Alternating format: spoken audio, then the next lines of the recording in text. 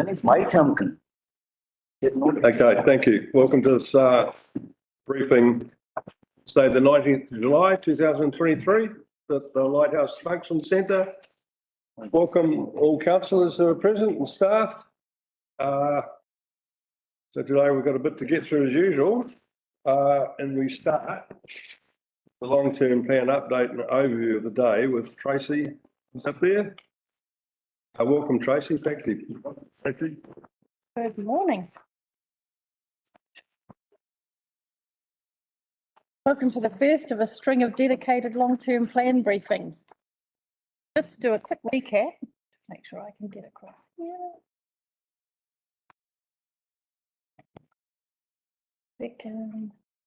This is a slide you'll get familiar with as we work our way across the bottom. So since we spoke in December, we've completed 4 of the tasks. First, you set the vision and community outcomes for this long-term plan, which creates the focus of the plan. Secondly, you adopted the first significant forecasting assumption, which was growth projections. This is the information staff need to plan forward 10 to 30 years to work with the trends and to see how growth or lack of growth will impact their activity. Thirdly, you confirmed the activities that would be defined in this LTP. And lastly, you've given us the list of major projects you would like to progress. All of this forms the basis for the activity managers to go forward. We're up to the May-September section of this timeline. An LTP is a collaborative effort. The community has input too, and they've been very busy. They actually never stop with their ideas and concerns, and we aim to capture these and work them through the LTP process as well. I thought I'd spend some time telling you how we actually capture all the ideas and move them through the LTP process. So it's a bit like baking. We pour in a very long list into the top of the ingredients bowl. We start with the last LTP, particularly anything unfinished and still valid. We add all the things we're required to do as a council via legislation, any actions that are required from existing strategies and plans, the lists from staff and subject matter experts based on the direction we're heading. We have an additional list this year, which we weren't expecting, which is the recovery from the cyclone. We add any future work we need to be ready for. We add the input from the community from previous consultations and the pre-engagement lists that you've been involved in with the community in the last few months. There'll be more on this later in the next item with Glenn and Ruby. So once we've got the list all together, we start sieving the ingredients through criteria. The first sieve is statute, laws, bylaws. If we're required to do it, it must continue through the sieve. Similarly, if we're not allowed to do it or it isn't a council role, it is put to the side where that orange arrow is. The second sieve is all about you. This list is aligned with your vision and community outcomes. Items that fit your criteria have remained in the list. Others have not been forgotten or thrown out. They are just put to the side in case the criteria changes next LTP. The third sieve is where we're up to for the next 2 to 3 long-term plan briefings. Today's the first cut. You are likely to see the same activities managers again as they take away your thoughts and work through to form their plans. Some activities today will be in the template that you saw at a previous briefing and may not need much further direction. They'll just have some questions for you. Others have questions they need to have answered before they can complete the template. There's quite a few of those today.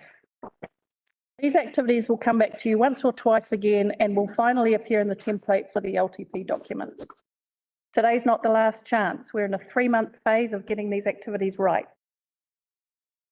The next sieve down is where the budgets are applied to the activities. Once we know what we're looking at, we can then start looking at the money that goes with it, and we see what's affordable for our communities. I make that sound really simple.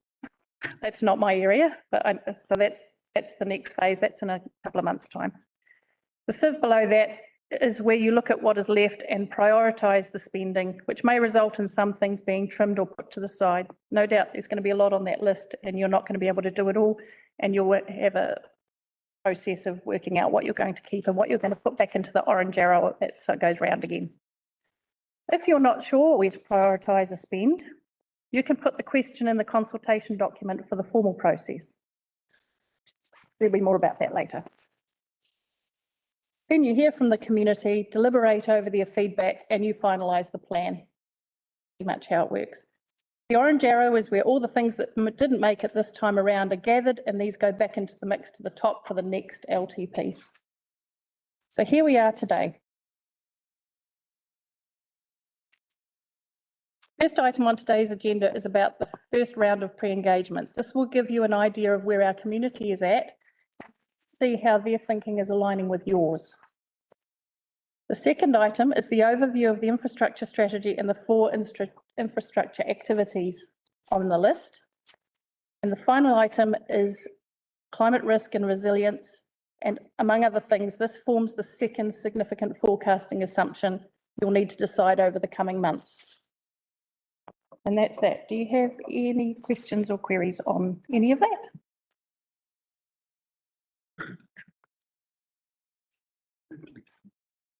I have a question. There you go, Erin. Why is the process this way around? When we know that not everything's going to get into the pot, has there ever been a suggestion that the process should be the other way around? That you lay out what needs to be done statutorily, and then it's like, oh, this is, and then here's the forecasted rates for the 10 years just based on that, and where's the comfort level in adding to that? Like, why? So there is some. Why is it this way around? Well, the legislation requires that the staff, the activity managers, go through a thinking process. They have to go through and rationalise according to legislation criteria. So that's pretty much the topics in your template that you've asked for. Yeah. And we need to tick those boxes. So basically we have to go back to the beginning each time. Well, it doesn't mean that had we not had a cyclone and some extreme events, it's possible that your LTP would just be a review. You're going through and saying, yeah, actually, we're on the right track. We don't need to change many things. This is great. Let's just go for it.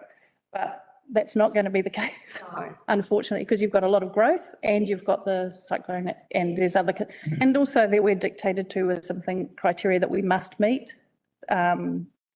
So it's better to run a process, but also you need to write it. But what if we just said, yeah, here's the old one. What do you think? And you haven't had any chance to. No, I'm not. So we'd never do that. But what I'm hoping is by the time we get through this, because it's a bit more intense this time, is that when we get to that financial stage, it could be as clear as, well, here's your baseline. Right. You've got to do this stuff. It might be like that. Okay. Don't do the finance laws. And then if you want to add a little extra here, might be what it looks like. Okay. So that's in the next sieve down. Okay. Thank you. Appreciate that because it's a lot of work. It is a lot of work. Nowhere. Knowing that it's required and knowing and understanding that process helps me. I think it's a really important process for staff too, because it creates their work plan. So they need to do all that thinking for that 10 and 30 years. So it's not a wasted process at all. It's really important that we do this rethinking. I'm not saying necessarily fully every 3 years, except that by law we have to do it. But it's just making sure that we've done all that forward thinking based on the new projections, the economic situation. Right. So I think putting it through the sieves like this is good. I'd like to think it would become an easier process in the future, but let's see. Yeah, awesome. Thank you for that. I appreciate it. Question from Councillor Nair. Thank you, Mr. Mayor. I would like to quote, first of all, before I ask the question, is John Maynard Keynes. His famous quotation, to manage it is, in the long term, we are all dead. And the reason I'm quoting it is that when you talk to people, you're not talking in long term, you're talking in short term. So I'll just ask question on 2 items. They are in our Kaipara as a place to be and dependable roading. And I see there managed speed and cars on Riporo Beach, not in LTP. It should be today because it's New Zealand Herald yesterday. So things like that. So what I'm trying to say, LTP and other thing I would like to say, one thing I would like to say, LTP has to be with reality of today and should be a document which is, I understand, goes on for 3 months. And if we are baking something, I'd rather watch YouTube where the ingredients are all clear to me before I start baking. The sipping process might take over lots of things because the dogs are listed in those reviews. I went to Papua with Mayor And then people have issues, there are common issues with all those things. So as a governing people like us, I think we will be much better off if we have the major ingredients listed in a format rather than repetition of, I mean, it's quite a challenge to go through all that. And then we can decide which kind of recipe we have, what we're gonna cook. Yeah, so 2 items. One, the LTP has to be in line with the reality of today, and is because it will change. Yeah, Correct. thank you. So, Okay, so just an answer to that, yeah, the activity managers are bringing you, apart from this next few months process, that's when they'll bring you the critical lists for you to look at, the ones that are no, that's priorities, what I'm trying to comes say further down the list. from people. You should also pour it on to us so we can settle it today, not in 10 years. Yeah, That's what we're going to do for the next 3 months, thank you. actually for the next year. So Good. I'm going to pass you over to Gillian and Ruby to talk about pre-engagement and the lead up to formal consultation.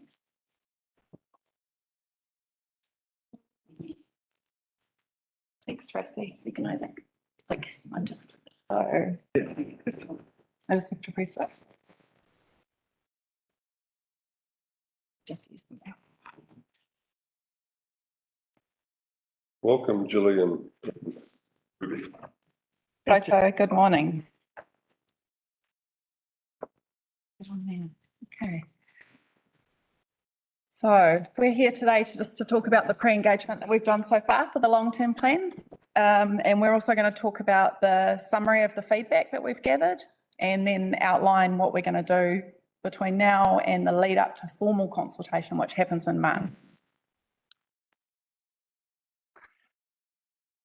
Cool. So pre-engagement is not legislatively required, but it gives us a really good understanding in the lead up to formal consultation of the thoughts and feelings, the aspirations of the community. It also helps the community to provides the community with opportunities to better understand the long-term plan process. It also allows the elected members to get out and about in the community. And it also acknowledges what the community has already told us. What have we been doing? We've been doing quite a lot so far. We've been out and about at community events. So we went to Mangawhai Community Market, the Mangawhai Business Association event, Paparoa Farmers Market, Dargaville Community Market, and also Māori Business Development Wānanga. We've also been doing a number of facilitated community sessions, and we've done a couple in Dargaville so far and also one up in Tangataroria. We're going to continue with those as well. We've also done a couple of school sessions. We went to Kaiwaka School, talked to them about the long-term plan, talked about their aspirations and ideas for the future. And what we've been doing at those places has been asking high-level questions using the I like, I wish, I wonder framework. So those questions have been, what do you like about Kaipara District? What do you love about this place that we all live and work in? Is there something that you wish council was doing better in Kaipara District? And what new ideas you might have?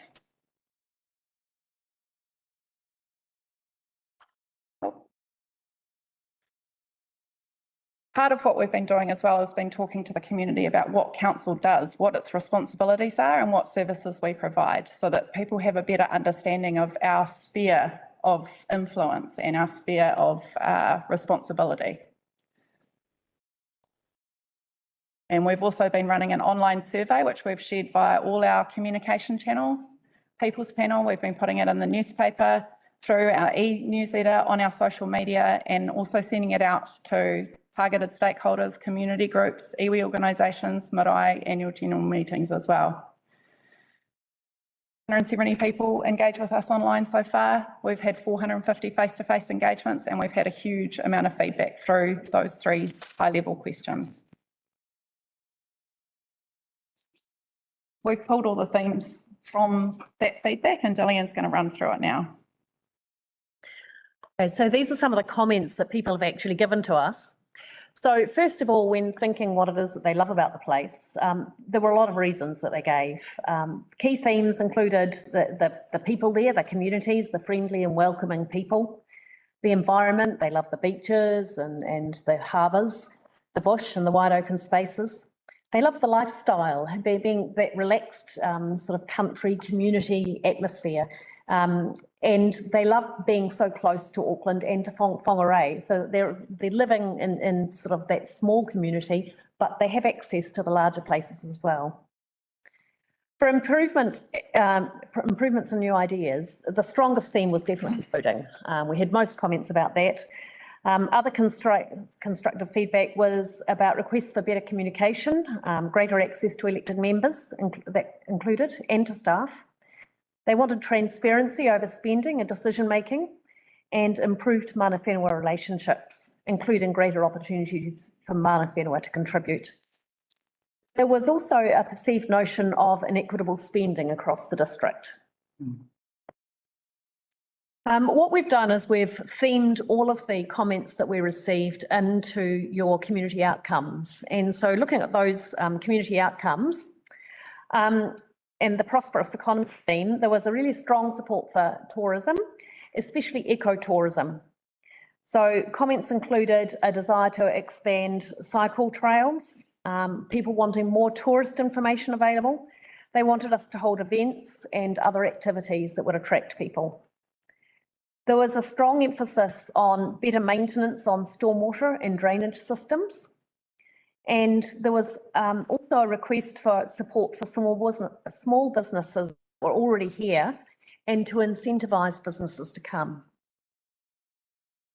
Under the affordable living outcome, the feedback included a strong desire for simpler processes for consenting and subdivision. Included requests for more housing and at lower cost, smaller lot sizes. There was also a theme about maintaining farmland and green spaces. So people wanted us to keep that. That was one of the reasons that people liked living in Kaipara. So that links back to the people's desire to live here.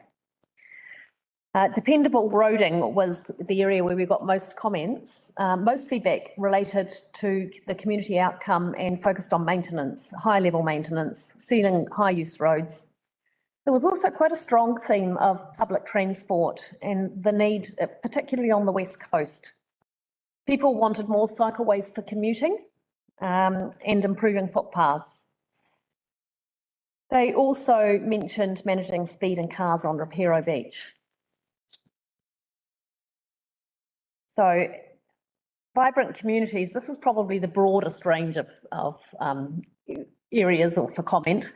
There was a really strong desire for greater recreational facilities, and that included dog parks, but especially new and improved swimming pools across the district, both on the east and the west and the middle. People wanted more facilities and activities for youth and improved library services. They wanted the council to nurture art and culture in the district, and there was a really strong theme to beautify Dargaville, the township area. There was also a desire to see more consultation within the community and to be more culturally inclusive and to support accessibility. Under the healthy environment theme, there was a really clear theme that came through for improved recycling through separated collection, which included cardboard, recycling, food scrap collection and composting. They wanted more education for the community around recycling, and there were a lot of requests for recycling bins, so moving away from the single-use plastic bags. Other comments included more support for climate change preparation and resilience, and also a call for greater environmental and biodiversity protection. I'll hand it back to Ruby. Cool. So those, I guess, those are all the community outcomes, the themes under your community outcomes that we're hearing in engagement so far. This is just the beginning, and it's just to give you a sense of what the community is thinking about at this point in time. We plan to keep going with pre-engagement between now and September. And what has also been highlighted is that I guess a greater awareness or understanding is desired from the community around the long-term plan process. So we plan to keep educating and giving information about how the long-term plan works so that when we get to formal consultation next year, the community is really empowered to have input with those questions that we'll be asking. October, we'll be preparing the long-term plan consultation document with you. And that by that stage, we will have identified those key questions that we need to ask the community in March next year.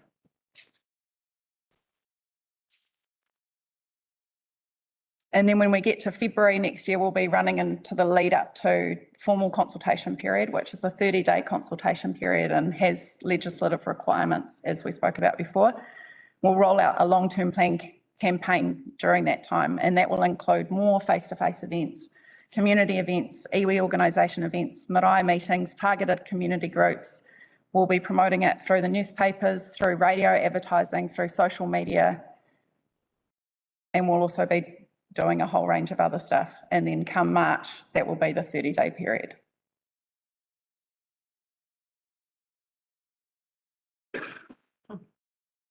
So really in terms of next steps here, this is just a basis. Again, it's just the beginning of pre-engagement. So it's just to give you an idea of the thoughts, feelings and aspirations that the community has at this point in time. And when you start to make your decisions in the decision-making process for the long-term plan, if you have any direction or feedback for us at this point in time for further pre-engagement, then we'd love to hear it. Otherwise, we'll continue with what we're doing lead up to formal consultation. Ruby, can I just ask you, look, I was looking through the document and looking at the questions you were asking, 3 questions you're asking, right? I just, have you got them in front of you? You can bring them up? Or? Yeah, I think they're, right, 1 second. Great. Oh, okay.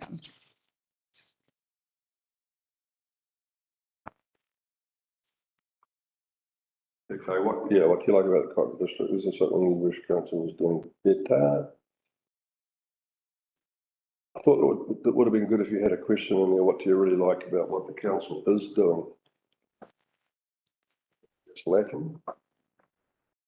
As in like new ideas, to things to innovate, things to stop doing, and then other things keep doing what you're doing. Yeah, there's no, to me, there's no question there that leads them to say, well, yeah, we really like what you're doing here with, you know, with shared paths or whatever, you know. So I guess. You're asking what we could do better and what they like about Kaipara District, but you're not asking about what they're liking at the council. So I thought was an important question because they are leading questions otherwise, aren't they? So I guess just for these initial questions, just using that I like, I wish, I wonder framework as a really quick, easy, high-level way to get the information point. But as we go through this process, we can definitely nail down those other things. Right. There's definitely information came through in some of the comments under what do you like about Kaipara District. A lot of comments were specifically around council and council activities. And there were definitely positive comments about the shared pathways, the cycle trails, and that was, I guess, it also came back through under the what new ideas was continuing with that work. Yeah. Councillor Larson. Oh, thank you, Worship. Yeah, I think that's really good at a high level what you're doing. Yeah. Just, I kind of almost, I know you get to more detail later on, but I just want to kind of caution a little bit when we're aspirational with people, what do you want? And it's an open checkbook. I almost feel like we need to have a little bit of a caveat there in what do you want, considering that you're going to be paying for it. Otherwise you get this thing, well, we want swimming pools across the district and we want, you know, and, you know, even in the context of we want more these amazing shared paths and cycle track. Well, hang on, we've got a whole lot of one-off external money that allowed them to happen. We're not paying for it out of rates. And I'm not trying to sort of dampen what you're doing, but and you have to start at that level, I know, but I think we be careful that we don't, in this process, draw people into a false expectation that they're going to get a whole lot of things because they've seen them happening or because they said they wanted them, and then, well, we can't deliver any of that. We might be able to fix your potholes. Yeah.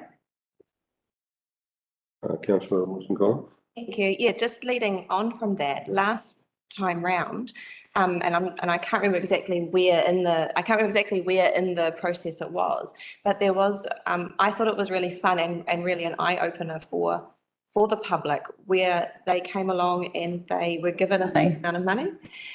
And then they're like, is this all I've got? And it was a great, and along those lines, it was actually a really interesting educational piece for a lot of people. And not surprisingly, everybody put their money on roading first. Yeah. And there wasn't much left over. So it would be great to somehow reach that out wider though, because obviously that was only a small amount. But And we could definitely look at doing something similar to that again. And I guess during the LTP process last time, that came in at a much later point. Yeah. We only took like 5 specific themes to them then and constrained really what people were able to think about and say, you know, of these 5 things, where would you put your money? And roading was one of them. Yeah, it was a different process. Yeah. But along those lines of being clear with the public that it's difficult to actually deliver everything. Yeah, absolutely. Yeah. Yeah. And I think that's definitely some of the feedback we can take away from today, but just generally is how we start to talk to the community between now Yeah. and the formal LTP. consultation. It's that understanding of the LTP process, who's paying for what, and at what point. But I guess we wanted to capture that very, as Councillor Larson said, that really high level aspirational stuff so that you had a starting point. I absolutely love this work and reading the comments and getting that feedback has been really marvellous. And I think this was a really great starting point and speaking to the community at those events and having those specific questions and really got some people thinking. They were like, oh, I don't know. But once you start a conversation with them, we were able to put things down on paper and it was, I found it really valuable. So appreciate the work there. Okay, questions from Councillor Naya, then Councillor Howard. Yeah, thank you, Mr. Mayor. So as I was referring earlier, the question will come. Obviously, I am making LTB as a living document, and since you're gonna have many consultations till October with those public, I think it'll be great if you have some answers as well. So, for example, in Dargaville, I've just noticed from here. So public transport, somebody mentioned in the west is important, and also mentioned the communications are lacking. Lifestyler is a blanket advertisement on page 14, I think it is. And then limit, somebody said, permit 1 in Mangawhai versus 2 in Dargaville.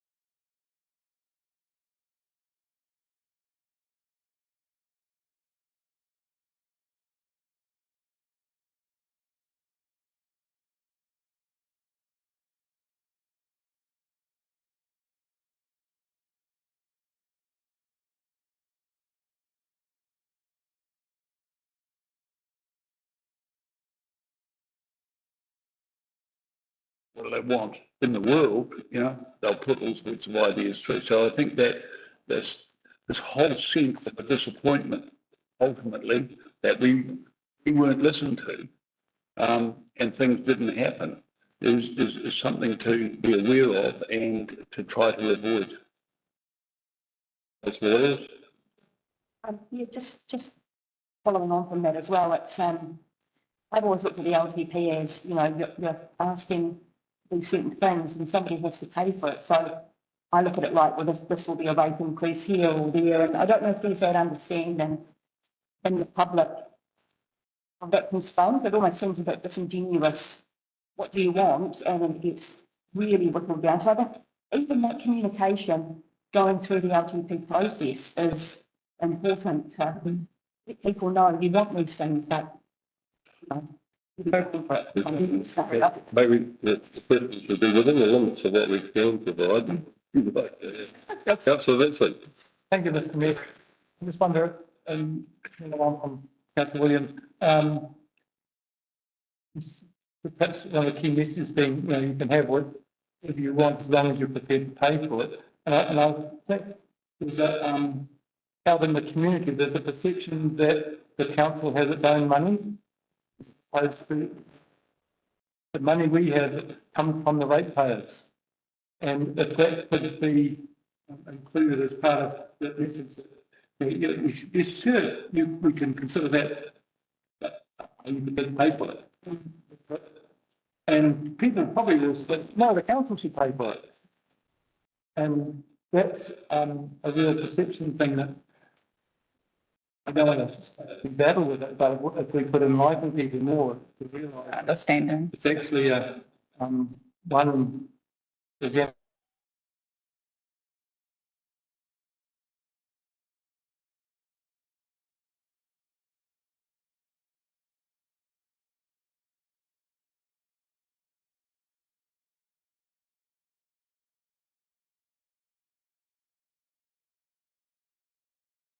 Consultation, all of those questions are asked with the understanding of what the impact is in the long-term plan, what the impact would be on rates if you supported that, whatever the question is. For that, yeah, that is part of the formal consultation. Thank you, Mr. Mayor. There's an impressive amount of ideas that you've collected. It's perhaps arguably a little bit light on what are people prepared to do and what are they doing and what do we need to do to have them doing what might be projected for the district. It's very easy to get wish lists from people and from people what they think others should do or council should pay for. We are arguably a little bit light on what they will do or why won't they do. Thank you. Thank you. Yeah, I just want to come back to the point that Councillor Wilson Collins was alluding to before, and I've seen that structure where you go out and say, where would you put your money? And I realise we're just at the early stage here. I think that before too long in this process, it would be good if we start to quantify things, and maybe we can kind of quantify them by going, okay, the existing level of service that we've got, everything, we have an increase of 5%, and it's $450,000 per 1%, give them their $500,000 notes, and go, where are you going to spend it if you want some of these things, and the various things that you might want cost much. We may even build in the fact that there's all this cost escalation, and in fact one of those notes is going to go towards just giving the basic level of service, and you've actually only got 4 notes left. Where do you want to place them? That really perhaps brings home the point that there isn't actually a lot to go around. If you only want a 5% rates increase, you might get a few bits and pieces extra. Well, the council should need its own money. It's monopoly money. But Councillor Nail. Sorry, Mr. Mayor, So I know you're in between a rock and hard place because you hear from those people, and those people are the people, all of us made promises in our manifesto that we will do roads, we'll do potholes, and no different from national or central government doing the same thing. And the reality check is we don't have the money. Mr. Hipkins told me when we got flooded, I can't do this because we don't have the money. So, but we have all the promises, and these people, you are one of them, and he's one of them. We made some promises we'll cut wasteful expenditure, we'll do that, but and then as a engagement people, how are you going to handle this situation? Because a lot of people keep telling me, we elected you, you promised us, why can't you deliver it? These kind of questions. So I would say the only way is put these people, all of us, in their face and say we failed or we can't do it. It's not about how can you make a promise and then say they should know how much it costs. Councillor Wilson made a good point, but I said you will not have an answer even today. You said if somebody goes, okay, how much money you need if I want you to do the proof, you would not have an answer. You will only have an answer if you knew all the things, and we never know. We are always at a loss to know. We can have public transport at what cost? No idea. And people want to know, can we do it? So it's a question to all of us. How are we going to handle it? Yeah, that's a long-term planning process, I think. See, Jason. Thank you, Mr. Mayor. A few words. Yeah. Can I just sort of drag us back a little bit here? This is the first session for the LTP, okay? We've set the framework out. We're going to bring all these activity profiles for you, for your feedback, where you get to input into what projects you want to see, the cost and all that sort of stuff. We're going to come to you once or twice and sometimes 3 times with each activity, depending on the feedback you give us, okay? So there is quite a structured process, as Tracy set out, that we're going to go through here with each activity and your profiles. Don't lose sight of the fact that this is just early engagement, right? So this is actually you understanding what the community is saying to you. If we started constraining them to a degree about what they wanted to provide us, they wouldn't be happy to provide that information to us either. So it is literally high-level things that you're getting from the community here that you need to think about, pay attention to, and then incorporate into the next few months' work that we're doing on the LTP and the activity profiles. All right? So we're hearing what they're saying, that's fine. And then we're going to start bringing activity profiles to you. Keep this in your mind when we go through the next few weeks and months of activity profiles and what you want to see in them for that community. That's the whole intent of this early engagement. That's it. Nice and simple. Good. Thank you for clarifying that. So, yeah, it's an ongoing process. Is anyone ready? Can I continue? We're finished. Oh, That's great. If there's any other feedback. On that note, Sorry, some feedback and. you want some feedback? Yeah, seeing since everyone else has had to say, yes, I endorse Councillor Larson and Collins Wilson's comments around the money side of things. I think it's really great.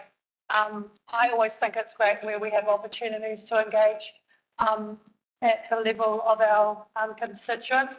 This 35-page document serves its purpose, which is aspirational, and also we're able to take up the things and the key ideas that will inform the next stage, which hopefully, we can pluck out of here 5 to 10 things that were continuously put into the feedback, and then actually put some money and some dollar figures on, and actually see what really is important from those 5 to 10 key themes. So excellent work on this, and it's mine.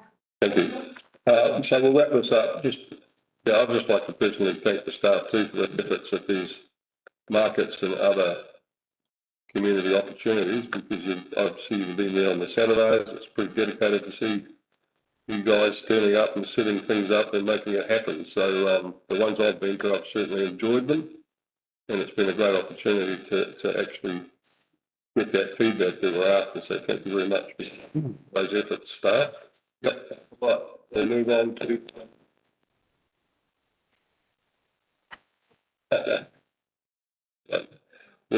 the next item, which is infrastructure strategy introduction. Helen, Lawrence and Kavima.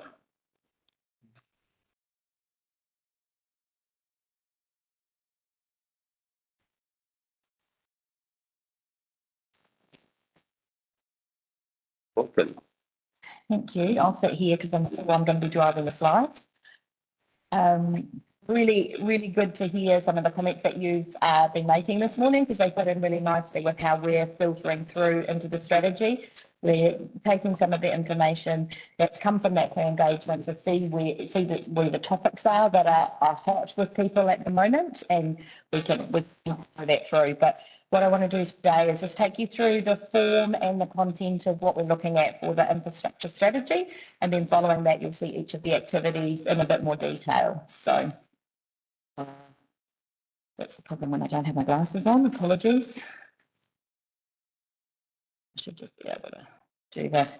So what we're doing from a format perspective, just want to introduce the long-term plan space. There are quite a few documents that sit in from an infrastructure perspective.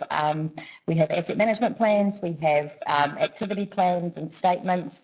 We have the long-term plan, which is our financial investment guide. And we have, so they are all parts of what we do within infrastructure that dictate what we do. And they're part of an asset management suite of plans. They're all connected. They're not just cyclical like I've demonstrated it here, but I've used this just to show that there are some pieces that more sit on the planning and governance side, so you'll see them in the public space and with your approval, and then there's some that sit in the operations and delivery space. So in the asset management plan and the activity plans, we go into a bit more detail of what is going on there and how we're going to do the operational pieces in particular. So just wanted to show you that, so you get an idea about how the suite of documents that we look at, and that the LTP is one part of that. So it's a part of an ongoing process for us. It's not something that we just pick up every 3 years. It's actually part of a cyclical process that we do. Okay. So this year for the format, so this time around in the LTP for the format, last time around the infrastructure strategy sat at about 140 pages, which is huge for a strategy document, right? So what we want to do this time is lift it up a level and keep the detail in those plans so that we can really talk about in the strategy the direction that we're trying to go and giving the guidance of what we're trying to achieve here. So I've set us an ambitious target of 12 pages. I think that will probably expand a little bit by the time we put in pictures, charts and tables, but we're going for a really quite high level piece in here. The other advantage, of course, that we have is that there's no water services included this time around because of the rules around the transition at the moment, with Entity A still expected to go live on 1st of July 2024. Our instruction from the DIA and NTU is to not include waters in our LTP. Okay, so we're intending, so we'll do a one-page executive summary and a one-page schematic of our significant project timeline. That was in the LTP last time. I think it was an effective tool, so we're going to reuse that. Talking about the strategy, we'll talk about the purpose and the scope of the strategy. We will go through each of these parts. I'm not going to go through all of this in detail. So we'll talk about what's about the strategy, what are our infrastructure challenges, how we will manage infrastructure, and then we'll look at each of the activity areas. That's at a strategy level because the activity plans will follow on from that. Before I go into the content, is there any questions on the format? We go to silence as agreement. That's my theory. So we're going to keep moving on. Okay, so about the strategy. At the end of the day, we have to do this. We have to go through this process. We have to put an infrastructure strategy into our LTP. It needs to cover a 30-year period, even though the LTP investment profile generally only looks at 10 years. We also put more emphasis into the first 3 years because that's our LTP cycle. So that's in there as well. We want to identify what's needed to enable the vision and community priorities that have now been determined, and using those priorities that have also come out of the pre-engagement. And we want to contribute to the long-term sustainable management of our infrastructure. Now, some of the themes that we're trying to include across this, and you will have heard some of that in the pre-engagement piece, and we're trying to include these in not just in the strategy, but also in the plans that support this. So we're looking at access and inclusion, aspiration with realism, which ties into your comments before about how much funding is available, collaboration. We don't have to do all this alone. Right? There are funding sources we can access, there are technical resources we can access, and about connection as well. So that's about the roading and some of the other comments that people have had. So those are the four kind of things that will drive some of our points in here. So the stakeholders in the audience, we've got to identify who we're writing this for and make sure that it's targeted at that, and what are the types of relationships that we need to manage. So that comes into about the collaboration and the connection as well, making sure that we've got those relationships there that will help us at we're trying to achieve. Also looking at the trends affecting Pipeborough. Yeah, I'd say a question from Sure. Councillor Williams. I just had a question on not putting in the water infrastructure or the wastewater. Sure. So, as a contingency, let's say that something didn't go ahead, change the election, is there scope to have like a, I don't know, an overlay on that, or to actually put it on the side in case you have to overlay it on and then that's going to change everything? It's so unknown. So it's wondering what the process would be if we had to then add that again. Yeah, so So we have been working with the NTTA asset management planning team, both Helen and I. And I did present on that last time round what our investment is over the next decade for the three waters. We're not going to be doing anything at the moment, going anything further with that piece of work. We'll wait until the government elections are over, and then that will set the direction. It's got to go through legislation change.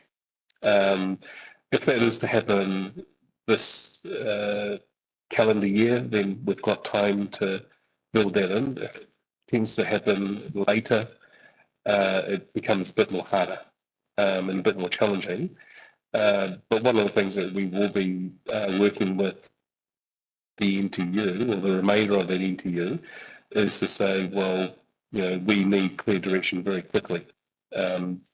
After the election, if the signal is sent by the incoming government that they wish to revoke what's going on. So we've got a plan. How we build it into the LPP is dependent on timeline, but also it's going to also mean possibly a reshaping of what we put forward. We put forward quite an aggressive program. We put that forward because one, we need it, but two, it can be funded through the bigger entity. We're going to have to peel that back if it comes back to a Pipeborough district, and take a very hard look from a risk point of view, and then profile that out possibly over many LTPs. thank you for that. This makes me nervous. If I can just smear today, yeah, it makes me nervous too. It makes all of us nervous. We're all nervous. I suppose the other thing I need to add there is we don't know the unknown. I suppose we don't know what we don't know. However, given the timing when a new government, assuming this scenario you're talking about possibly comes in and then they get elected and they have to go through their process to get signed up, for want of a better phrase, all that sort of stuff, that's going to take some time. My take on it would be that they'll have to adjust the LTP timeframes and make some other legislative change to enable councils to adjust to what they want. They won't be able to just say repeal and bring it in and then do LTPs in the current timeframes. That's unreasonable, unfair, and wouldn't be able to be delivered because of the long lead and time you need, as you can see, to deliver an LTP. And if I can say, we have talked to you previously about the possibility of doing an audited LTP. This is one of the benefits of that, and that it gives us more flexibility, if this is permitted by OAG, to adjust quickly when we need to, if we need to. So, thank you. Okay. So in part two, we're going to look at the infrastructure challenges that we've got. Key ones of those are affordability, resilience, and the associated climate change planning that we need for that, the hazards that we're facing, and roading and footpaths is clearly one of our challenges. We all know that. Water services reform, we're assuming this has happened. That's how we're writing the document, because we're writing it now for 1 July 2024. So we're assuming that it has happened and that we're all connected. So we know that there are uncertainties and unknowns. This is the path that we're going through. A couple of other challenges that we won't necessarily write sections about, but we will include within the content is the asset aging condition across the district, just to make sure that we're clear on where those priorities, so people are clear on where those priorities need to sit. So that is something that we will be commenting on as well. The other thing we're introducing here, and I it links into the collaboration piece I had on the other slide, is a multi-agency approach. We're in an area where we have a lot of, and you'll see it more when I talk about the land drainage and flood protection later on, but we're in an area where we need a lot of parties to come together to actually help us to be successful in managing what happens around the Kaipara and in terms of the harbour. In terms of Rangawhai's harbour, we've got a lot of river management and coastal management that we need to be considering. We need support from people like MB, DOC, MPI, lots of different groups, our neighbouring councils, to actually help us achieve some of those things. We shouldn't be trying to go it alone. We're a small council, and we're often a playground for lots of these other groups. So we should make sure that from both a commercial and a leisure perspective, that we're looking at multi-agency approaches wherever we can. How we will manage our infrastructure. So obviously it's going to link to the outcomes that we have, that we're newly working to, which will all make perfect sense in terms of some of the challenges that we face and where we need to go to make our community successful. One of the key things that we need to be looking at is technology and data. It's something that is a little bit piecemeal across our environments at the moment for infrastructure. We need to be putting a real plan together about how to make a quantum step to actually manage our assets and manage the infrastructure around the district in ways that make a lot of sense, rather than having to have people on site all the time. And travelling around the district quite so much. They should be going and checking things rather than having to go and do the visual inspection as the first stop. So that we've got our asset data, we've got our asset condition data, we understand who else is doing what. So we're linking in activities from these multi-agencies that we're talking about, so that we've got all that information together to make our decision making as complete as it can be. So so we're talking about incremental moves in the first years to help us make sure that we're working with good technology, and then planning for a step change by year 10. We're also looking at taking a horizon approach within this. It kind of tends to naturally happen within the infrastructure, within the LTP rather, because there is usually more data in the first 3 years, because people know more about what's going to happen with the projects in the first 3 years. Years 4 to 10, there's things that people want to achieve, but whether they continue or whether they get lost in the next LTP process, because we do tend to start again a little bit, that's a horizon that we want to kind of like really target and make sure that we've got some good things in there, so that people know that they may not be happening in the first 3 years, usually because of affordability, but we are planning to do them, and just being realistic with that. So that comes back to that aspiration with realism. So having that in there. In the 10 to 20 years and the 20 to 30 years, that is some of the more aspirational stuff, but it's also some of the things that we know that will come from a regulatory perspective. Some of the waste minimisation, those sorts of things. We know that there are rules that are coming in certain stages, so we will stage them according to that. So those horizons will be more evident this time around, and we'll have a look from not just looking at timing or money, we'll also look geographically across the whole district to make sure that we've considered everything we need to consider.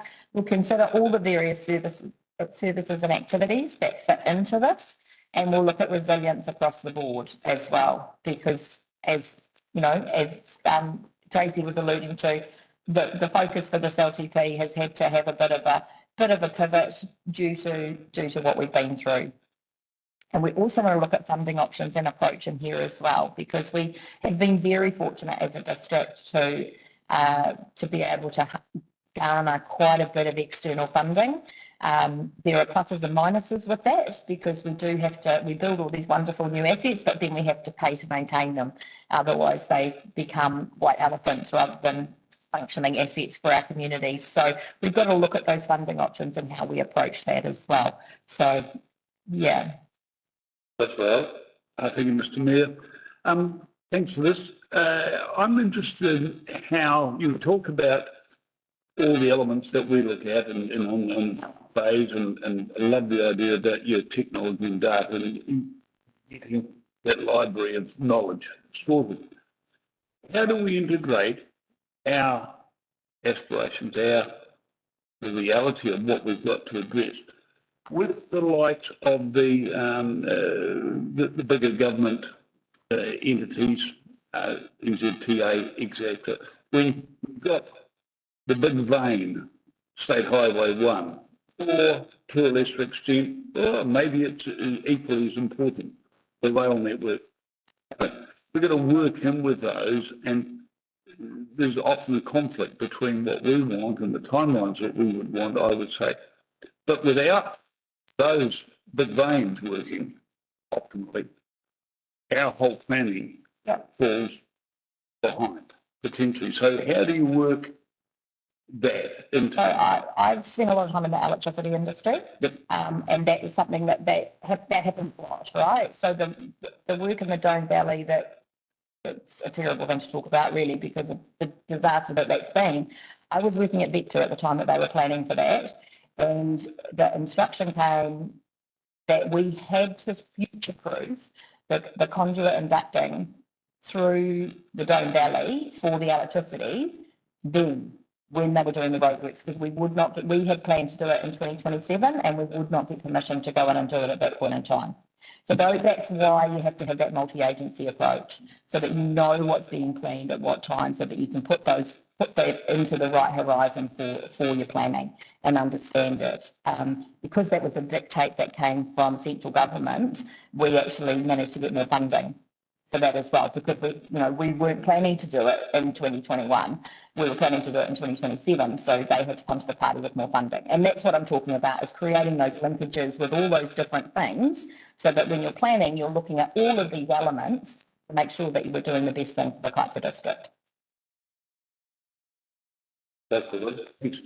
Thank you, Mr. Mayor. Yeah, just picking up on something that you mentioned regarding the ongoing costs of these capital projects, the need to depreciate them and fund make more or less the same thing, same lot of money in probability, but it's really easy for us to get mesmerised by the shiny new thing and think about what liability that then puts on our books.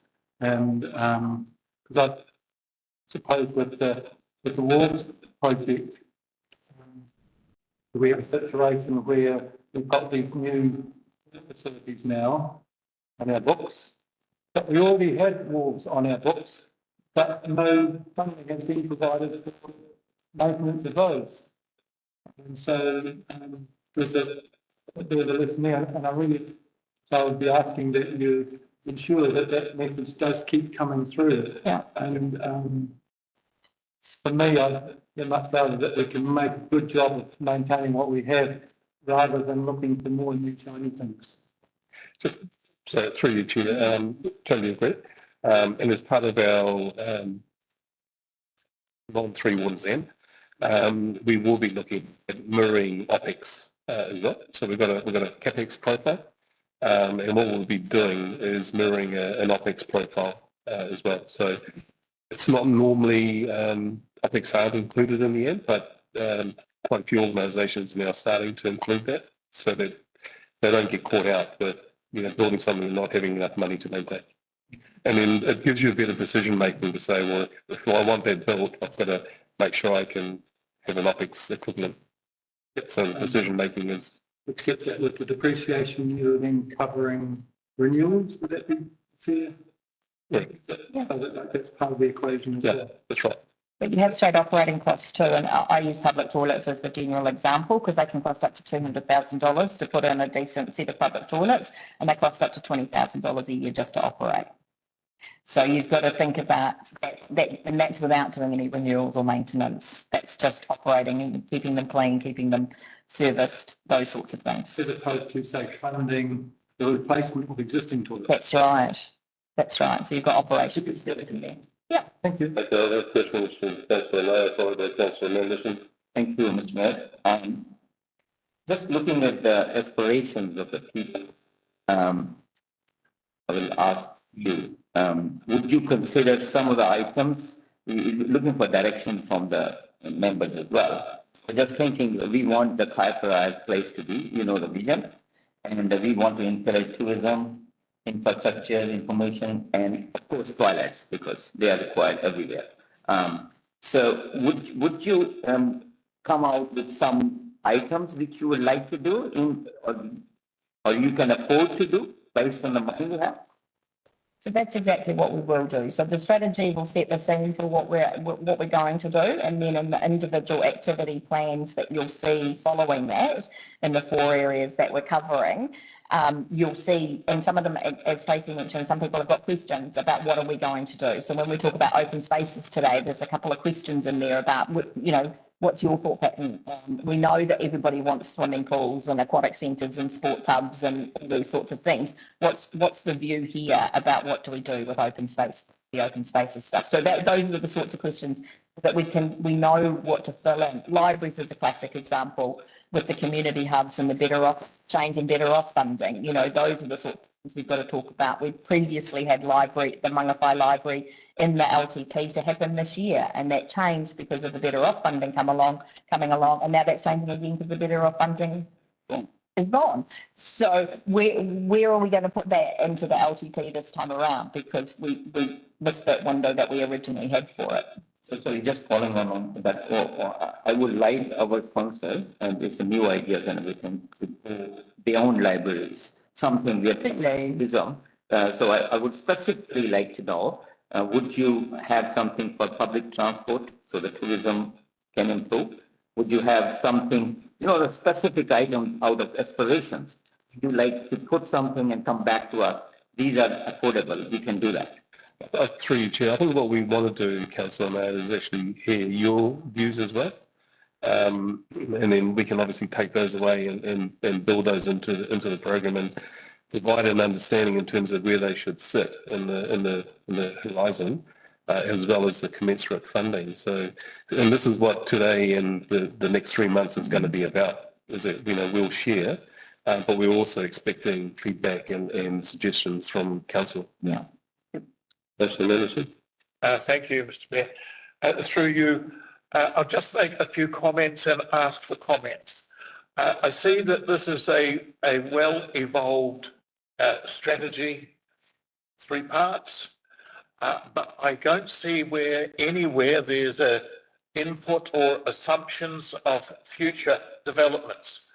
And I fear that if you've got a process here that actually starts to lock the past into the future for the next 20 or 30 years, that part of it is faulty. We do have growth in a couple of different places that we'll be talking about. So, and we also have growth in modal shifts here under the roading and footpaths. So that will talk about the public transport pieces as well. But growth is one of the big trends affecting Kaipara. So we will be talking about that and that growth is both residential growth and commercial growth for economic development. Okay. So I appreciate that we're moving quite quickly through this, so please do just ask any questions. And I know you've got a lot to process in a short amount of time. It's going to be a busy day. So yeah, please do just ask the questions, and we'll reiterate where things are. Okay, so looking at the activity areas, there are 4 that we're including this time around. So we've got roading and footpaths, solid waste, open space and facilities, and we've got flood protection and land drainage. So I've got another slide for flood protection and land drainage, and I'll explain why in a few moments. So for these three activity areas, there are various things that we're going to talk about. This is at a strategy level. You'll hear more from presenters for each of these topics following on from me. But for roading and footpaths, we talk about improvements and maintenance, so there are different aspects, and Andy will explain some of that later. We've got storm recovery activities in there, obviously taking a big focus, an asset inventory summary, just so that people are understanding the differences between sealed roads, unsealed roads, bridges, footpaths, etc. Some information about the asset condition, and we have the KIPRA network operating framework in place for that, so we will comment on that as well. Under solid waste, and I know there's been a lot of discussion about solid waste around this table in other forums, so you're all very familiar with the topics in here that we'll be talking about from a strategy perspective. And Donna will go through that in more detail in terms of the activity plan. Open spaces and facilities, we're really looking here we've got open spaces, we've got community buildings that we need to think about, we've got maritime facilities that we need to think about, and we've got sports facilities that we need to think about, okay? And across all of those, again, I want to be looking at that collaboration, inclusion and connection to make sure that they're not just, they don't become a white elephant. It's happened in too many territorial authorities where they've built something amazing and it just doesn't get used because they've targeted its use in the wrong way and not been general enough potentially. So. As well. Thank you, Mr. Mayor. On that last point, open spaces and facilities, can you tell us how you're going about that? So, you're looking at it internally. What expertise do we have to look at the future developments that are likely to come, expansion of residential areas, the necessities for planning, good high-level urban planning? I'm really glad you asked that question because we have a slide in about 10 slides' time that asks you that question. I haven't heard enough. Sorry. So, yeah, we need to take everything. We need to take information from the pre-engagement. We need to take information from you guys. We need to really be thinking about, there is some expertise within council staff about reserves planning and what do we need to do from that development perspective as well. So, but yeah, we have that coming up. So we can hold that. Oh, yeah, so far ahead. You are very far ahead. I love it. It's great. Okay, so any other questions on these three topics? Just one question. I'm not sure this commute is part of you or is it separate? Commute? The port problem that it's part of infrastructure? Yes. So why did we engage them? Because they're saying is what we heard from communities. We'll cover that off this afternoon. Yeah.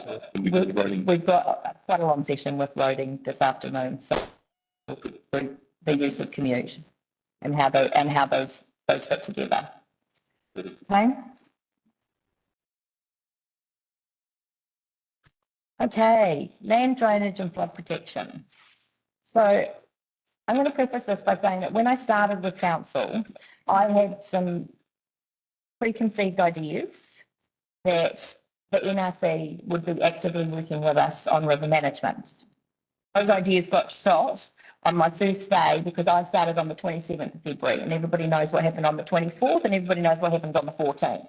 So they got shot on my very first day. What do you mean the NRC don't work with us? Okay, so that really started driving me in terms of what we were going to do about land drainage and flood protection. It's one of the largest, this council has one of the highest numbers of drainage districts across the country. Right? So there's a few things that we need to look at there. Some of them are incredibly small and so there's not a lot of funding available for them. So what I started looking at when I started looking at what we were doing here, I found that we were intrinsically linking land drainage and flood protection, whereas they're actually two very separate topics. There's a lot of linkages between them, but they also need to stand alone. And because we always talk about them together, we don't look at them separately. So want to take a very, very different approach in Horizon 1, which is the first 3 years. This is my thinking, so open for encouragement and discussion, that's fine. So I want to look at them separately, but you can see with the arrows in the bottom half of the slide that there's a lot of going backwards and forwards on some of the areas, but I want to keep some of the topics separate. The land drainage, we need to consider the boundaries. Can consolidation work with some of them? Maybe, maybe not, we don't know, but I think we should ask that question and explore it. We need to actually agree the committee structure for those drainage districts and the governance for each district as well. Some that run we have one that's run very formally and is considered a council committee, so those meetings are open and notified. We have other districts that are done very casually based on one landowner within that district being the point of contact and running the calls. So I think there's some work that we need to do within that to understand if what the structure we have of our drainage districts now makes sense. What you anticipate is overlap with some of the stuff with NPTA's takeover? So officially land drainage and flood protection are not part of NTTA. So unless anything... Spelling that out, surely. Yeah. So, yeah, there will be some difficulties, like some of the stop banks within Dargaville form part of our stormwater network, and so they will go to NTTA, right? If they're part of a drainage district, they will stay with council. And that's where we need to be starting to think really quite separately about some of these things so that we're clear in our own minds and making conscious decisions about what's happening here. Did you comment on that as well? So just through you, Chair, it's anticipated, although a lot more work to be done, that NTTA will have some involvement with the work that Helen's talking about here. Not only do stop banks protect communities, they also protect Three Waters infrastructure. So if you look at Rurawai, it protects the treatment plants and the bore. So there has to be some dialogue and relationship back to NTTA, and could NTTA proceed, then there's a piece of work that Council, Helen and I, will need to do with representatives of NTTA and coming back to Council in terms of how can they support Upper District Council. I just want to take a little bit of a pause back. So Helen talked about amalgamation of drainage districts. So we've got 31 drainage districts. They range from very small, where we collect $4,000 per year, right up to Raupo, where we collect in excess of $1 million a year. The thought process here is that we want to consolidate the 31 down to a smaller number, and it could be 3, 4, 5. We're not sure at the moment. We're doing a piece of work that will come out with a pragmatic number of districts. Now, Jason and I have also met with the Kumara Growers Association, who obviously have a big footprint in the area we're talking, and Helen and I have had a subsequent conversation. We'll have ongoing conversations with them, and they appear to be on board with that approach. It does mean is that the stop bank just doesn't stop in one district. It's a continuation for kilometres and kilometres. And it becomes the poor cousin because there's not enough money, and but there is the risk for the whole district if one was to fail. So that's the thinking, and we'll need to bring that clarity back to council as we get our clarity. Councillor Williams? So on that with land drainage protection, so council collects targeted rates for drainage from those communities. Over and above that, there's no other set budget for those works. You go out and get funding and do what you can, or? It's all through the targeted rate. So what happens at the beginning of the year is Wayne Crump, who's our land drainage, works out land drainage guru manager, works out what needs to be done with the various disparate communities or committees, and then that gets calculated into a rate based on land value. So that's the only amount of money we have. And in some cases, it's not enough. But there is a little bit of picking going on, and it should be, but it naturally has to, between districts. And that's what we're trying to formalise in terms of make them bigger enough so that there's sufficient funding throughout the whole district. That's what I think. There's some half-remembered ancient history as to how things came to be. I think part of the story, if you go back to the mid-90s, really it was this proclamation to create the Piper district. I think they found when they looked to bring the smaller disparate land range districts more closely under council one, that at a significant cost in overheads, each one with the $4,000. In terms of the process, it might double that $4,000 just for the sake of having closer oversight through the council's accounting system and so on. Yeah, so that's where those 30 odd drainage districts ended up pretty much at arm's length. I wasn't aware that one pump was actually involved in it, actually, but there's more. It was a means of, so there were two neighbours in the drainage district and means of collecting money from both to get the work that they'd agreed to do. And that's what it is. And I think that the recent experience with Cyclone Gabrielle was that the Upload Drainage District, with its more formalised structure, provided a better result than a lot of those others, where they hadn't been the capital invested over a longer period. So that possibly explains why we are where we are, but it certainly doesn't justify keeping it like that. That's right, yeah. And look, the early indication, and we'll have to go through a formal consultation process, is that they'd be willing to pay more because they're doing it now. You know, so in addition to the $4,000 that we collect, the individual farmers are actually putting their hand in reinforcing as much as they can the stock bank. So they're saying, well, you know, let's formalise it, and if the rate needs to increase, so be it.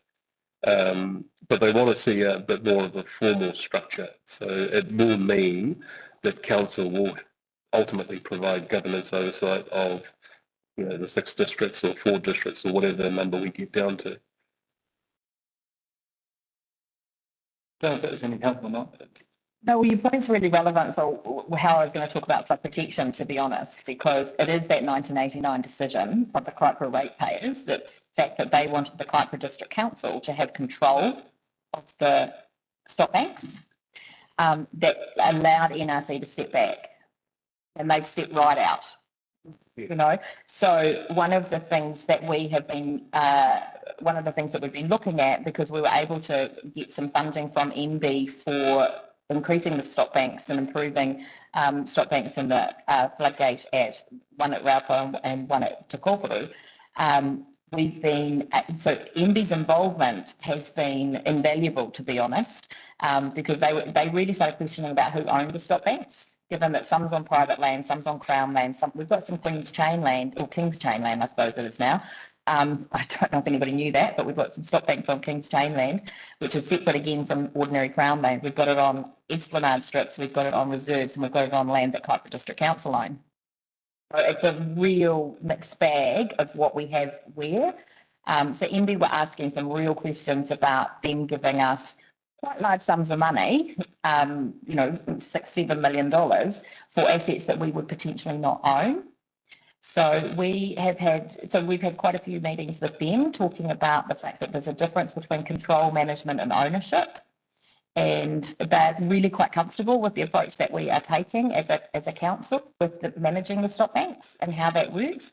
But they also believe that there are quite a few agencies that should be engaged to actually be part of this. It shouldn't be Kaipara District going it alone. And I was very, very thankful to hear Mark Alaprantis say that because It does feel like this little Kaipara District Council is trying to do something enormous on the Kaipara Harbour. And the catchment areas for our rivers, some of them start in the Whangarei district, so we need to be working with our neighbouring councils. We have stuff going, it's not just the Kaipara, but we also have flood protection issues over on both coasts as well.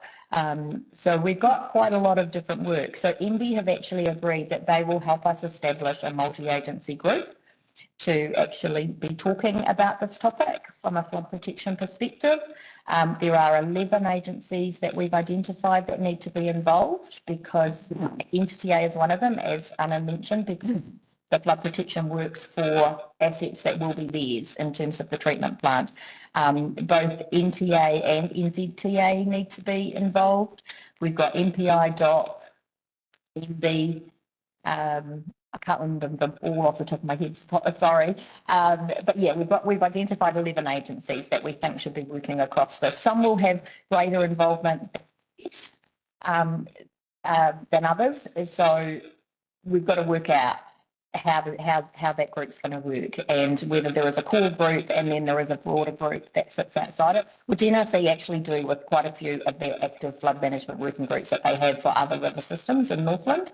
And so, yeah, so I know how that structure works, but there's just no flood management working groups in this part of Northland, which astonishes me. So we want to spend the first 3 years of the LTP period actually setting all this up and formalising it so that then we have a very, very clear view of what the actions are that need to happen so that we can have those plans for both improvement and maintenance, and whether it's flood protection or land drainage, we need those, but we need to formalise those so that we can actually establish what our horizons of work are and how will we fund them.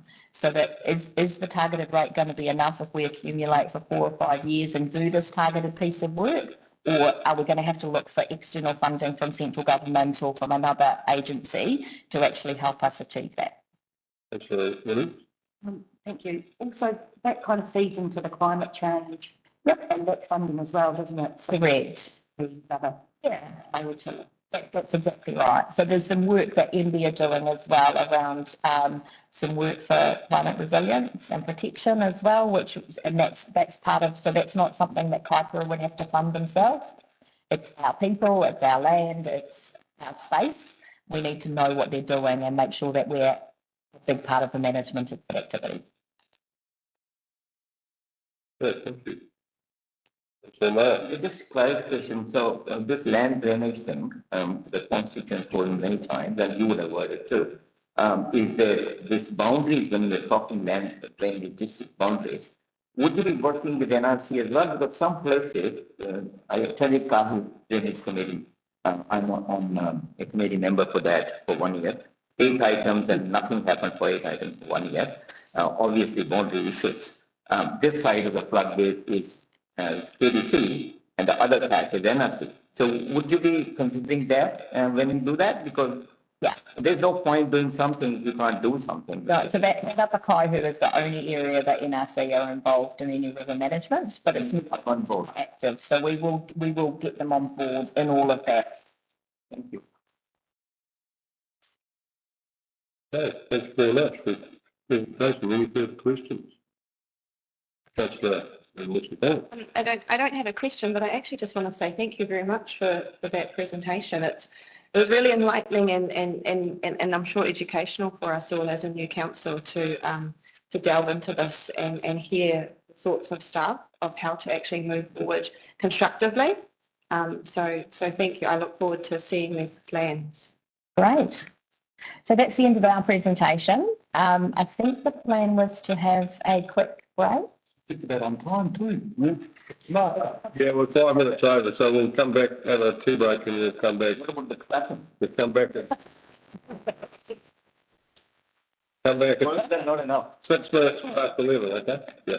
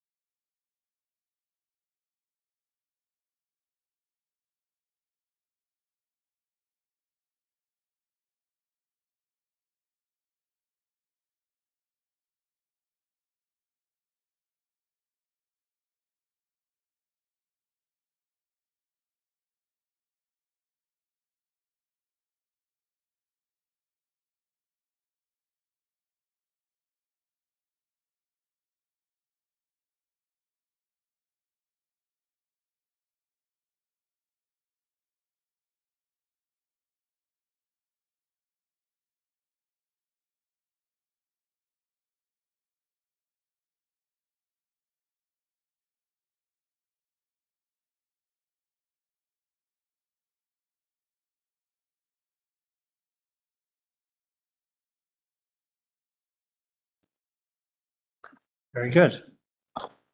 Okay, and we are up to slide. Sorry, some technical difficulties, teams. Okay, These areas that we're talking about today are open spaces and facilities, solid waste and roading and footpaths. okay, so you know me, Mark Schurz, Infrastructure Strategic Planner. So I'm going to take you through one of the areas of infrastructure, or what feels like a few areas of infrastructure, which is the open spaces and facilities. So what's covered under this one? So as I said, it sort of feels like a few activities because we've got the parks and open spaces, which includes the sports fields, playgrounds, the public toilets, grounds, and a lot of esplanade reserves and bits of land out in the countryside as well. So it's all of the sort of wider parks and open spaces network. We've got the maritime facilities, that's the wharves, the coastal structures, boat ramps. So there's the sort of the recreational elements, I suppose, such as your boat ramps and your wharves, but there's also the seawalls and the groins and coastal protection works get thrown in there as well. Then we've got the libraries and community buildings. So that's includes the Northern Wairoa, the Dargaville Town Hall, Northern Wairoa War Memorial Hall, and the pensioner housing is in there as well. And all of the planning and delivery and operations and I suppose in-house functions which support delivering those activities. In terms of discussion today, so we're going to go through and talk about some of the key questions we have for you in setting the direction, and then we can go away and take things in that direction. So we've got some key questions for you all about which direction are we heading. So that's so the key thing we're going to go through here.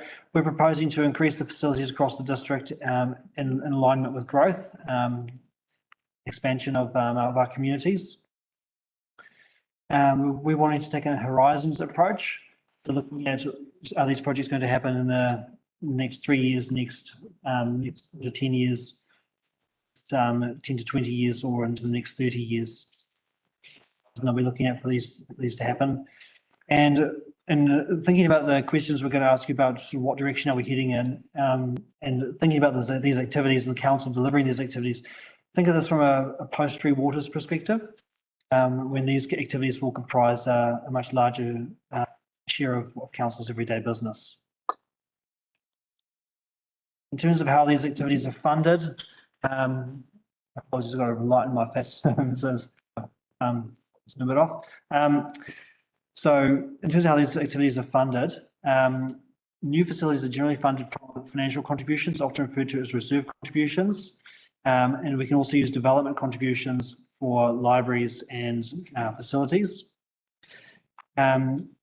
These funds are taken from developers, and so they're sort of the size of the fund available is linked to the amount of growth in that area, and there's generally an expectation that they're spent reasonably local to where they were collected. That makes it a bit difficult to fund new facilities in areas that are not growing, such as the Kaiwi Lakes area.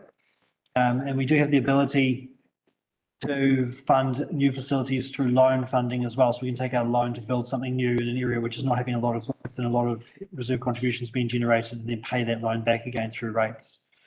Maintenance of all facilities is funded through rates.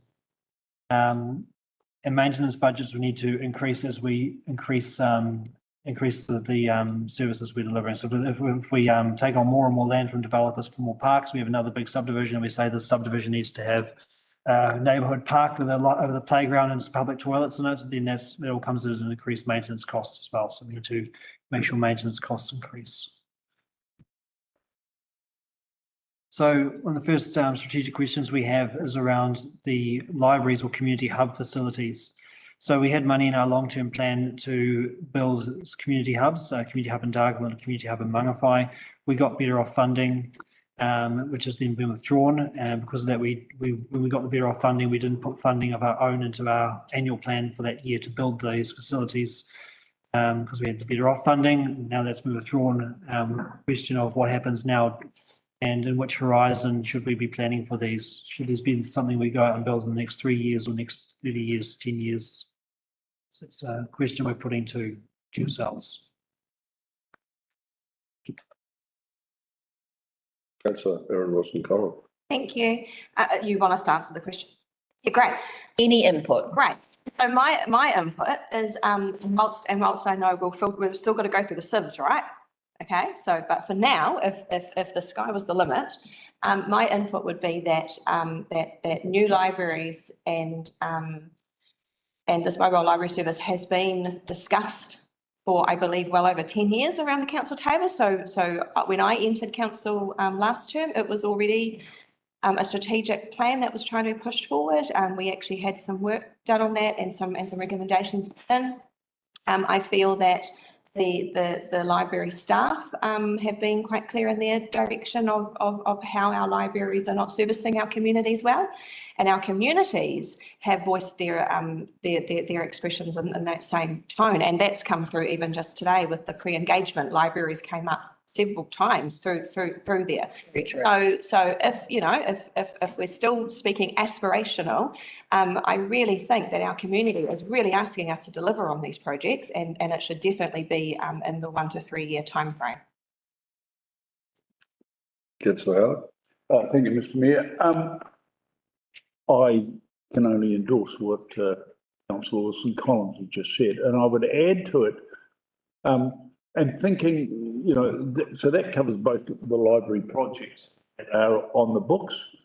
But I think that, and I've raised this in various environments in recent times, that we talk about community hub, and we've elaborated on what community hub means over in the Mangawhai area. And council is also the civil defence headquarters, etc., and all those things.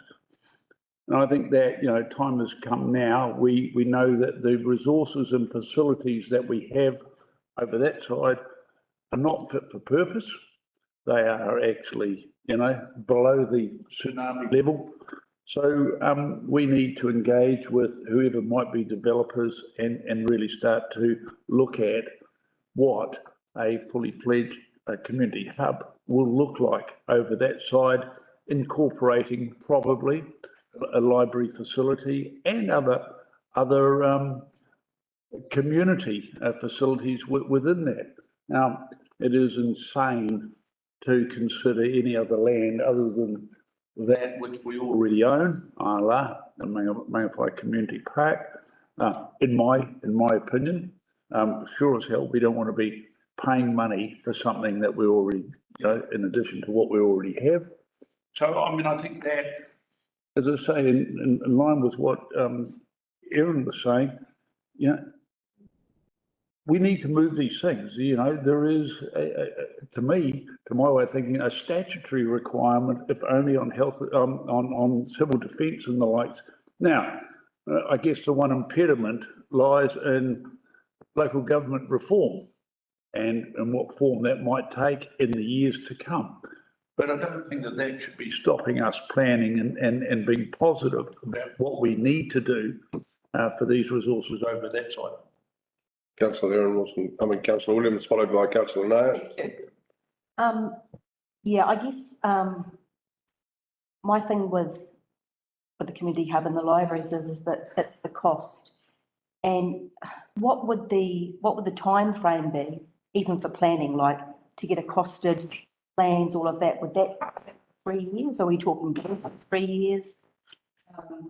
I just think, yeah, 18 months. Building at in this particular time.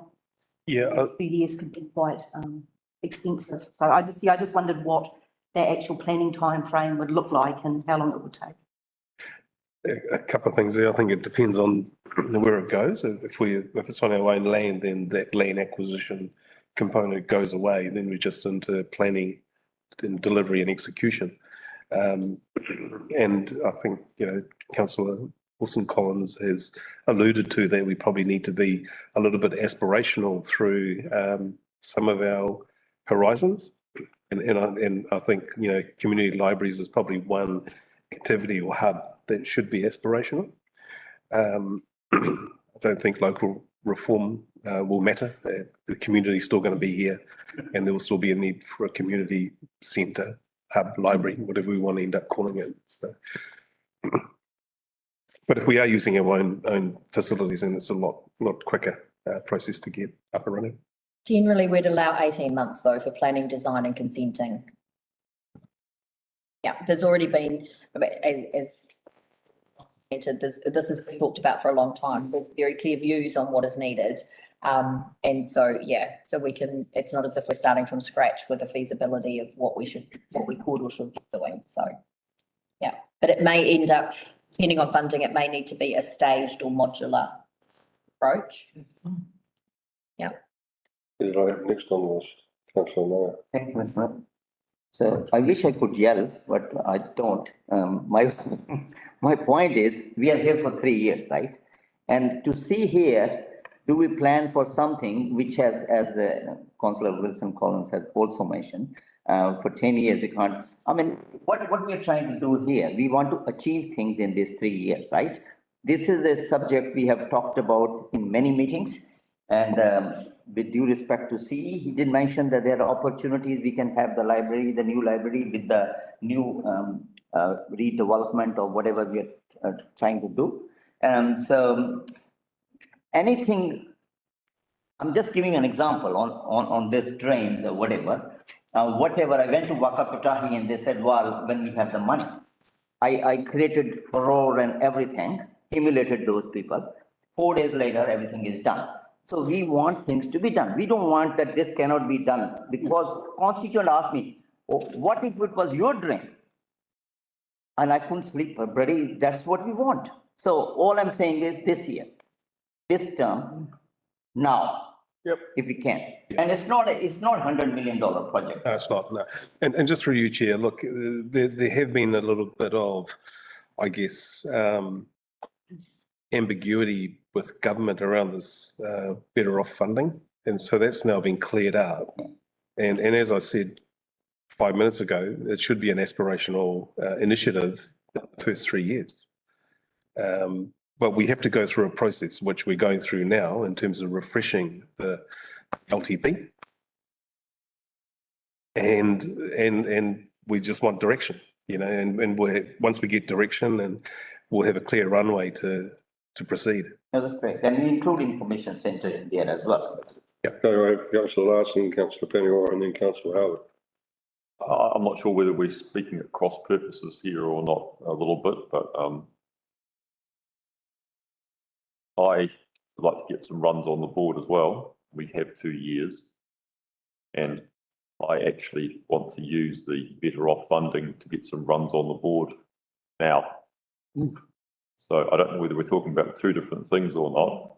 I also support a community hub, but I think a community hub is something that we need to get on with planning and plan, but it puts within a 10-year LTP period, not the next 2 years. And as far as the using existing council land situation is concerned, I definitely support that. I think that yesterday demonstrated at Mangawhai a dire lack of adequate facilities. And it wasn't a very satisfactory building we were in. If there's going to be a governance entity of some sort going forward, regardless of the structure of local government in that area, I do think that we need to do something there where we use that existing land and have purpose-built buildings there with parking underneath, that we build whichever piece gets built first. And maybe it is a library community hub, part of it that gets built first, but have the facility there to have some form of council chamber or meeting building or whatever, and if possible some decent offices as well, rather than having our ramshackle arrangements. So that's what I would see as visionary for that location. Once again, we've got slightly different but similar issues here in Dargaville. We do have a new building to use for offices, but then the library's been talked about as not being big enough for a long time, and we're trying to fix up our annex on the town hall. So I'm not sure where we You're can. at my house. And we're at the lighthouse. Yeah, and I'll tell you what, the lighthouse is a lot better than we would. So, yeah, I just kind of say, well, hang on. You know, if we're going to go, yes, we must push on with the libraries and we're not going to use that better off money for anything else, then I don't know whether that's the intention or not, or whether we're going, well, actually, we want to get some runs on the board by using the better off funding because we can't do much with it because most of it's been chopped. But let's not forget that the community still has a strong desire for these community hubs and a plan in place that we can actually lock down where we are going to do it, start that design process, and then depending on how we fund it and how much the community can afford, plan back from there to when we might actually land it physically. That's okay, all right. Thank you. Yeah, it's probably already been said, but just with this, that's been presented to us, it's like we're almost going back to the drawing board. We're so far ahead of the drawing board and aspirations. We have the funding. We've got the town hall. We have the footprint to enable a community hub.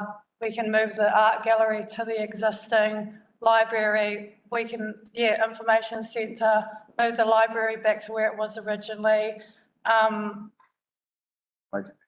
This is perfect information, right? We're wanting to make sure that because this is what we want to do, but we want to make sure that we're all on the same page and that there's not different thinking that we need to bring into account. And definitely you're right, that pre-engagement stuff talks about, there's something mentions of the library through that feedback. So, yeah. Councillor Howard. Thank you, Mr Mayor.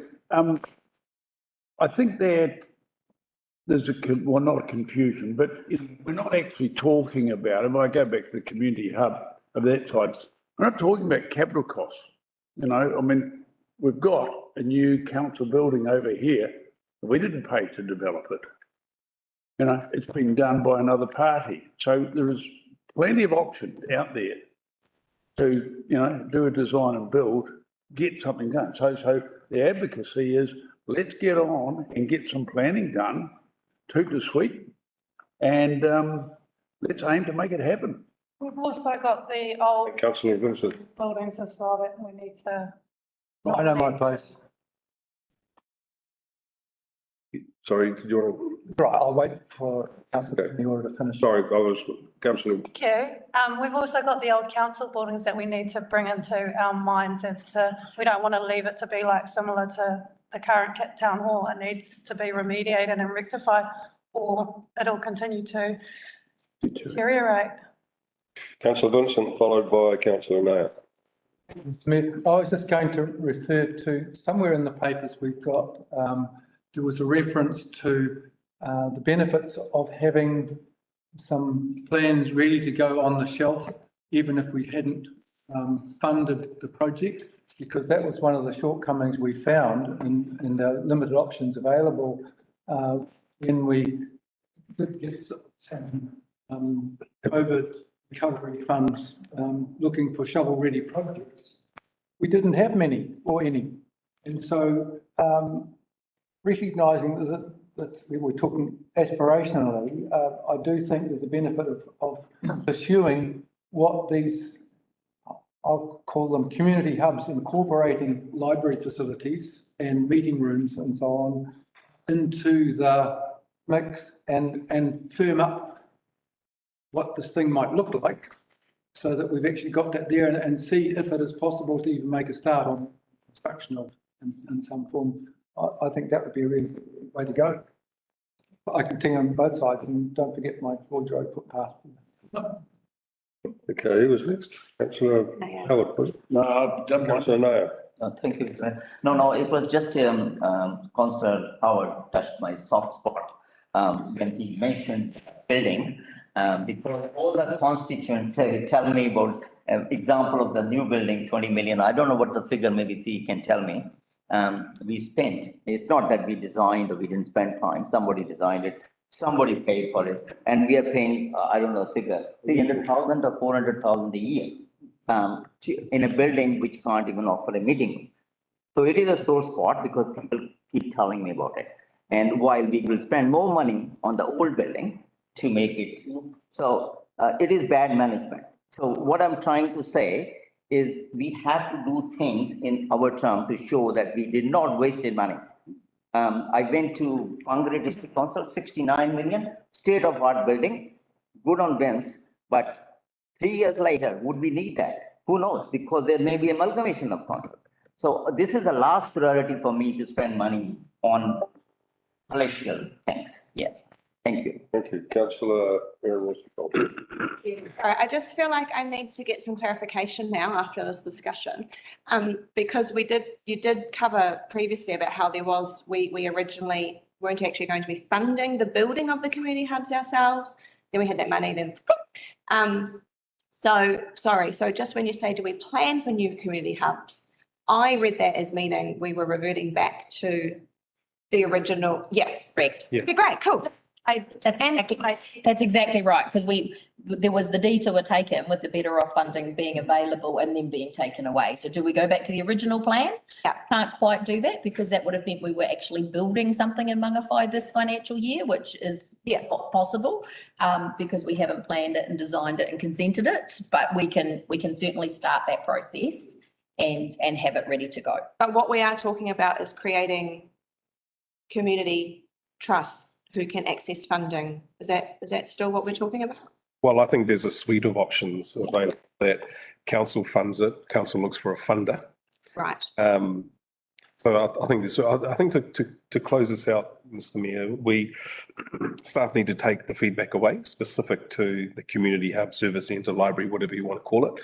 And we'll come back at another briefing with a bit more firmer substance that elected members can input into. We've got clear direction now in terms of if you want to see it happen.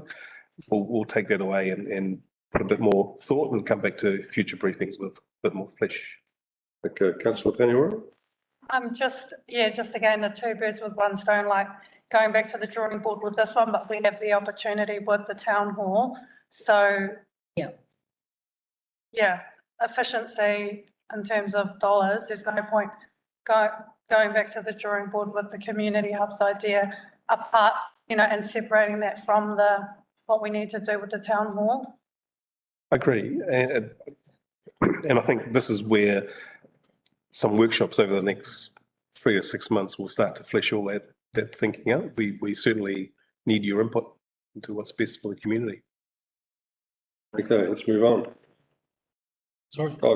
Councillor Namdar. Could I just ask a question? It may lead to another thing. Parks and open spaces, does that include the beaches? We've also beaches. No. So the beaches are outside of council ownership, but we do have Esplanade reserves or reserves which adjoin the beaches, and we have access points to the beaches and so on. So essentially, no. So what you're telling me is that the council has no responsibility for the beaches and the management, running of them or anything like that? That becomes a very tricky area, and it depends on which aspect of the beach. Yeah, so in this case, infrastructure strategic planner, we're here talking about infrastructure assets. So we're talking about in this case, it would be the asset which is on the beach or next to the beach. So for example, a groin on the beach, or a seawall on the beach, or a reserve adjoining the beach. When you start talking about things like, dogs on beaches, vehicles on beaches, that kind of thing, you're stepping away from the infrastructure space and you're getting into that sort of more of a regulatory space, because council's got quite a few different functions under a number of different pieces of legislation. Councillor Paniwara. We continue to hear this time and time again, but isn't there an ability to put a regulation in place whilst up to the roadway that then accesses the beach, to have bylaws in place where by that is the asset there, the connection to the beach? Is that not? Our bylaws can go on to the beach as well. Exactly. It's, as I said, it's separate to the infrastructure. Say limiting four-wheel drive clubs that turn all up and down the beach. Is there a way for us to put a bylaw in place on our asset? There's things we can do in that space. So they say that's separate to the conversation today about the infrastructure assets. We're talking about the built assets here, but yeah, in terms of the regulatory spaces, there's a whole discussion of things. What we could do is come into the more the physical space and say, well, do you put a bylaw in place or do you put bollards in place, right? Like I can say, thou shalt not drive on the grass and put a sign up saying, no grass, or you can put bollards in place, right? But that's maybe an aside. Sorry to interrupt, but, Maris has got some comments. Yeah, thanks to Mayor. So this has been ongoing with Rapido Beach, right? And the use of it so I don't want to cloud our infrastructure discussion about this right now. However, it has been a topic of conversation. The council has allocated funding for that in the last 2 financial years. What we'll do is, I'm hearing the feedback again, absolutely. I'll get the team to come back to you all separate to the LTB briefing about our progress with that and next steps, okay? It's an ongoing issue. Okay, thank you. Carry through, please. Okay. Thank you for the feedback on that item. So community groups maintaining assets. Some years ago, we took an approach in Kaipara District where we said, let's work with our communities more. If we have community groups who want to, for example, build a clubhouse, like say a cricket club wants to build a club rooms, or let's say that someone wants to build a playground for the community. Maybe it's a matter of council rather than trying to find funds and build what they're wanting. Maybe it's a matter of us sort of getting out of their way, but helping them cut the red tape, giving them a license to occupy and letting them get on with some of these projects. So we took that sort of an approach called the placemaking approach some years ago, and that's been quite effective in allowing community groups to do a lot more around the district and provide more for their communities, with council supporting rather than getting in the way or trying to deliver the whole lot ourselves.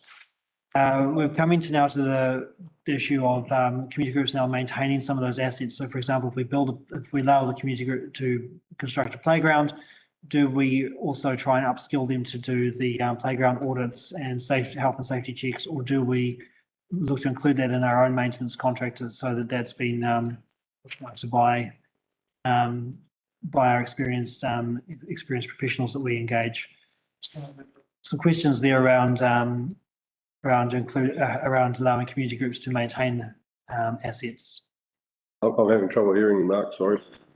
Right. But I'm up with, this here's, to me, is an interesting and at times perplexing issue. You look at, there's 3 or 4 examples. If you look at Mangawhai Park, it's getting to the point where it's beyond the community to organise what has to happen there. If you look at this facility here and all the growth that's occurring with the weeds, etc., I'm starting to ask questions about what we're getting for the contract we've got with the provider that keeps it. But having done a lot of work myself in track building and donating time to put footpaths around tennis courts and all sorts of things I've participated in, I think it's really important that the community keeps its engagement wherever possible. I think we need a template where we facilitate as much community input as the community can put in, because I think it's important to keep them engaged. Otherwise they go, well, that's council. Whereas particularly where they've already put a lot of time and effort into creating a facility, I reckon it's a great thing that community input continues. It keeps the community engaged as well. Working bees and things like that. We have planting programs and people met each other, and but what I'm trying to get at here is the input of the council, I think, needs to be quite flexible. Like when we're needed, but when we're not, stay the hell out of it, or assist or provide assistance. Yeah, Councillor, I'll have Councillor Howard and then Councillor Vincent. Thank you, Mr. Mayor.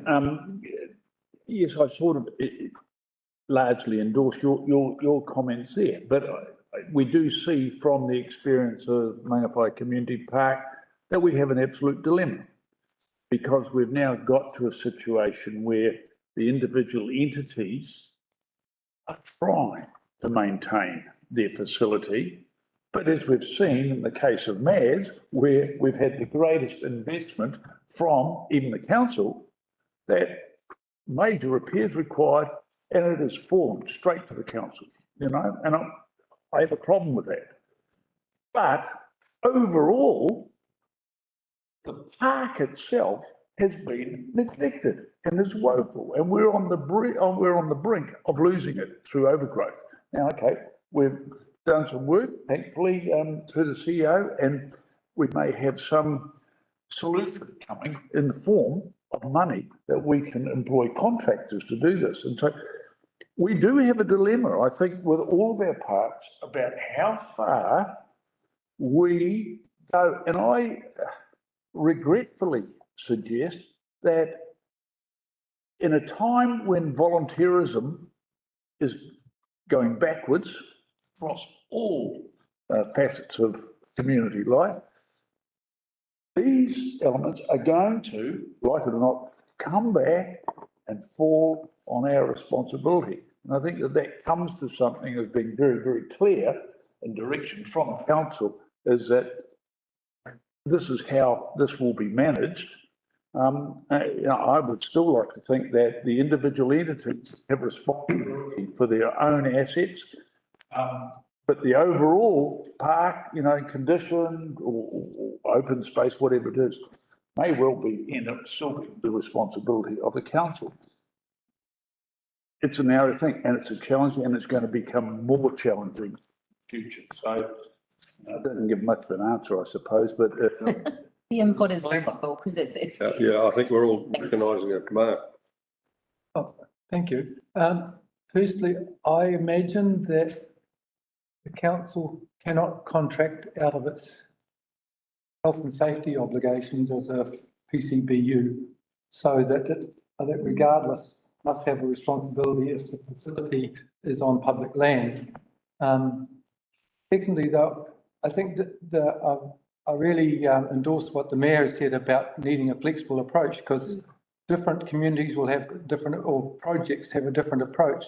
But I think in the mix there, I'd like to see added the opportunity, say, for the best bang for buck, that the council maybe provides a local entity, which is either charity or a trust or a incorporated society or something of that nature. So it's a legally formed entity that's we've perhaps provided assistance with getting their playground underway, and that we provide some funding to them with the intent that that is used for funding maintenance. Now, so that's a different step to the council organising, arranging contractors and so on, or perhaps paying wages to an individual who may or may not be a bona fide contractor or just a knowledgeable member of the community, whatever, to do mowing lawns or whatever. And that way, I think that would be the cheapest way to continue to support those community groups and keep those facilities at a acceptable level. But it sounds like I wasn't aware of the problems with stuff at Mayors currently, but that sounds more like we're in renewal territory, like capital replacement rather than necessarily repairing. Maintenance. It's maintenance, yeah. So, because that's another aspect as well. And back to my previous point about, our attraction to shiny new things, if it's in the nature of capital works, we need to think about the long-term costs and the ability to maintain it in perpetuity. So. Thank you. Councillor Lambert. I'm not going to go much beyond what the last two councillors have spoken about. I'm talking about Harding Park here. It's exactly the same thing that's happening, and it's not a new development, but this has been here for some time. Have a look out there, you can see overgrown wattle. That's in the native bush. It went through a massive planting program and nobody's maintaining it. You can create a beautiful car, but if there's nobody driving it or somebody who is not in the proper place to drive it, or they're not putting fuel in it to keep it going, it just becomes a monument that deteriorates in front of the eyes of the community, and it just upsets the community more and more, and it takes more and more to manage. So I urge you, whatever we go down, don't just create a building plan. Don't create just a bit pretty pictures. Create a structured management plan and a business plan to keep it going. We've got a contract running here, but it's not working. We need to do something about it. I assume that Harding Park would be in your open spaces, would it?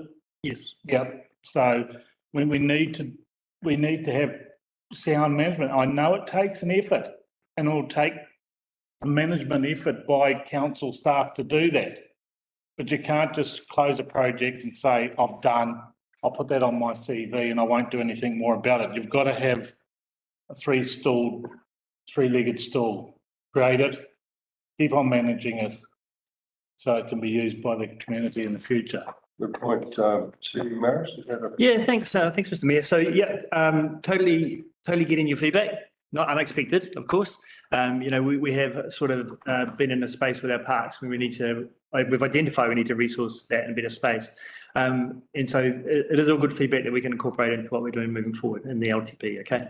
I would say this also in that, assuming that Three Waters goes ahead, your council, us and the organisation is going to look slightly different, right? And so we're going to be talking about roading, we're going to be talking about community more, and we're going to be talking about parks and recreation without linking to a TV programme. So that is very quickly going to become our focus, which is part of this LTP. Councillor Howard, followed by Councillor Larson, followed by Councillor Williams, followed by Councillor Paniora. Thank you, Mr. Mayor. It's just taking up on your point and that wonderful word flexibility. I think that, all of these entities that we talk about have their own LTOs. And I suspect that we will need to apply a fair degree of flexibility, because in all of those, as I understand it, there is maintenance requirement on the entities. So that's for the first step, where flexibility will need to come in. Do we take it off them? We leave it with them? Do we enforce harder? Just putting it out there. Okay, Councillor Larson. Thank you.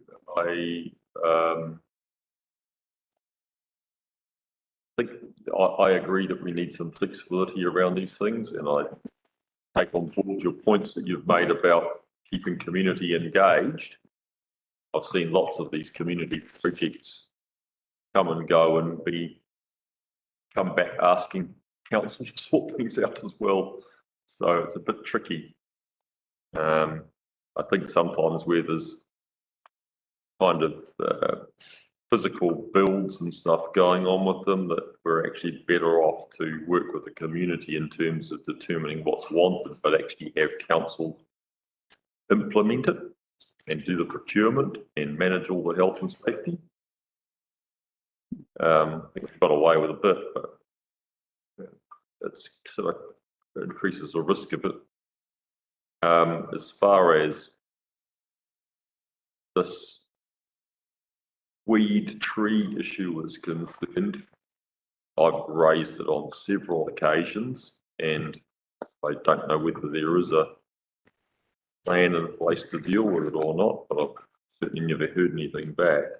And I just can't overemphasize the speed with which bottles and blackwoods and coppicing eucalypts grow, and we spent hundreds of thousands of dollars that we got externally cutting down all those gum trees at Mangawhai. They're growing from their existing rootstock at an alarming rate, and if they aren't cut down before Christmas, we're going to have to get logging equipment in to cut them down again. That's how fast everything's growing, to the extent that I feel like organising a working bee and just going and doing it, it's going to become a major. And here at Harding Park, I feel like organising a working bee, just going cutting all of those wattles before they become 3 times that height by Christmas. I think we need to very, very quickly, like this month, get to the bottom of what is the contractor obliged to do, because I don't know, maybe they are not obliged to touch them, and we have to get someone to do something about it. But so I will stop going on in a minute, but what I think we need to do is allow the flexibility that the Mayor has alluded to some extent, continue to have community engagement. I think what we need to do is be a bit more careful around the fact that we are going to have to step in from time to time and fix things up or catch things up. And I think we should have a buffer in our parks budget that we can use in those situations, like MAS hierarchy changes and maintenance in the spring just isn't happening, and we have to get someone in there to spray stuff that they might normally do, fix up messy footpaths and facilities, or, you know, a thing like these waffles, have some money in the pot there so we can go, right, we're going to get someone in to clear them all, bang, on the ground and get rid of the problem. But you're probably already doing that. Well, no, one of the things that we have actually identified for the LTP is that we need to broaden the vegetation management policy. And it's about making sure that we don't just cut them down and leave the roots grow, that we actually get rid of it. So there's that aspect. There's also a resilience aspect. We need to be understanding where trees on our reserves and that are too close to the road, because we know what's happened when that gets weakened. So we're looking for dangerous trees, we're looking for significant trees, so we need to broaden our vegetation management policy. At the moment, there is stuff included in the contracts, in the parks contracts for maintenance and things, but it's not broad enough in terms of actual vegetation management. So we need to add that element in, which is exactly what you're talking about that buffer where we need to come in and clean up sometimes. We need to be surveying around the district to look for any trees that could be in danger. We need to be looking for exotics that could cause us problems and get rid of them, those sorts of things. So that is exactly what we want to add into the LTP. I want to get into the detail, but you need the knowledge about these things. Like, I've seen them at Mangapai going in there probably very expensively for some of those things. Stump grinding. They don't need to stump grind them. That's extraordinarily expensive. You just need to go back and stump paint them. If they're going to cop us, cut them off with a little chainsaw and stump paint them. That's what we need to assess, is what is needed in each of those situations. We're actually doing it on a regular basis rather than just thinking about it as parks maintenance. There is a broader vegetation management thing that we need to do across the district and make sure that it's covered for. So that is intended to be included. Councillor Howard and Councillor Paniora. Done, Paniora? 3 quick points. The first is that this conversation is very narrow-minded. Secondly, flexibility is, be careful what you wish for with flexibility, because I can think of a number of other community groups and things that would qualify for this policy or what have you, whatever track that we're going down. Yeah, because if we're going to be doing maintenance on this, then there's going to be a lot more places, community groups that would qualify. I'm thinking, I don't know whether it would be that you have to have an LTO in order to qualify, but every marae, based on what we've discussed this morning, qualifies for maintenance, which is huge. On lots council of land, 3 hours. Well, it depends, doesn't it? LTO is. That's what I said. If it's not it depends whether it's an LTO. If It's giving, its definition is. Sorry. Councillor Nair. Thank you, Mr. Mayor. When I stood for council, a lot of people told me why you want it. And the reason they said, I said, why not? And they said, well, on a daily basis, your brain cells will start dying. And I feel there are 77 councils. We are not the exclusive council in this world. And when I go around, and I am saying to Mayor, Mr. Mayor, and everyone that I will be talking to other councils, make some friends. They will tell me how come their parks are 10 times better than us. What's failing us? I mean, we spent 2 hours trying to figure out how to take the Bettles out. I'm in Rotary. We took schoolboys, the Tagaville High School boys, and 100 of them, we picked water from here. I mean, the mayor has made a good point that there has to be some community involvement. They take ownership of it, and it keeps our costs down. But in saying that, if that's not the answer, how in the hell those people are doing it so well, whether it's Mata or Southland or whatever. So I will be talking to them with due permission of and we'll be visiting them and making some friends and giving you some ideas on that. Thank you. Roger. Okay. Sorry, Councillor Erin Wilson-Collins. Thank you. So I feel like the water's been muddied a bit and we've gone from whether a community group establishes an asset and whether we're happy for them to maintain that into the actual maintenance of what the council does and whether that's being done correctly or not. If we're specifically talking about an LTO area, then I think a lot of the discussion has actually been about places that are not actually covered necessarily by LTOs. Not that it's not important discussion or important feedback, but I do, yeah. So I do agree that flexibility is a good thing, especially if that organisation has an LTO. So if I think, I mean, again, I didn't know about Maz's situation either, but if I think of the Mangawhai Historical Park, for instance, if they're building what they're building in there, then they should be able to maintain that themselves. We don't necessarily need council overriding them all the time. But then I also agree that if things are not being maintained, I mean, there's going to be an expectation that council's going to pick up the bill. And just for historical sake, I guess, when we talk about our parks not being maintained well, the last LTP, that's where budget got cut. So that's a perfect example of the effects of the decisions that we make around in this process and what happens when you're sitting 3 years later and what those repercussions might be. So that's just an aside as well. But okay, thank you. Councillor Williams. Yeah, look, I agree with what Councillor Wilson-Collins has said there. And I think having flexibility is good for some smaller projects perhaps, but with the community, but there has to be that continuity of community groups. You know, it's something we need done on a regular basis, so that might fall down there for some. But I think what I'm taking from this is that we need a larger maintenance budget for our parks and open spaces. Yeah, just for you, Chair, I just want to reiterate that it's not my staff that are not willing to do what is required. So I just want to make sure that when you are comparing my district staff with other district staff, keep in mind the funding that is available to them.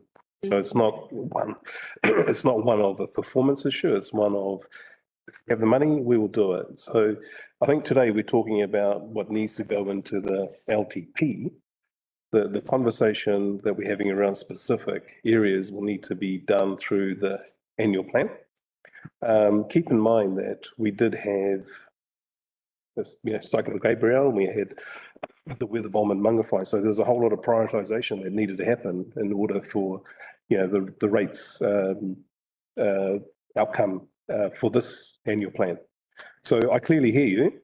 And what we will be doing in the next round is making sure that we do lift our level of maintenance. But commensurate with that will be a request for more money as well. Now, we'll do what we can with, groups and community support. But some of it does require specialist activities and that comes with financial implications as well. Okay. Right, I think we've covered that. Input. We'll move on, thanks, Mark. Okay, so continuing with the, I suppose the placemaking theme and working with community groups. So when council set up the Mangawhai wastewater scheme, we used a large farm to irrigate the effluent onto. More than half of that property is a steep bush-clad piece of land. And with the last long-term plan, we received a submission from the Mangawhai Tracks Charitable Trust asking if they could establish some tracks and mountain biking tracks within that bush block. Council said yes. The council also put forward a small budget to co-fund them to create a driveway and car park and public access to that bush block, which at the time they envisaged would come off Wandaview Lane and would be a reasonably short bit of road and utilise part of an existing farm track. As this project has gone on and we've worked with them on it and looked at other mountain bike parks which are further from the Auckland Smiths, we've realised that mountain bike parks like this can attract a very large number of people very quickly.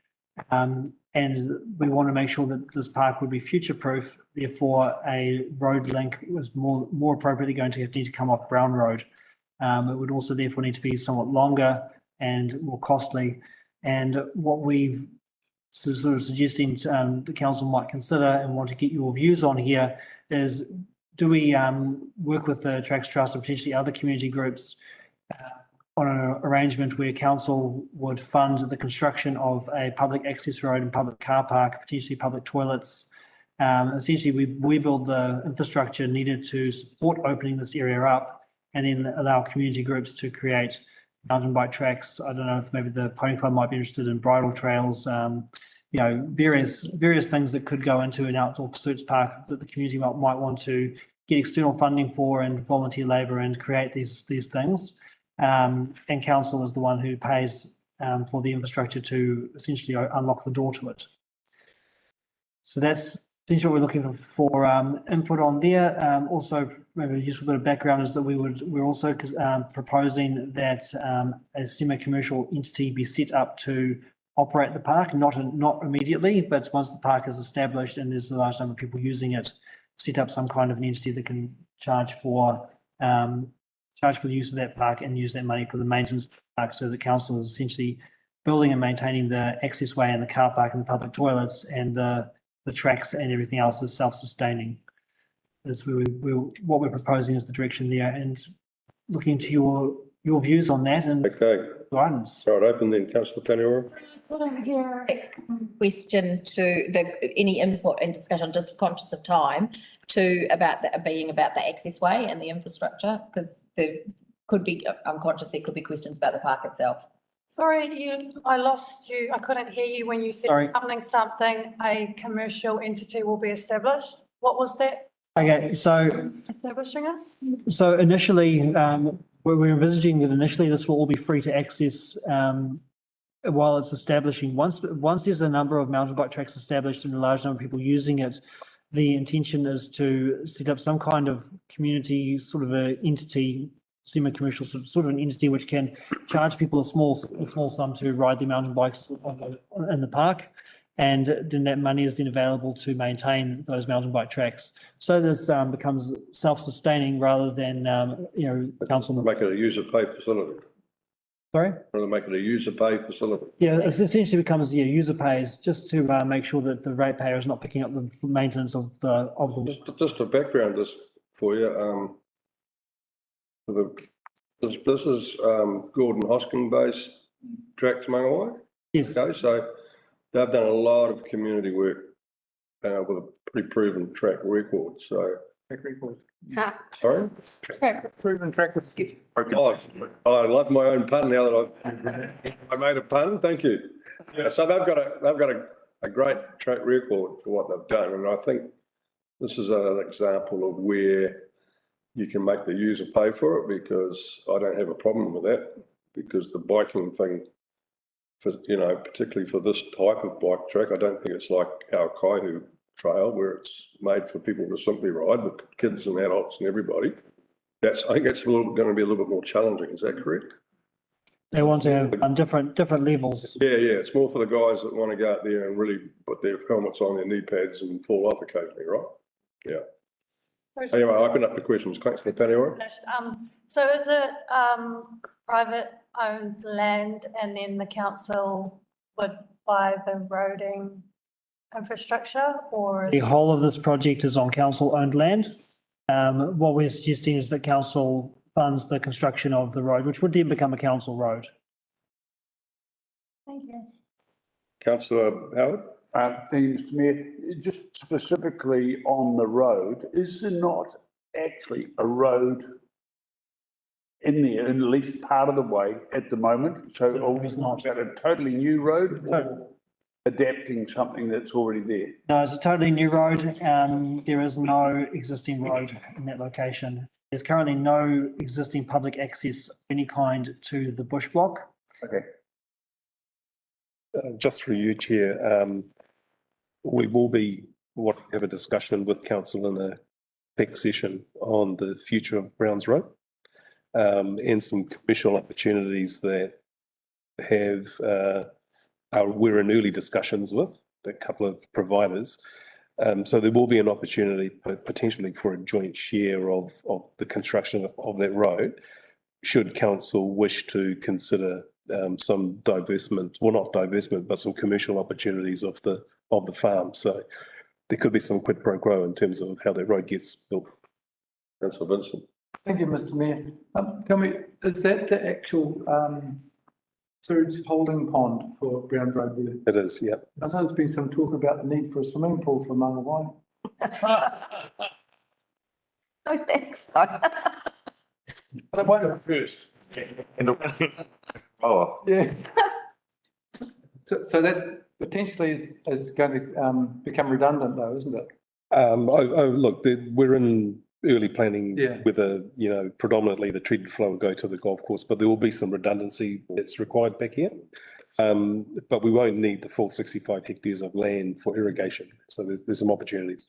And I think just to be clear, when the council has already in effect approved in principle the use of this land for creating, I think it was Councillor Larson who, by way of notice of motion, I think, promoted the idea. Is that correct? I think so.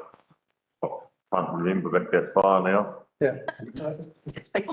But I guess I'm just trying to clarify that the decision has been made that the land should be used for that purpose. So we're now into the infrastructure aspect of the way that a further way that the council can get dragged into this. Yes. Councillor Williams, followed by Councillor Larson. Thank you. So basically the next step for this would be that you'd come back with the costings Yes, to us. to go into the long-term plan. So when we put together our list of projects for the long-term plan, we'd include this as one and then have an estimated cost value against it.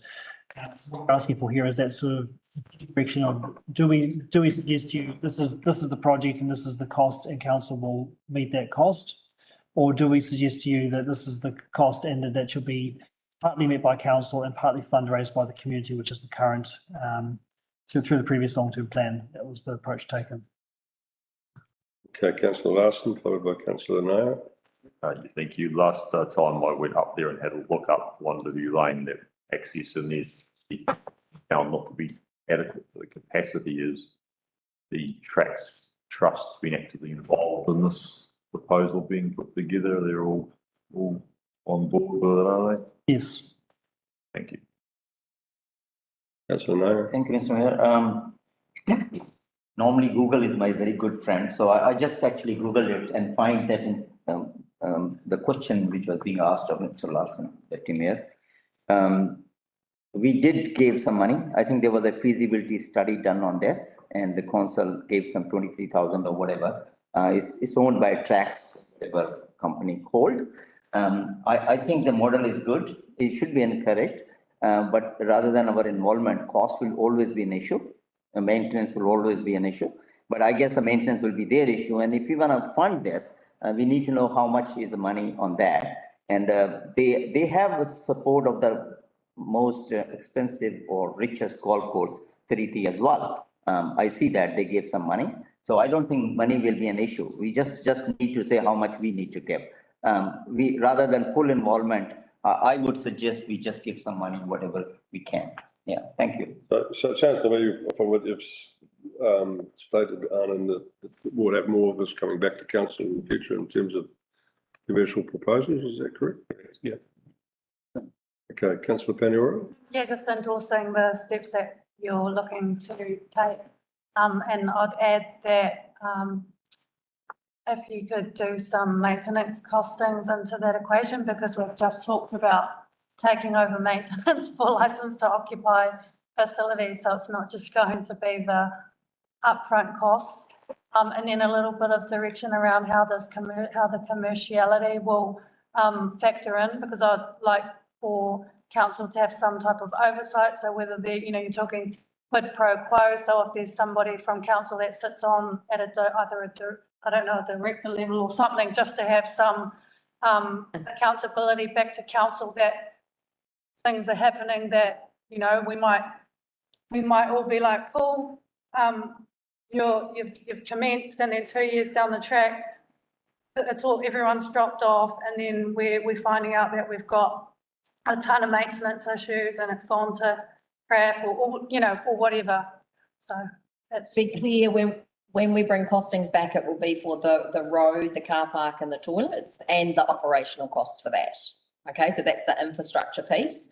The other stuff about the maintenance of the outdoor pursuit part will be part of the agreement with the Tracks Trust. So be two separate elements. But we would want to know what the ongoing maintenance costs are from a risk perspective. Yep. We would want to agree that. Sure, but we can put that into the agreement with the Tracks Trust. We need to have that visibility of those things. So we could have a continuous. Yeah, so that we can allow that for that from a risk perspective, as you say. Okay, let's move on. Thank you. Okay, so climate resilience, so thinking for all of our activities about how we can be resilient to climate. So for the parks and open spaces facilities, looking at doing here is amending our procurement criteria to favour contractors who utilise electric vehicles, electric mowers, essentially can do the job with a lower carbon footprint. Now, that's not to say it's the only thing that will be considered, but if we've got two contractors and they're both the same for price and the same for the level of service that they're offering, but one of them can do it for a lower carbon footprint, then we can take that into consideration when we're doing our procurement exercise. So that's one proposal there. We're proposing to partner with the Kaipara Moana Remediation, KMR, community groups and others, plant more trees on council's reserves. Council has a lot of land that we could plant trees on. We don't have money to plant trees. So if we can partner with others or if we can put money in the LTP, whatever approach you want to take, but there is an opportunity there we have a lot of land that we can plant trees on, shall I say. It won't necessarily qualify for carbon credits given the size and shape of that land, but we do have a lot of land which we can plant trees on. Clarify that coastal erosion. With coastal erosion, we do get regularly people from the members of the community calling in about concerns that their local beaches are eroding, asking council to take some action there. So the proposed we're generally wanting to take there for the district is to say that council's Esplanade reserves are a buffer and that coastal erosion and the changing nature of our rivers and harbours is a natural process and that the Esplanade reserves are there as a bit of a buffer. And we're generally not going to go rushing out there and building lots more seawalls. Unless there's a sound, on a case-by-case basis, if there's sound justification to go in there and do some defences. So there's that proposal and increasing vegetation management, as we've already talked about, trying to be proactive so that we don't have trees which are waiting to come down on power lines, for example, and waiting for the storm and waiting for them to come down, trying to be more proactive in that space. So that is some of the climate resilience proposals we have there, and I'll open it up to you if there's any feedback on those, if we think we've got them right or what your thoughts are on those. And we're happy to go with science. It's okay. Councillor Larson. Oh, thank you, Your Worship. Yeah. Those first 2 points there, the using electric mowers and planting trees, what are you trying to achieve for the ratepayer with that? What do they get out of that? So council as an organisation, as an operation, we are required to be accountable for, or take account of our carbon footprint and to try and achieve what we achieve for the ratepayer with the lowest carbon footprint. So those are seen as two ways which we can try and lower our carbon footprint. So the biggest source of emissions from this activity is mowing grass and driving out to location to mow grass and do maintenance. So that's one area we've identified that we could reduce emissions. The other big opportunity for us is to increase sequestration by planting more trees. In terms of the planting the trees one is interesting because there's also the advantage to the ratepayers for amenity, greater ecological values. We can essentially create a lot more trees in the environment and a lot more currently developed reserves which we could be planting, improving the health of our waterways as well. So there's quite an opportunity there. Again, it's around the costs of, I suppose, moving in that direction. With amending our procurement criteria, that's probably won't really cost council anything. The moving, the planting more trees, that's we've sort of proposed working with others to plant the trees, because trees and maintaining them while the releasing it while they grow comes at a cost. So planning to work with others there rather than include a fund in the LTP. That said, we could put a fund in the LTP to go out and forest a certain amount of land. And so looking for guidance on if we want to include a fund or include the direction that we worked with others. So what I'm trying to understand is you're saying that we're required to measure our carbon footprint under emissions reduction legislation, or what act is that under? I couldn't tell you which act it's under, but I do know that we have a requirement to report our emissions. Well, I think it's pivotal to know where that requirement's coming from. No, If it's an that's- internal edict, that's one thing, but if it's a statutory edict, it's quite a different thing. No, there's definitely an audit requirement for us to do it, so I would need to check under which act it is. Does it come under a national policy statement on? It could be, I'm not sure. I need to check where that audit requirement, which statutory obligation that audit requirement fulfills. So my starting point and feedback is we need to know whether there is a statutory requirement or not, and from where it arises before we can really consider that. Because if there is a mandate that we do things like use electric lawnmowers and we're bound by statute, then I can't really give you any input because it's not optional. It's not that specific. Yeah. So we'll check. Let's find out what it is. Yeah, we'll check. I don't believe it's. Councillor Paniora, followed by Councillor Howard. So my feedback on the first two are, it's great.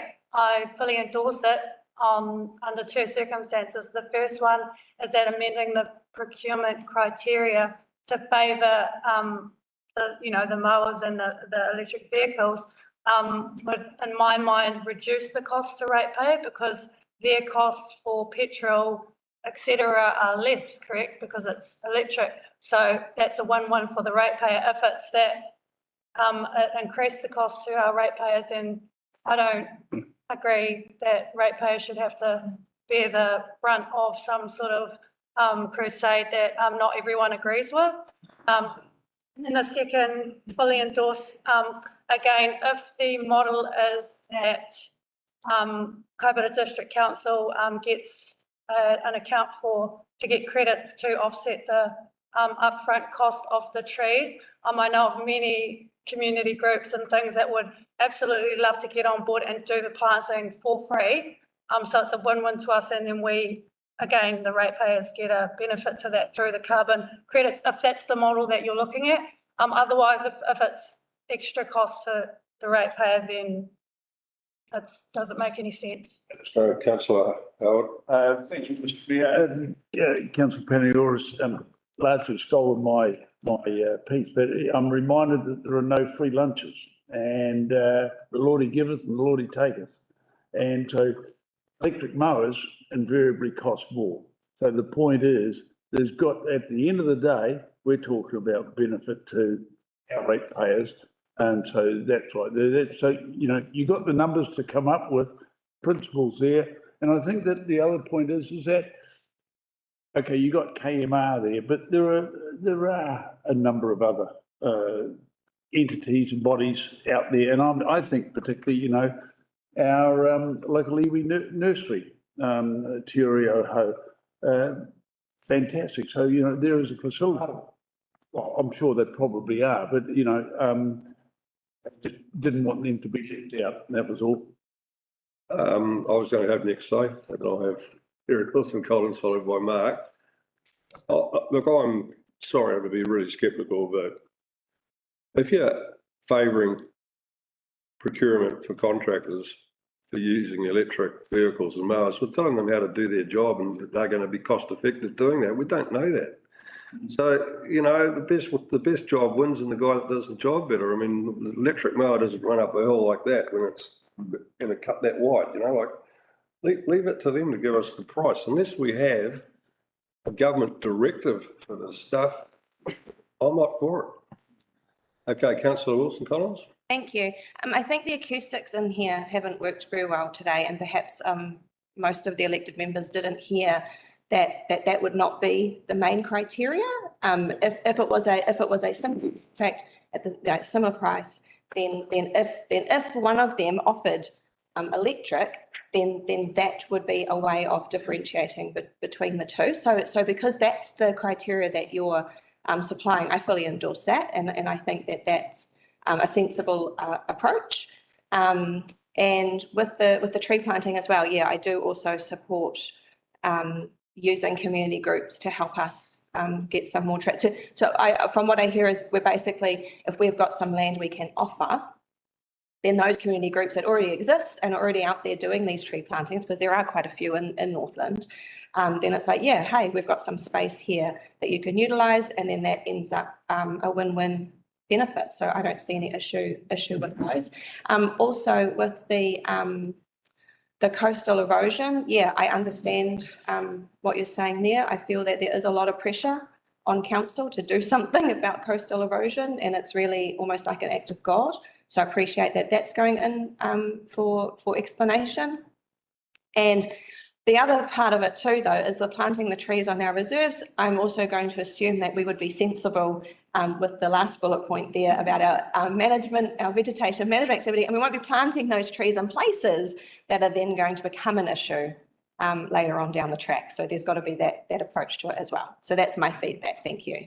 Thank you, councillor Vincent, followed by councillor Nair. Thank you, Mr Mayor. I think my immediate neighbour here might have just about covered, but I'll put it slightly differently.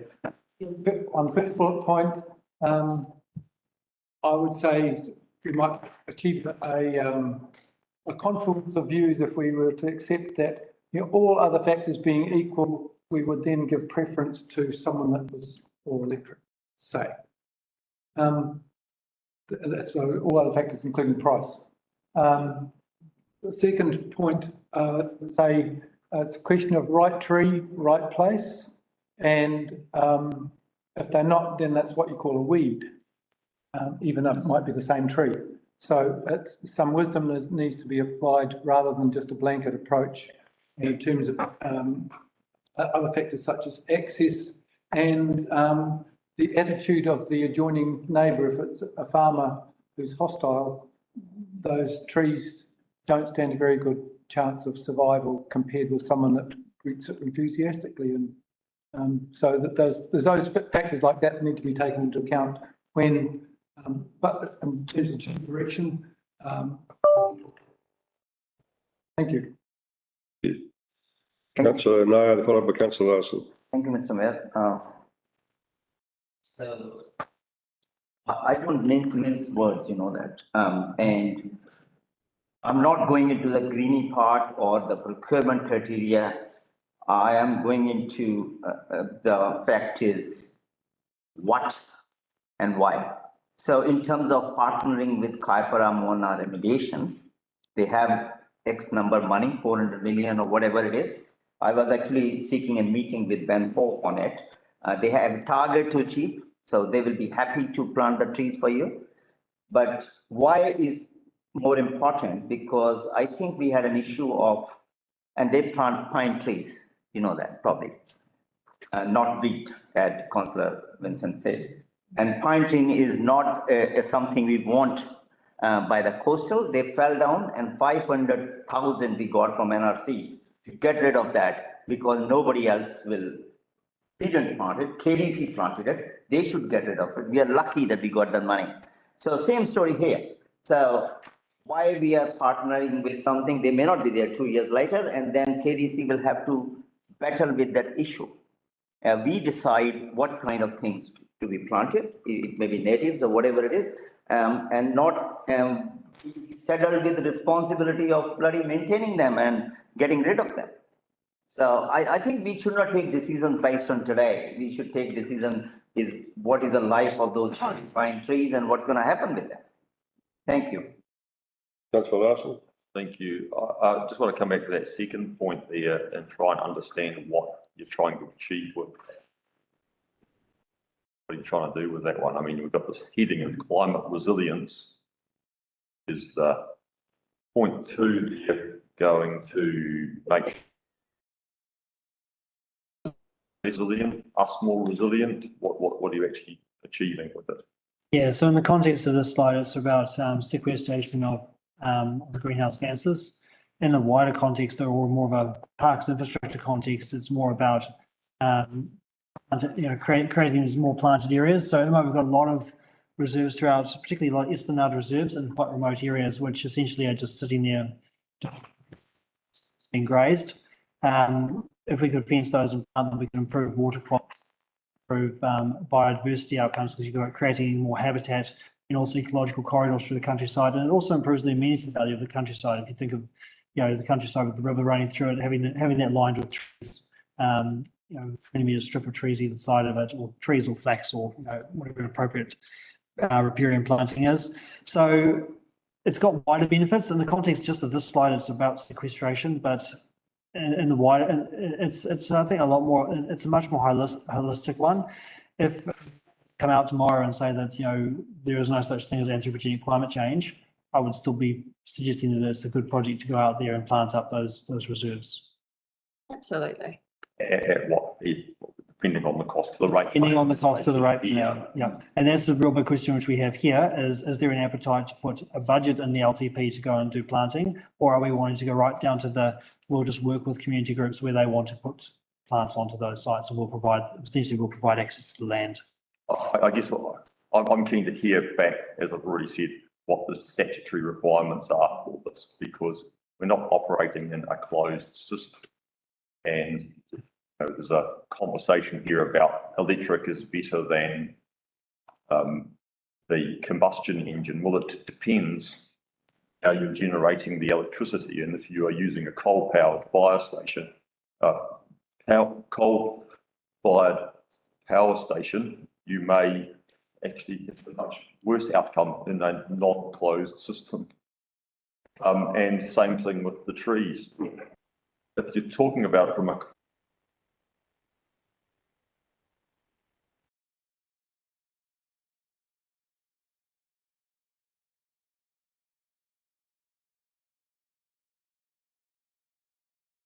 input to have, so yeah. It's not just virtue signal. That's clear.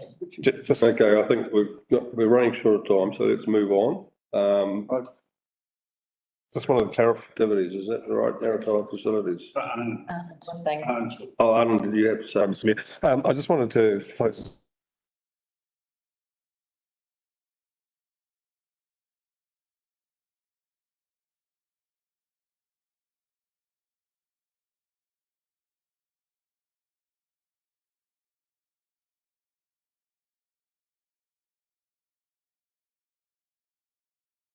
I just want to be clear, it's not a criteria, it'll be an input.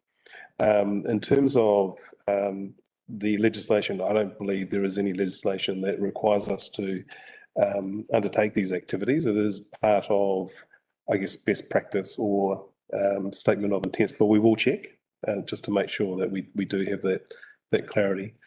But what Mark is seeking today is that, we will put forward a pool of funds that we will use for planting on a cost-effective basis. And just to wrap it up before we move on to the maritime side of things, I would be not doing my job. I didn't tell you the Kaipamawana remediation plants native trees. Not. That's 200 million and 100 is non. So just need to correct that record for me, yeah? Okay, Mr. Mayor. Okay, let's move on to maritime facilities. Thank you for summing that up, Arnold. So looking for some direction here around what kind of new facilities. Like I know we've heard of a desire for more boat ramps in Mangawhai, but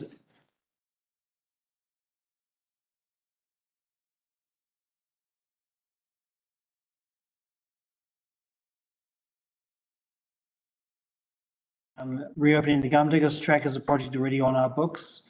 We're working with Mangawhai Central on that, but there's the question of the jetty, whether if that is something which we want to be part of that project or not part of that project. And We've also got their discussion on coastal protection, whether we want to do policy or case by case, and responsibilities between NRC, KDC, landowners as well. So then if we start with a conversation around the boat ramps for Mangawhai. So, sorry. Yep. Okay. So, an understanding of what is desired. We're going to put money in the long-term plan to develop more maritime facilities for Mangawhai Harbour. What kind of maritime facilities? What sort of things are we wanting to see developed around the Mangawhai Harbour in terms of maritime facilities? Or do you want us to provide that input and bring it back to you? Okay, let's put some, I think we've got some ideas around the table. Councillor Howard. Thank you, Mr Mayor. I'll answer Helen's question first. I'll provide three thoughts.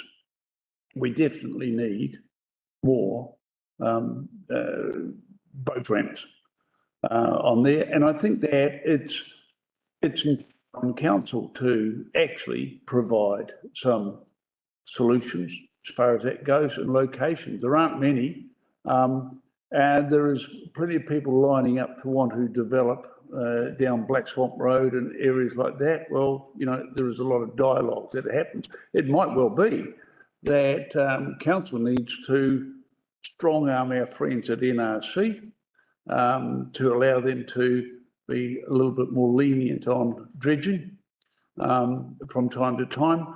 But that's one of the things that'll be an issue with that over that site, if indeed there is. I mean, maybe there are other areas, in the Mangawhai Estate area.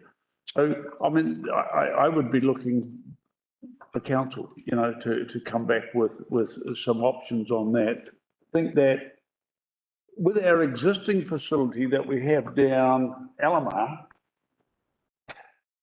as the population goes, we know what it's like now. Is there a strategy, a consideration of, do we have any more land down there? Could we buy some? Do we need to look at buying some land to allow a better in and out facility rather than the absolute chocking up that happens at that intersection there now, and the parking that has to go for about 1.5 kilometres. So, I mean, again, there must be a solution in there. I'm not even sure whether we own the camping ground land, you know, whether there is something there. But, you know, is the land that if we don't already, that we could acquire. And the third one I'll put to you is, you may well say mission impossible, but the beach is a wonderful asset that we have. And we know that we're going to have separate discussions over the next few months or years with the surf club. But let's have a look, blue sky, at the opportunity to create, maybe out of nothing, out of blue sky, but more parking out there. The easiest thing for us to say is that there is no room, and that may well be the case. But we've got to give it a really good hard go and saying what could feasibly be done. It may be feasible, it may be a go. But if we don't have a really hard look at it, we will never know, and we will never ever be able to provide a solution or comment on a solution to the community. Thank you. Councillor Larson. Thank you. Yeah, I think obviously the boat ramp thing is something we do need to push this time around and find some solution to that. I think building the historic wharf would be a great thing if we could do it. It's got huge community support. It's a few spurious reasons why it couldn't go ahead. It's basically shovel ready. And, you know, we really need to open up that harbour and get the channels dredged and clear the mangroves. Councillor Williams. To its former glory. Yeah, look, I agree with what Councillor Howard and Councillor Larson have spoken to. It's really critical for Mangawhai, you know, the growth. The boat ramp is a nightmare in peak times over summer. So yeah, it's really important that we, at least get some forward thinking on the parking, where it could be. It might be at the village. We've already got one at the heads. We utilise the holiday parks somehow and separate them out at the heads. But a big component of that is obviously parking for the boat trailers, and just more parking is really needed. I think we triple our population in summer. It's just not enough. We're just kind of built in with houses. It's frustrating. Thank you. Councillor Erin Wilson-Collins. Thank you. Yeah, along with libraries, a boat ramp at Mangawhai is another project that I've talked about since I've been on council. And I suppose the concern that I would have is if we are going to build a facility like that, it needs to be done well. And with the growth project, I'm not sure how, where the right space would be. But yeah, if we're going to be putting in a boat ramp in Mangawhai, then yes, we need to have space to also provide the parking because of that influx of population. I don't know that an boat ramp is necessary. I think half the fun of going for a fish is getting the tides right. So I don't know if that's necessary. And if it's more cost effective to not do all tide, then perhaps that's the way to go. I don't have any other feedback for that page actually. Thanks. Councillor No. Yeah, always a cryptic words to start with. So every time I see something, it's great maritime facility, and then I see Kaipara Wharfs, and then I see Mangawhai. So I think we also have a kind of river, Ruawai and Poto and Dargaville. And have you assessed, do we need something? Do we need boat ramps in Ruawai? We are going there tomorrow. Or you have ignored the West Coast? There was a Kaipara Wharf strategy that was done, which looked at beach landings and wharf strategy. Covered in there as well. Sorry, can you be a bit louder? Sorry, yep. So yeah, so there was a Kaipara Wharf strategy that was done.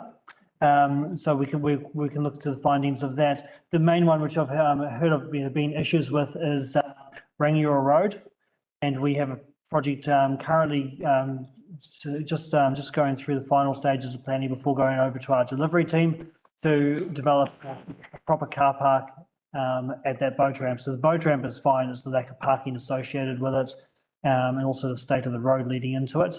And that is currently being done, that's due to happen this financial year for construction. So, we're talking Mangawhai still. No, Rangiora Road is it's on the Kaipara Harbour, just to the west of Kaiwaka. It's not listed here. That's happening this financial year. It's already funded. It's happening this financial year. And it's not needed for the LTP. Yeah. Thank you. That's it.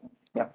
Councillor Thank you, Mr. Mayor. Just further to my point, in thinking about the south side of Mangawhai Harbour,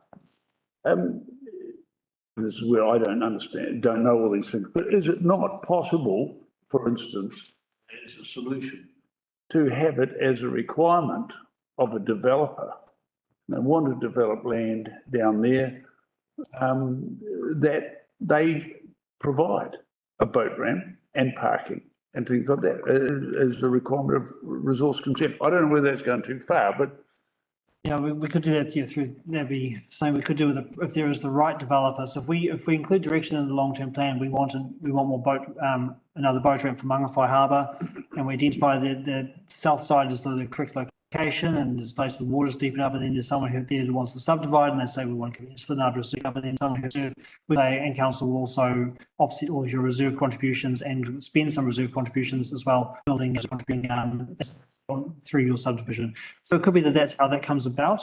But at this stage, what we're wanting to do is get the direction. Is it another boat ramp that you want? Is it another two, or do they need to be all tied? Do they need to be well supported with parking? Are there any particular locations you were thinking? We know we had this sort of a steer from you that was an item that was needed, but we're wondering to what what exactly you sort of thinking around that. And if the direction you're giving to staff is that we need to go away and we need to do a bit of a needs assessment suggest some locations and suggest some types of facilities are needed. That's great. We can take that away and we can go and we can do some investigations.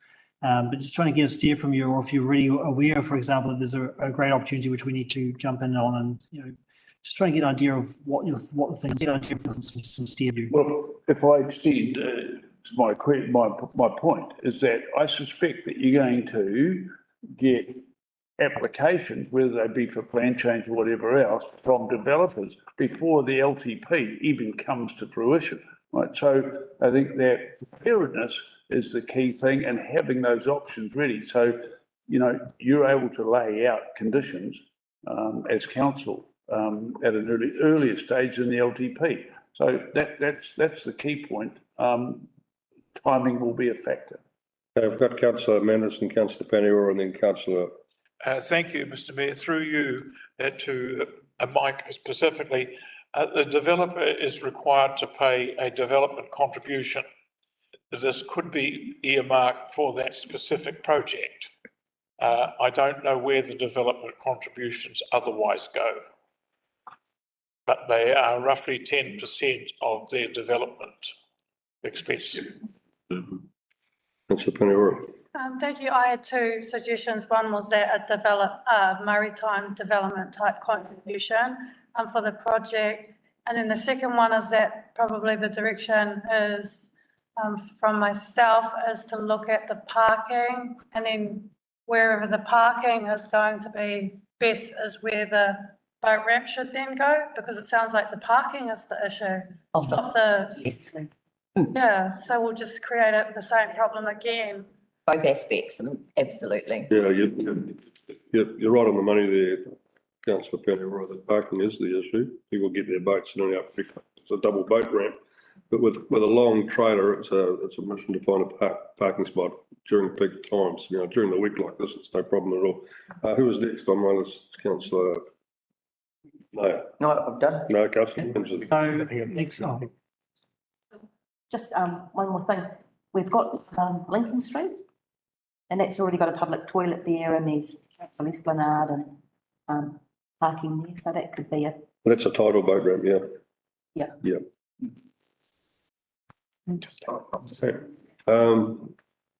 Carry on.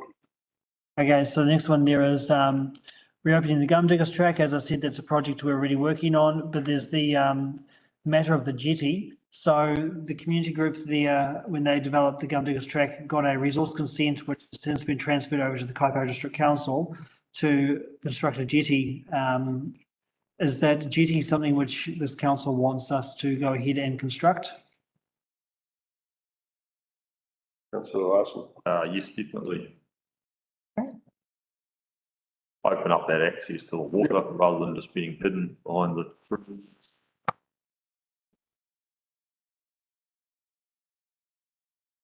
Okay.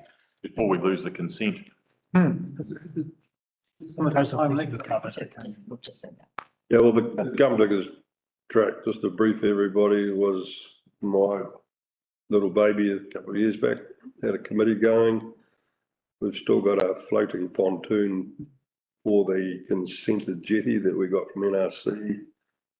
And there's got to be work done with Mangawhai Central on reforming or improving the track or cutting down what's overgrown it now. And but it was a great little track. We had 3.5 Ks going, and people, some of the staff actually were walking their dogs in the morning through there. And the jetty was just minor. It was just so kids could go down and feed the ducks and pull their canoes up and stuff, and the kayaking. So it's not in the form of what you're screen there, is it? It's much more low key. And the coastal protection topic we have already spoken about. So that's the end of open spaces. Yes. Thank you very much. Thank you for all the input, and appreciate that. Yeah, it's a bit of to and fro, but sometimes you want more information from us, but it is just a two-way conversation, and we'll bring you some more information back next time. Thank you very much. Now I'm going to call for lunch now. So if we come back past 1, Thank you.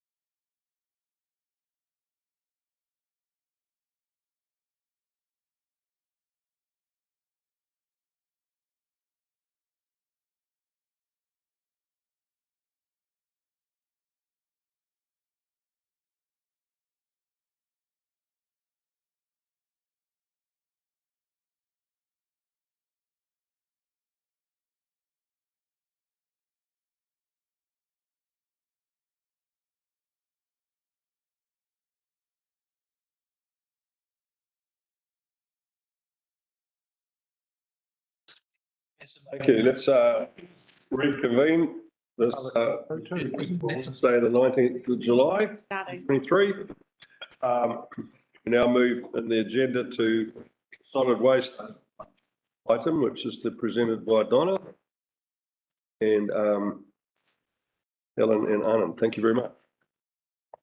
Good afternoon, Mr Mayor, councillors. So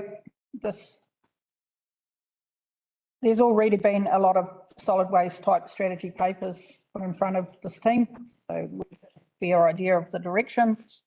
All the points that were raised earlier through the pre-engagement are pretty much in line with what we're proposing through the LTP. So obviously our key focus areas revolve around the New Zealand Waste Strategy and where we have to meet certain mandates and requirements. We've got waste diversion from landfills is a big one. We need to decrease the amount of waste going to landfill. Obviously, we need to align our services to the New Zealand Waste Strategy. In order to do that, we're going to have to provide a lot more education to our communities and local business. And we are also working with collaborating with other Northland councils for solutions for around recycling disposal and later on organic waste disposal. And last but not least, climate resilience and adaptation. Why isn't it going? So this is, a lot of this information is repeated information. We need to align with the New Zealand Waste Strategy. We've been working on a waste strategy, which we've had in front of this team a few times now. The actual waste strategy, the Kaipara waste strategy itself, will be combined into our waste management and minimisation plan, or the direction of it, as that is the legislative document that we need to use to manage waste.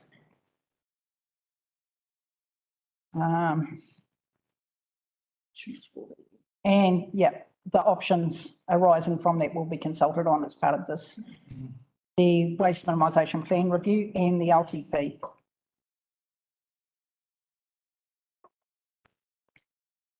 This is a little timeline here that shows the New Zealand Waste Strategy targets. And you can see on the top side of that triangle, this is what we're proposing to do through the course of the upcoming LTP. We've obviously got refuse contract renewals due 2026, July 1. We're hoping in the planners to have them renewals all dealt with by July 25. So the contractors have a year-long lead into any changes of services. So they've got a substantial amount of time to purchase any equipment and what have you that they need. 2026, we're introducing the new services, whatever they may be, and that will come out through consultation. And obviously 2030, any urban areas within New Zealand, within Kaipara, over 1,000 people will require food waste collections under the government mandates. And also in 2030, we're expected to meet the greater than 30% curbside diversion rate.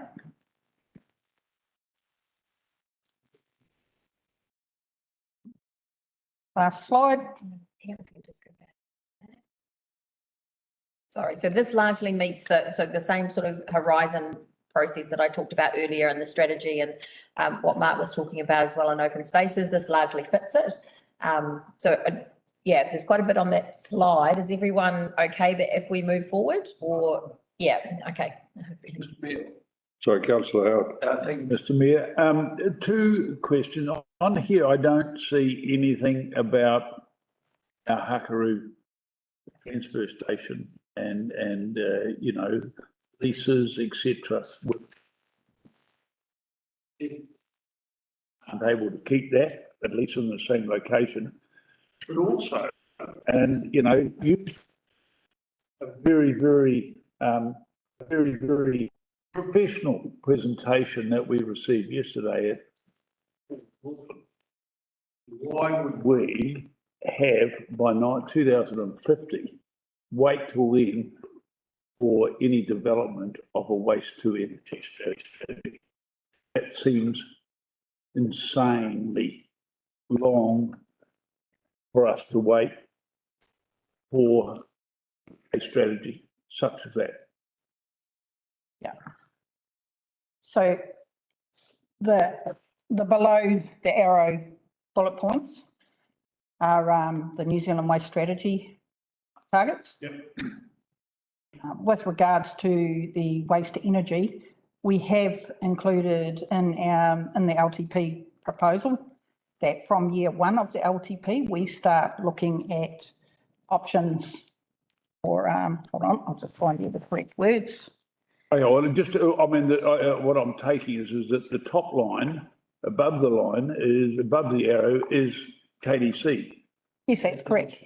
So, And this is the introduction of new services. So this is only. so that is included in new services? So waste to energy, we will do the investigation of feasibility in the first couple of years. And then once we know what the options are and we get agreement to proceed, then we'll put it into the relevant horizon. Okay, well, it's fine. It's.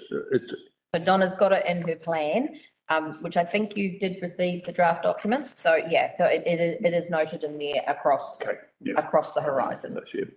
Yeah. Through you, Mr. Mayor, if I could just add to that, I mean, obviously the discussion is happening at the moment. We, presented Northland Ford together yesterday, that sort of thing.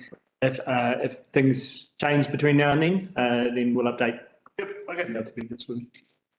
So the other part of your question around Hakaru, yes, we have completely considered that in the long-term plan.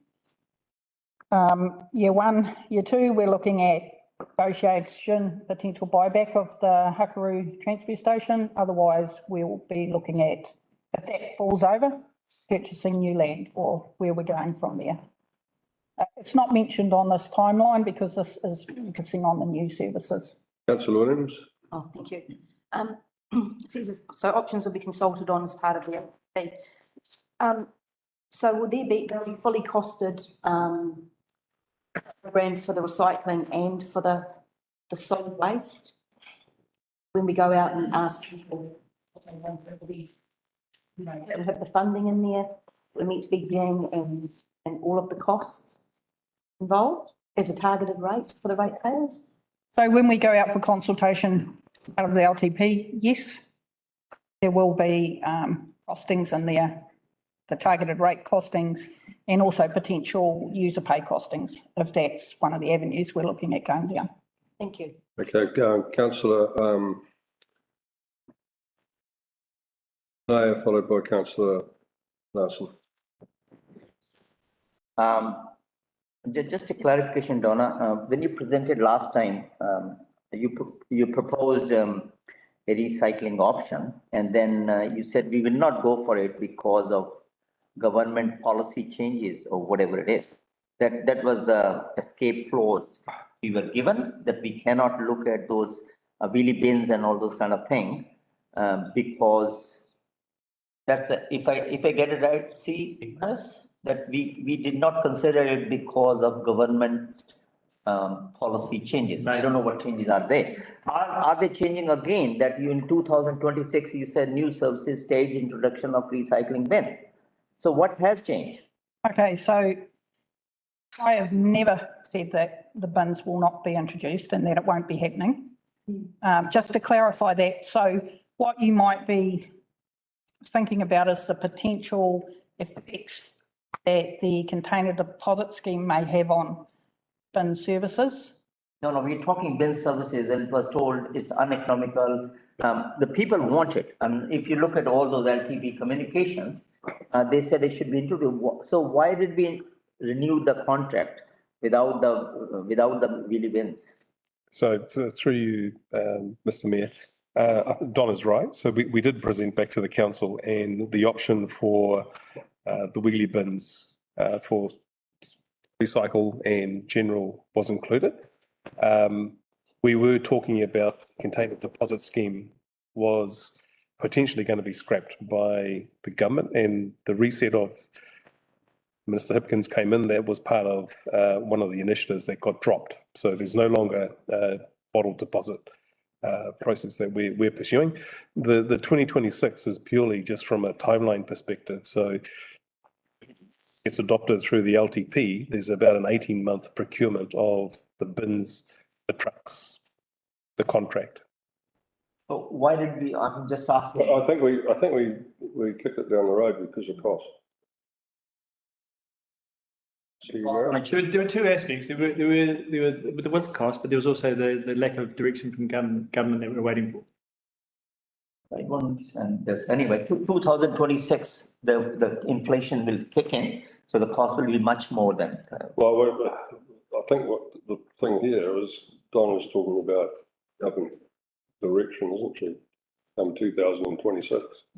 And through you, Mr. Mayor, as at the meeting where you guys, the team here, elected not to implement the strategic direction that was put in front of you and to stay with the status quo,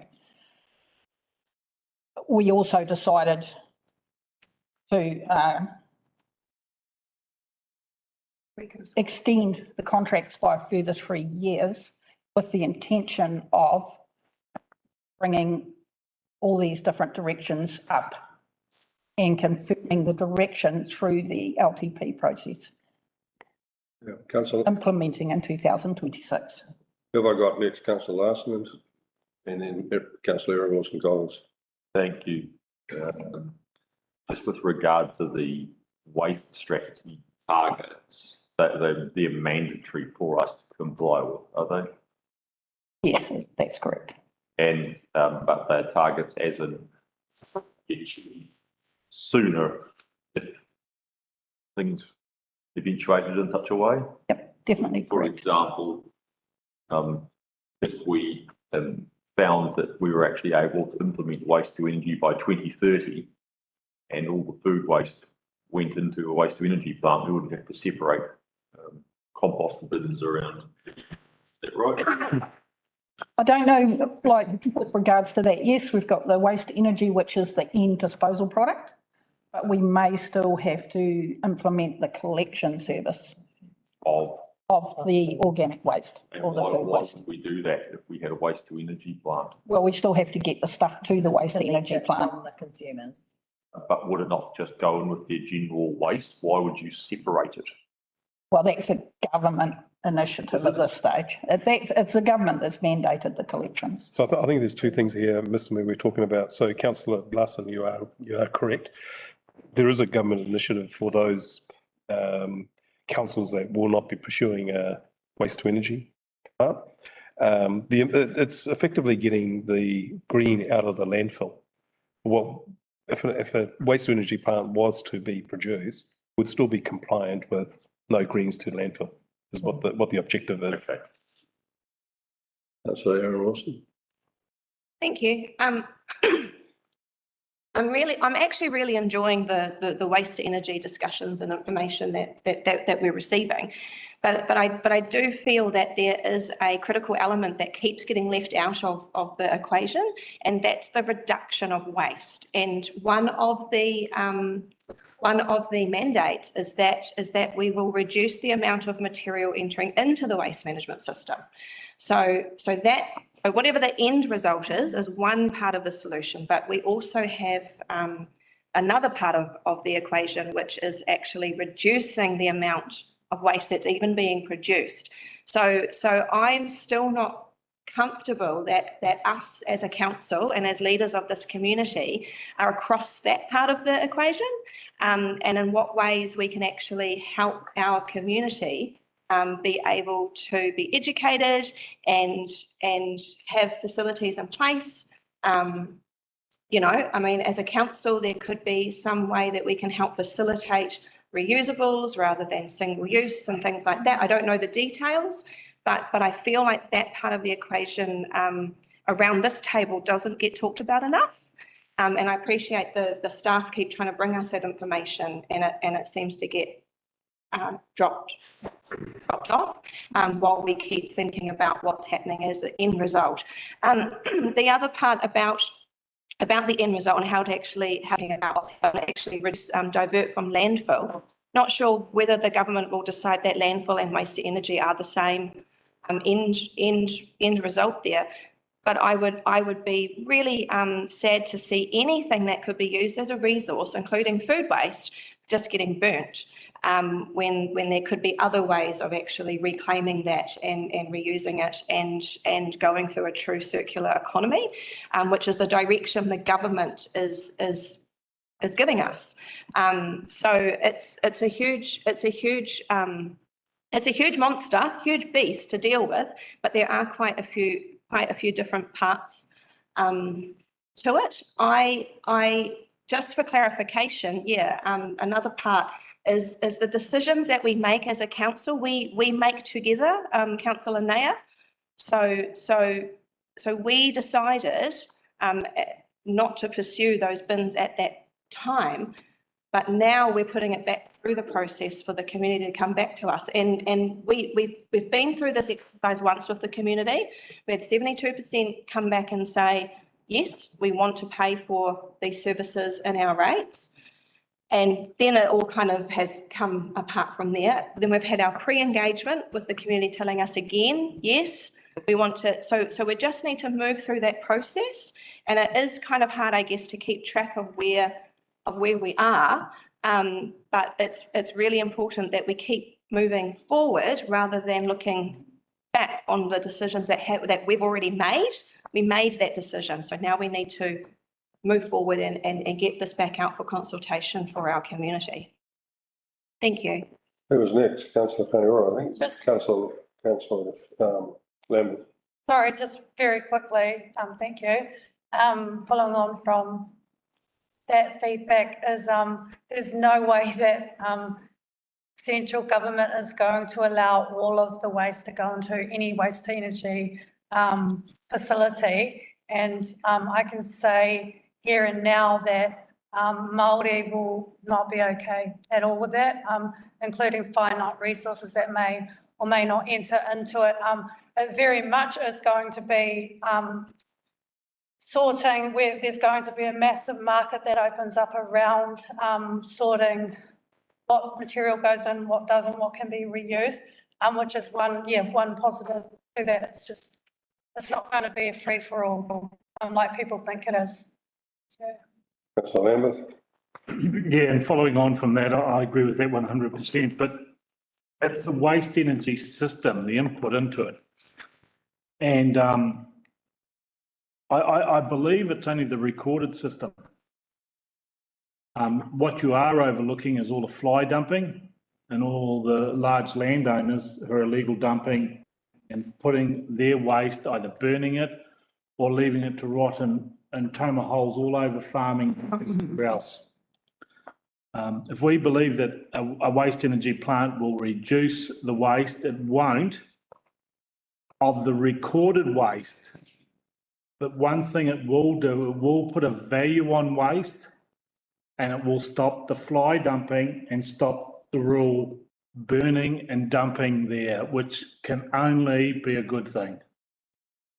I think you're only in half, you're only just seeing what's happening in a small urban area. You're not actually seeing what's going on in reality with the illegal fires, incinerators. I'm pretty sure Donna would realise this with their other volunteer organisation, and how many times you're called out during fire bans for illegal incinerators going. There's a lot of bad waste disposal going on in the district, which this will be an added benefit to it. We will put a commodity price on waste. So instead of it being a burden on the possessor of it, it will become basically an item which has some value,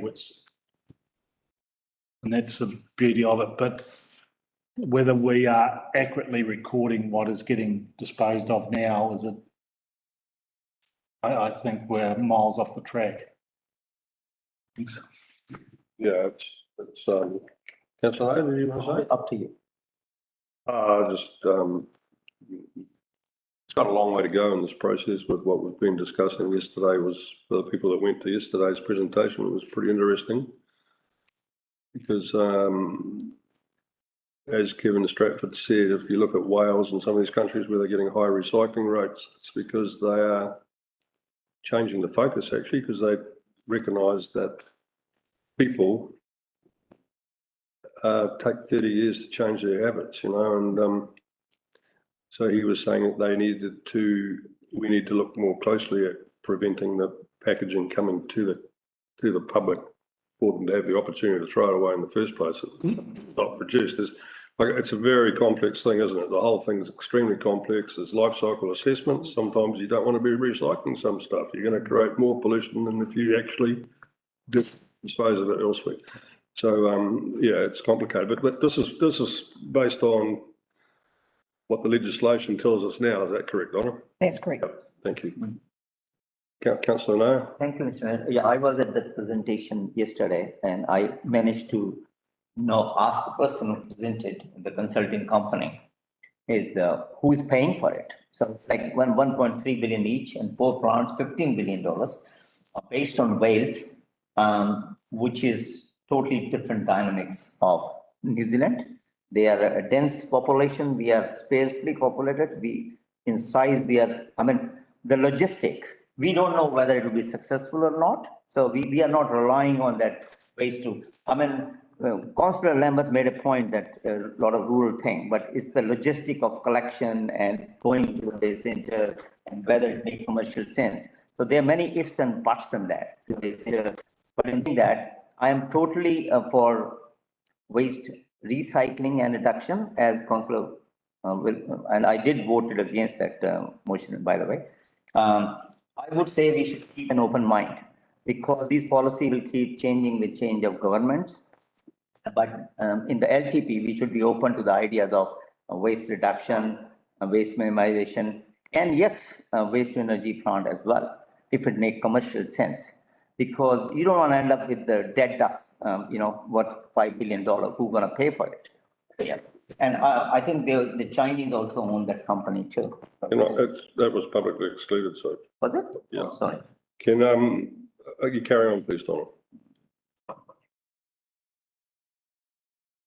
So the final slide is just showing how the proposed activities within the LTP will meet some of them community outcomes. Seems pretty obvious. Is there any questions around that? I think we can move on, can we? Thank you, Don. We have a question. Just one more question, just the behaviour change education. Is that something that we can get funding? What's the best, is that stuff that we can get funding for? So currently we use our waste levy funding for education programs. Right, so that's actually quite important. That is really important. Able to then educate the public to be able to meet these targets. Yeah, okay, thank you. Councillor Howard. Thank you, Mr. Mayor. An observation more than anything. We talk about empowering private individuals to play their part and things like that. And I think that for me, the difficulty that we've had, and we've had this conversation going on for a long time now, and all of those findings that we got presented, I won't go into any specific details, but those findings that we've been presented with as late as yesterday, it's taken 30 or 40 years to effect a fundamental change, and it hasn't been driven by the individual. It has been driven by the source, the producers, the suppliers. And so, if there's a message that resounded yesterday, it was, we've got 30 to 40 years of experience and hard, bad decisions in some cases to learn from and take, and we're right up to speed with it, with the latest technology. I'm not necessarily saying that that's more reason to just look hard at waste to energy. What I'm saying is that we're talking about our individuals being the driving force. I just wonder whether we're pushing the barrow up too steep a hill, and is it not going to? You know, there's a lot of education and things that we can do. There is, and it'll come from central government, probably more than anything else. But I think we're taking the long road, and not necessarily the most effective. Thank you, councillor Aaron Wilson. Comments?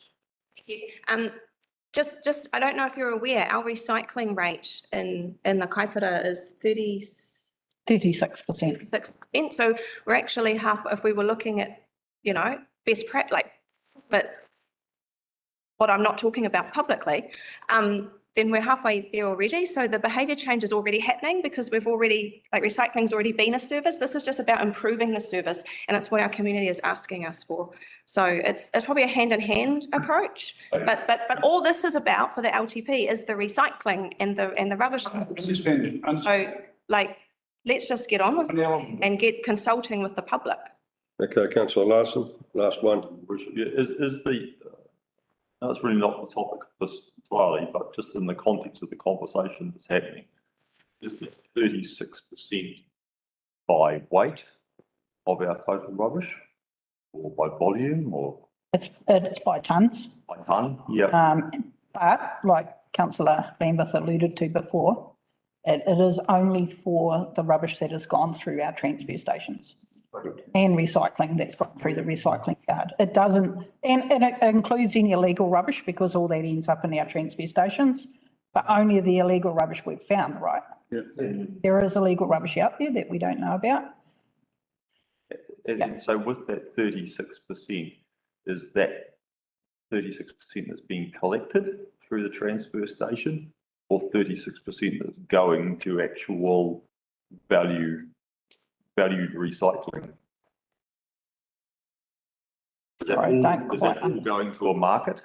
Yes, yes, so we only ever count the tonnages that have gone to. Go to market. So there's actually a larger amount of recycling because you've got some that's not making it to market and is going to landfill? That's correct. So our bag and audits indicate that around about 80% of rubbish in the blue bags actually could be recycled. That includes food waste. 41% of that is food waste. So if you take the stuff that's collected as recycling, what percentage of our total refuse is that? Would then tell us how much of our recycling is going to landfill. Yeah, I don't know. I'd have to do the calcs on it. Okay. Yep. Thank you. We've got one there? Yeah. Okay. Construction waste, is that going straight into the all right? Hopper? The wood timber waste? Yeah, jib board, everything else from construction, because that's one of the biggest volumes, isn't it? So I believe, like, obviously both our transfer stations now take timber separately and that gets recycled. I know Northland Waste, we're looking at ways to do the jib, but that hasn't been brought in yet. And also I know Hakaru is now doing recycling for the polystyrene, the underfloor insulation. Because volume or ton, that could be a great way to get that percentage up, couldn't it? That's correct. Okay. Let's move on. Thank you very much. Thank you. Next one.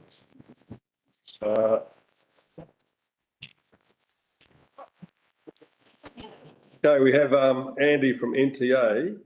Roading footpath. Should become more traditional barbecues. Shut up.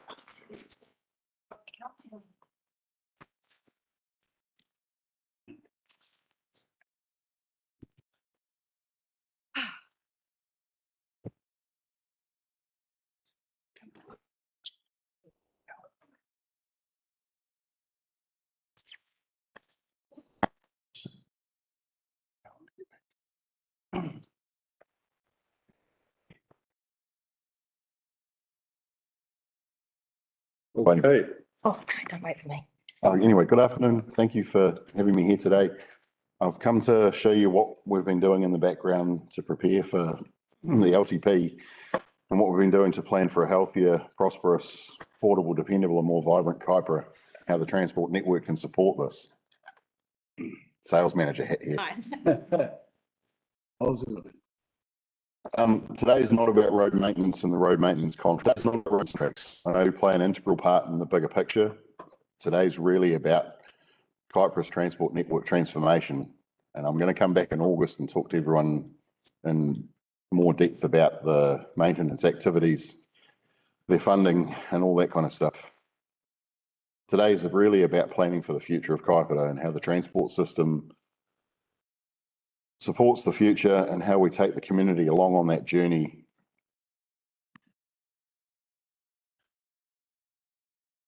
And how we all contribute to achieve Council's vision. Before we get on to the good stuff, I just want to talk about how the funding for transport works and just point out a couple of things around the road funding space. So Kaipara receives 62% funding assistance from Waka Kotahi, which is also known as FAR.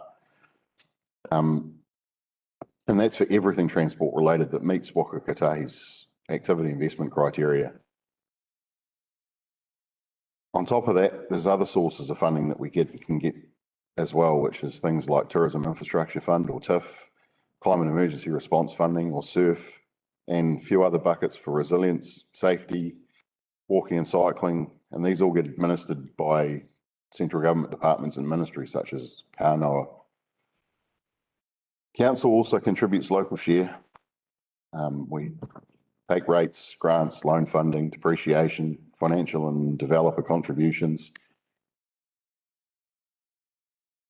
Can I move that thing, Ellen? Yeah. Oh, that's better. Now I can see my notes. But to obtain the external funding, we need business cases and planning activities that satisfy all the government's investment and procurement needs. Additionally, council also needs planning and projects that are on the shelf ready to go because there's always buckets of money that become available midway through an LTP. And actually, we've been quite good at that to date. You know, we've had $20 million from PGF in the last few years. Council does some funding as well for our Kaiwaka footbridges.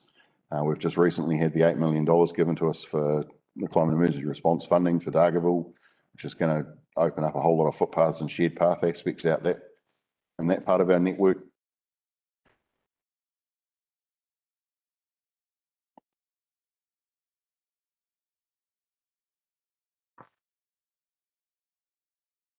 The capital program that we deliver is otherwise known as an improvements program in my world.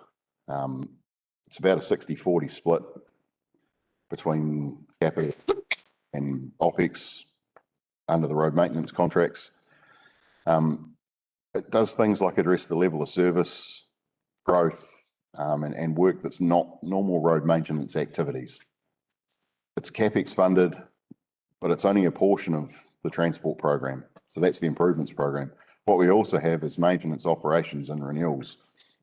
So this is genuine road maintenance work, and that can include things like rehabbing and resealing of roads, new culverts, renewal of culverts. And that's a mixture of OPEX and CapEx funding. So OPEX is your routine and your cyclic works, and your CapEx portion is your ordered works activities. And the ordered works makes up the other portion of council's transport capital program. What we've been doing though for probably the last 12 to 18 months is using our prior learnings where we developed things like the network operating framework for Mangawhai, the business case for the Mangawhai shared path, which secured that investment from Waka Kotahi and PGF. So yeah, we've been expanding on that into the rest of our district. And the reason we chose that approach was because that was actually seen as probably some of the best of the business case development that meets those central government funding requirements in the country. It meets Waka Kotahi's investment requirements, and hopefully it opens up the door for other funding sources in the future as well for us. We've been developing a program of work in the background. We've held workshops with key staff and within council. We've developed a framework that enables us to prioritise and understand the importance of the things that the community are telling us they want us to do as a council. And along that journey, we've sought feedback from staff, community, the executive team, and now here today to seek feedback from yourselves. We've completed the draft framework, which was shared, I take it as read, hopefully, and a bit of a line of sight for the investment direction. Where we ended up was quite weird because it meant we had to break the network or the district into 4 things, because we realised pretty early on in the piece that Dargaville is actually an urban centre. Even though it services our rural farming communities, it needs similar services Kaiwaka do. You'll see there on the map, we've set Dargaville out on its own, and then we've got West Coast and Central Ward in the business case, which is the green section, and then we've got 2 other wards, Kaiwaka Mangawhai is one, because they sort of are quite interrelated, and then through the middle of our district with Otamatea.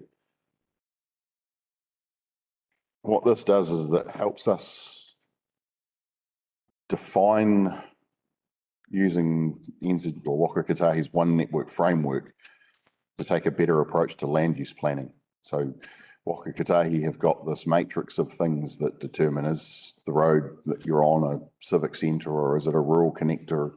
It's quite a complex framework, but to put our district into that space means that we can use their own frameworks to try and attract the funding assistance we need. So basically we get a really good split between rural and urban. Sorry, through the chair, it's 3 wards, not 4 wards, no? Sorry? Dargaville is not a ward anymore. No. So that's what I'm saying is normally we have 3, but if we treat Dargaville as a rural centre, then it gets nothing. So we're saying actually Dargaville needs to be pushed out on its own from when I'm looking at it from my business case perspective, because it needs to be addressed as an urban centre. It needs urbanisation. It needs people to be able to walk and cycle and transport. And The chair, I think we voted against being urban centre for Dargaville and Mangawhai. yeah, and that's what I'm saying is this is about how the One Network framework works in my world to enable us to attract the funding assistance. If we don't put Dargaville into that classification of having a civic centre, Main Street and all of these things, then it will just be addressed or just be seen by Waka Kotahi as another rural township, and it will get... You can have two set of rules for each, transportation and everything else. Yes. Housing. Yeah. So Andy uses a really good example with Dargaville being an urban centre and us talking about pushing forward with the civic centre, creating the civic centre or community hub that we were talking about earlier. That works really well for Andy to push for additional funding for increased width of footpath width and all that sort of stuff. So that's why we're going down that path for this particular piece. I think the other was a national policy statement on urban development. That was the question of whether that should apply or not to our district. We said no. Okay, Carol. So we've had a couple of workshops within our team that's been involved in developing this business case. That was KDC's community engagement team largely. They were out listening, as Ruby presented this morning, eyes and ears in the district, listening to our people and understanding what the people want. Some of the skilled staff within the NTA from like the traffic engineering teams and that. And then we came and presented where we'd gotten to with KDC's executive team. What we did was, within the workshops, was put up 3 big maps of the district on the wall, and our teams came in and they wrote down everything on those maps so that it could be incorporated into the work that we were doing. And that's what you'll see there. So a PBC, or a program business case, involves developing problem statements, benefits that would arise from addressing those problem statements, and ultimately investment objectives or investment outcomes. At this stage of the process was when we engaged with Arnhem, the GM for Infrastructure Services, and then KDC's executive team. And it was about the same time frame that the council set a new vision for Kaipara. So we had to go back to the drawing board slightly and go and try and incorporate that vision into the investment objectives. So we reworked investment objective 1.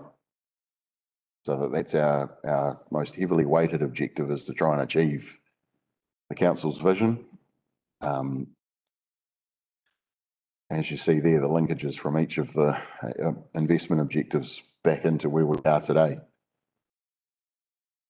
So we've set the framework up to help try and create an LTP that will put some real outcomes and measures on ourselves against working towards council's vision.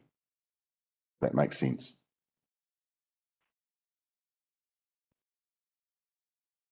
The line of sight of the future improvements from all of the inputs we had basically looked like this. We were going to get, for the 4 areas of Kaipara, some resilience work, some transport choices, some safety work, or a reasonably balanced approach across all of it.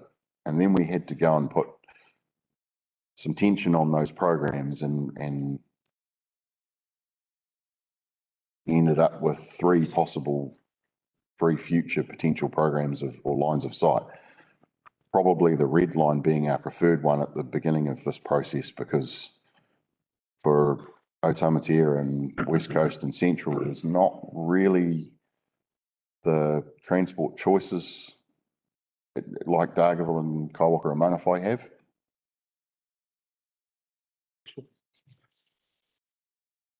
Just we'll just do a bit of a pause and take any questions and. I have one. You talk about transport routes, you talk about routes, are you? Transport choices, you explain what transport. Oh, transport choices is things, the mode shift. So walking and cycling. Sorry. Mobility scooters, public transport. Trucks. Councillor Vincent? No, that's. Thank you, Mayor. I just have a suggestion as far as slide number 11 about mapping the investment objectives to Kaipara vision. Excuse me. I think there is also, in terms of investment objective 1, there is a link to vibrant communities as well. Like you've linked prosperous economy, affordable living and dependable roading, but also I think that objective will also answer or contribute to vibrant communities as well. If you should want to add another line, make that connection. Thanks, Councillor Vincent. Good point. After that got changed, that makes a lot of sense.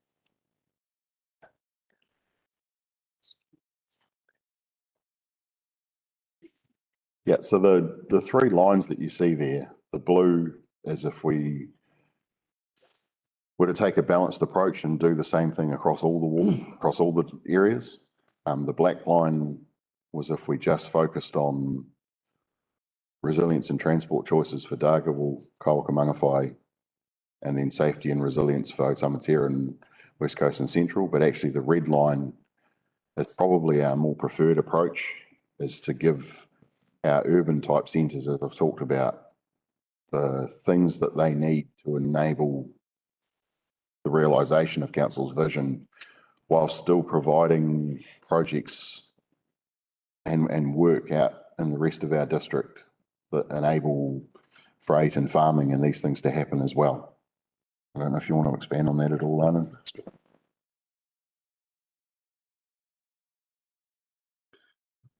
We developed some assessment criteria. So when we look at a specific project, we looked at how it aligned to the investment objectives, the impacts on Māori in our community, the achievability, affordability, opportunities and impacts, and the impacts on people's property as well for each. And so each project that we look at, which I hope you've seen the Excel sheet that had about 124 different things yet. So that they've all been scored. And that helps us prioritise, I guess, the timing or the importance of what are we delivering today versus what do we need to deliver tomorrow. And so you'll see in that the attachment that was with this presentation was some projects got a really good score, like we should be doing these now, and some projects got a not, I'd like to reword that because major or negative is probably not the greatest. Negative is not a good thing. But you know, the ones that got a red box on them means that yes, they're still important to us, but they can wait. They're not needed today to overcome some of the problems that we see out there on a daily basis. We tried to classify the work into activity types, so try and keep them in a common language and in a similar across, or have similarity across the different projects. So we have, you know, recreational trails, walking activities, which are your footpaths and shared pathways. We've included state highway intersection upgrades in that because we believe that our community tells us more about the state highway than we actually know about it. We've got local intersection upgrades, safety and urbanisation, which is what you're seeing with some of our stuff at the moment. Resilience, which is hugely important. Road upgrades, so areas where we've had growth, that our level of service is no longer suitable. And I included the wharves in there as well, because I think the wharves listening to our community, are a vital part of our transport system. You know, we've got some, but we don't have all of the wharves that we need. I thought I'd show you this slide today to try and explain how these activity types work and just to drill down into one activity. So movement of goods and services through Kaipara and getting it to market in Auckland efficiently is hugely important for the prosperity of our economy up here. And we've got lots of one-lane bridges. Now, some of those one-lane bridges, probably not an issue, but some of them are probably limiting the travel time reliability of our district. Size of the truck. Yep, the size of the trucks that can carry stuff. So some of our, I know 25 of our bridges are restricted to less than class 1 44 tonne, let alone being able to work on 50 max and HPM. So we've put in there four areas targeted to an assessment within the LTP period, but you'll see there it's scored yellow. So it does offer some benefit. It doesn't offer as much benefit as some of the other projects may do. So it sits slightly lower down in the, still important. Got a question. Councillor Erin Wilson. I don't, unless we got sent something else and I've missed it. I don't have the total score on my.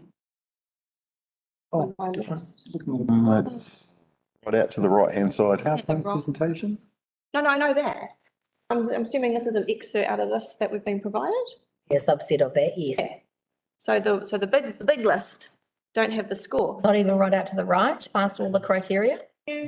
So I'm going to come back in December. Anyway, not entirely important, but just for this exercise, because I don't have that. Sorry. Explain why a 3 and a 1 equals -1.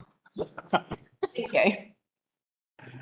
Yep, there is other criteria. If I just skip back a couple of slides. So they work on all of those criteria. There's all of, yeah. 3 and the 1 is. Try and fit it on the slide pack. We've just tried to show you how it fitted against the investment objectives in this particular. So the purpose of that other slide was just to bring together all the pieces that Andy's been talking about. So that the focus areas, the activity types, those sorts of things. Right. Just to show how that gets built up into the spreadsheet that you've all got. It's miles long out to the right because of all those criteria being included. But for the purposes of this, we just showed you it. As that explains everything. Let's go.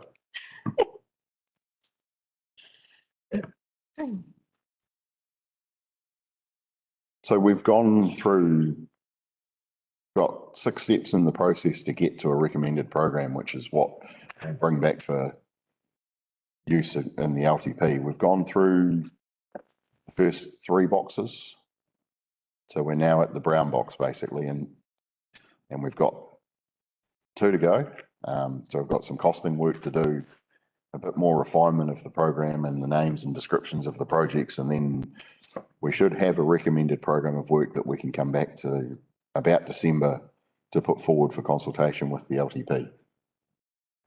So the main thing of today is being at this brown box here before we go and finish and develop the overall investment program, is to ask you all what we've missed.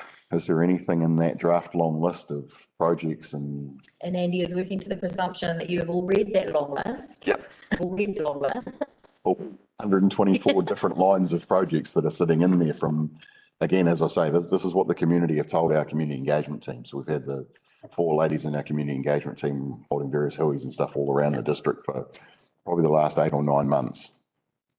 If that hasn't happened and you want time to consider it and come back to us, that's okay. We will take your feedback, I guess, in time. Sarah Wilson. Thank you. Sarah Wilson. I'm not going to provide specific roads or anything like that. I'm not a roading engineer, but I guess if I could provide some direction in that I think for this, I can't speak for everyone around the table, some people have their own viewpoint, but I think the focus can please be on fixing an actual problem rather than patching systems. If we can somehow be able to make that the focus. So for example, if there's there was an email that came out lately where a road got inspected and 79 potholes got fixed, and then it got inspected again and 80 something potholes got fixed or something like that. Like it was extraordinary. And so what's causing, is there a cause to the potholes? Is there something creating what needs, if that. Lack of drainage or something. Yeah, like lack of drainage or block culverts and things like that. I think if the focus can be on fixing problems rather than. I'll talk to you about that next month. No, I know. That's not about the intention of today. Today is about what is the vision for Kaipara for new things. So sitting here today, Okay, sorry, my vision for new things? Yeah, I doubt there's any money for it. That's my vision for new things. I'd like to fix the problems we've got. Yep. About the maintenance operations next month, but for the purposes of today, it's about, and sitting here listening today to everyone talk. So if we use Alamar Crease as an example, where does the second boat ramp need to be? Do we need a second boat ramp? Do we need the extra connection through? It's about understanding those opportunities. Right. Yeah. I would like to see us get what we're doing now right. Yeah. Yeah.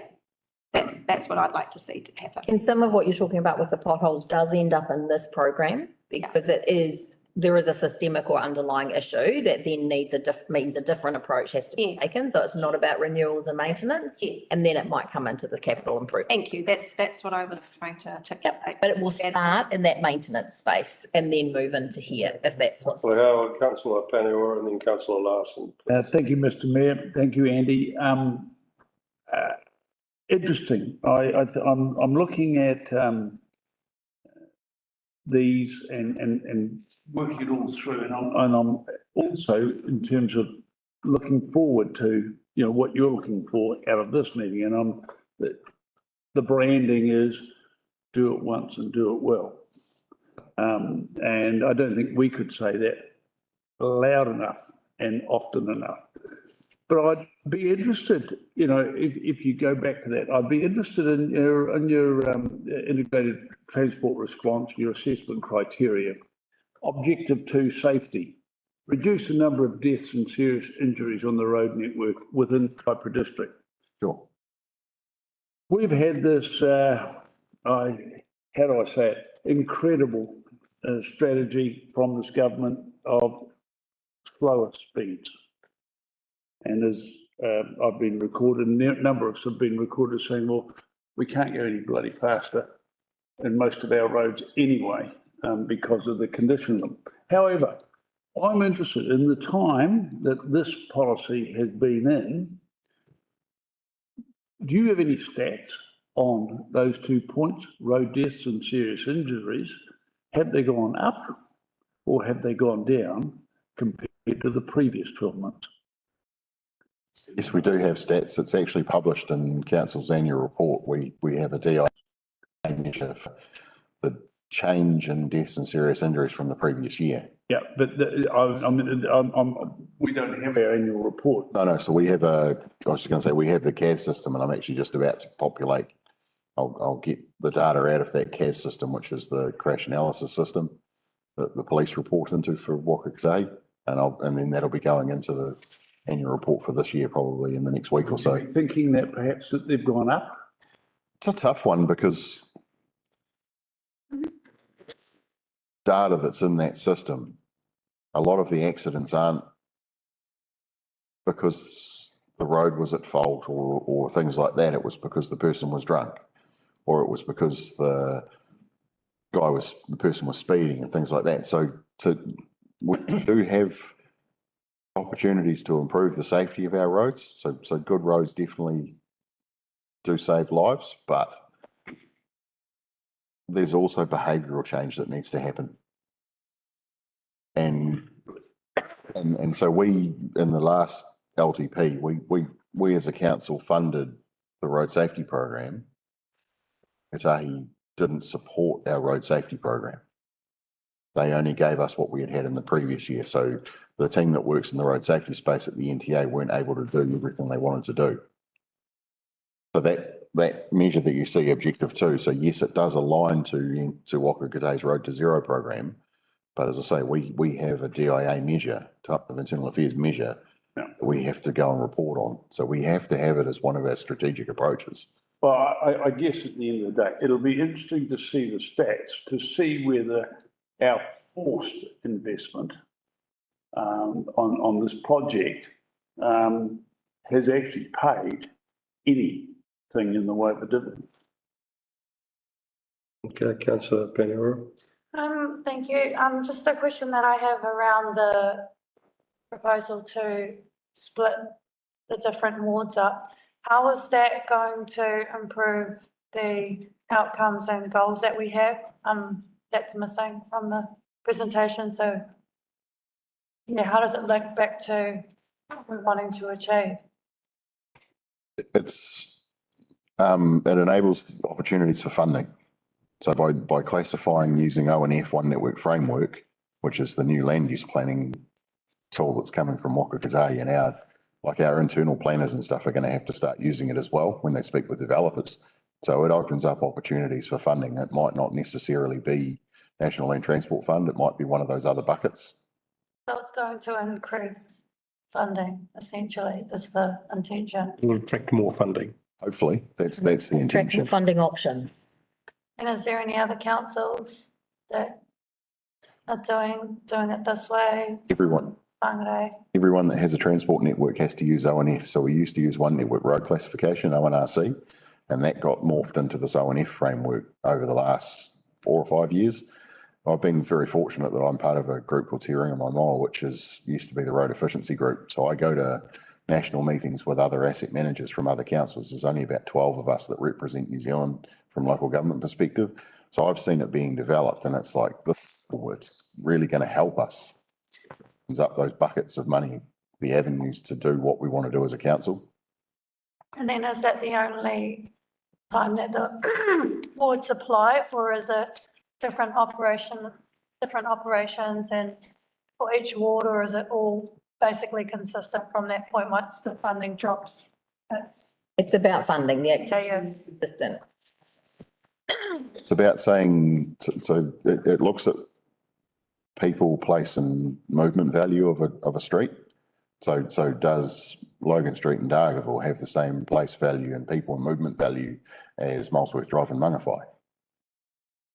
And yeah, because the West Coast Central ward is huge, so it has the potential to sort of be not missed, but it's such a great area to have to service that hopefully changing the wards in this way won't see, because when Dargaville was included in that greater ward, there wasn't. yeah, so I'm not changing the council's wards. Left to. Not changing the council's wards. I'm just classifying Dargaville in my framework as an urban, so we can ask for the right money for all the things that the community have been asking us for. Okay, so we've got Mr. Larson. I think we've got Mr. Vincent, is it next, and then Mr. Howard, and then Mr. Madison. What about me? Thank you. Oh, did I miss you out? Are you after Mr. Larson then? Okay, we'll fit you in. Two quick questions. The list of projects that you're referring to, in which document are they? Because I have infrastructure secretary Strawman draft. KDC. Like writing. Attachment D on in our. E, is it? Attachment D. I found it. I don't know why I couldn't find it. You found it for me. Well, my second question is, in our initial strategy session where we came up with our outcomes and identified projects, have they been incorporated into this sheet or are they somewhere else? That's all the transport related stuff. I understood from what was said earlier that this had come from early community outreach. Sorry, yes, I understand the question now. Yes, so the work that Ruby and her team had been presented today. Yes. They've been feeding back into this. Their work's in there.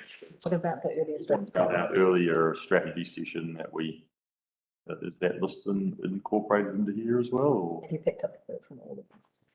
We should have, as far as I'm aware, we have. Okay. And so that's why I want feedback from the team here is you'll see there's a column in that spreadsheet that has got where the source information has come from. Oh, yes, yeah.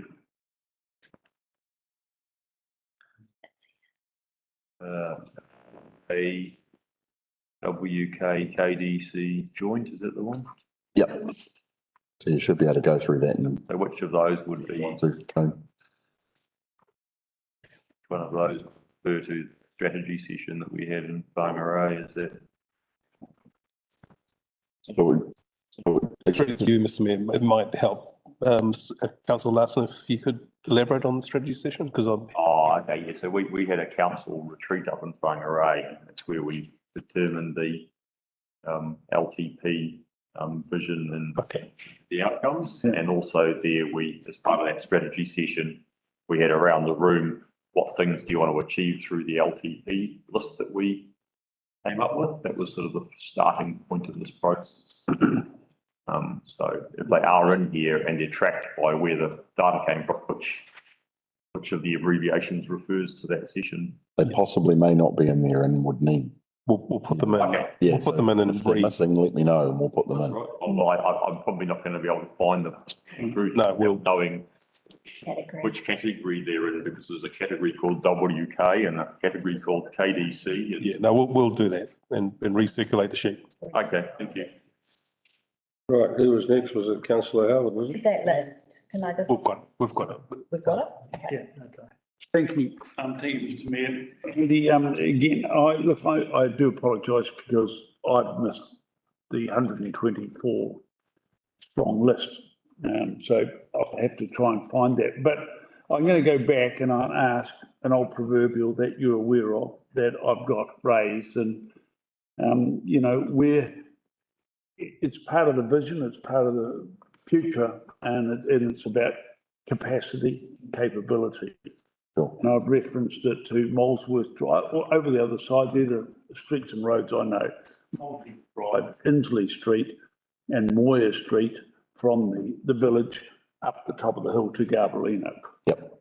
And it connects in also with what's already been announced in terms of NZTA roading infrastructure support for Cove Road, Tara, etc. So I am really keen. We're facing all this growth, and now in the last week, I've been told that there's no chance in Haleys of Molesworth Drive and these others ever being anything more than one lane each way, even when we've got twice the population and 1.5 times the population. As we know already, over summer, it's backlogged from the village to the heads, even despite the roadworks, right? So what I'm keen to understand and hopefully be able to refute is that I'm told in the last week that there is no way in Haleys that these roads are ever going to be any bigger, wider, more capable of traffic volumes than they are now. And we will manage that, we being in NZTA, we'll manage that by the slow speed strategy, which to me seems to be an absolute crock. So can you confirm, what is our vision on capability? And there may well be other roads over this side. What is our vision on future capability? Because, I mean, we don't have, I'm stating the obvious, we don't have anywhere obvious to go. Based on all the planning or all the work that's been done with the likes of Molesworth Drive. Yet, even if we do the Ring Road, Cove Road, etc., Garbellino, the basic, there is no public transport structure that we're tangibly looking at. So we're going to have gridlock if we don't have some vision on what can be done with the likes of that key arteria. So that's part one. And I think that, you know, I mean, we've got submissions about resource consents required for service stations and all sorts of things. As far as I'm concerned, nothing will happen until we understand what the future vision is, you know. So that's A. B is, it's great that we're getting this information through and affirmation that Cove Road, Tara, etc., is all Garbellino is going to be upgraded, you know, and the investment is there or coming. What we're keen to understand is that takes us, basically that takes us to just above the village. If that's going to be a ring road and a surrogate State Highway 1, we need to get traffic out of that area, continuing towards Auckland. So what then has happened? What is the vision on that? I mean, are we going to get money to upgrade the likes of Lawrence Road, Keynes Road? Or is that traffic going to exit on the Kaiwaka Mangawai Road and that be upgraded? So, you know, it's all part of the vision. It's all part of looking forward to what we need to do. But to me, there's a gridlock coming at a fast rate of knots in the urban area of Mangawhai if we do nothing with those key roads. How far am I allowed to expand? Okay. So through the mayor, so I identified this in 2018. So the network operating framework for Mangawhai already talks about all of these things. We know that the population growth from the plans far and exceeds anything we could have ever dreamed about for Mangawhai. What are we? 4,000 residents today, 8,000 residents at Christmas, 17,000 residents by 2043. My vision that I tried to impart at the last LTP was Kames, Lawrence, Devich, the southeastern accessible routes in and around the village, the bottom end of the village, because we have a problem with Inslee Street Bridge in about 15 years' time that bridge will be at the end of its remaining useful life and we need to do something about it, and there is no way to build another one next to it without creating a whole another big road there. If we close that bridge, which we saw the Christmas that we had to close it when it was distressed, that it's a 40-minute detour to get our kids to school. We've been dealing with the Brethren in Kaiwaka, so we're trying to talk to Waka Kotahi about an improved resilience and freight route across from State Highway 1, which means we get to improve honorary road access. We get to improve Kaiwaka Clothing's business capability. They get to grow, which means they can employ more people, which means more people can live in our district. We've been working with North Power about the additional line in from Mongatoroto because the power currently, when it is at capacity in Mangawhai, so that's about resilienceing that Kaiwaka Mangawhai road route at the same time, so making that a preferred heavy freight traffic route, giving us capacity with other services through there. But at the moment, to come that way, you have to drive through the village to get to Mangawhai Heads Road. And the network operating framework, we actually talk about turning off from that route and heading around back onto Cove Road, so you can access Mangawhai Heads from Cove Road rather than driving all the way up Molesworth Drive. There's also the connection down through from Cove Road into Mangawhai, so the freight vehicles and the heavy vehicles can get in and out of that development without Old Waipu Road. Don't know where it needs to be, just somewhere up that, you know, it needs to come across that land from somewhere up there. Also got west of Cove Road, we've got all of that development up on top of King Road and stuff, rural lifestyle living. But they have no walking and cycling connections to go to the shops. What if they want to ride their bike? So, bringing connections across from there as well.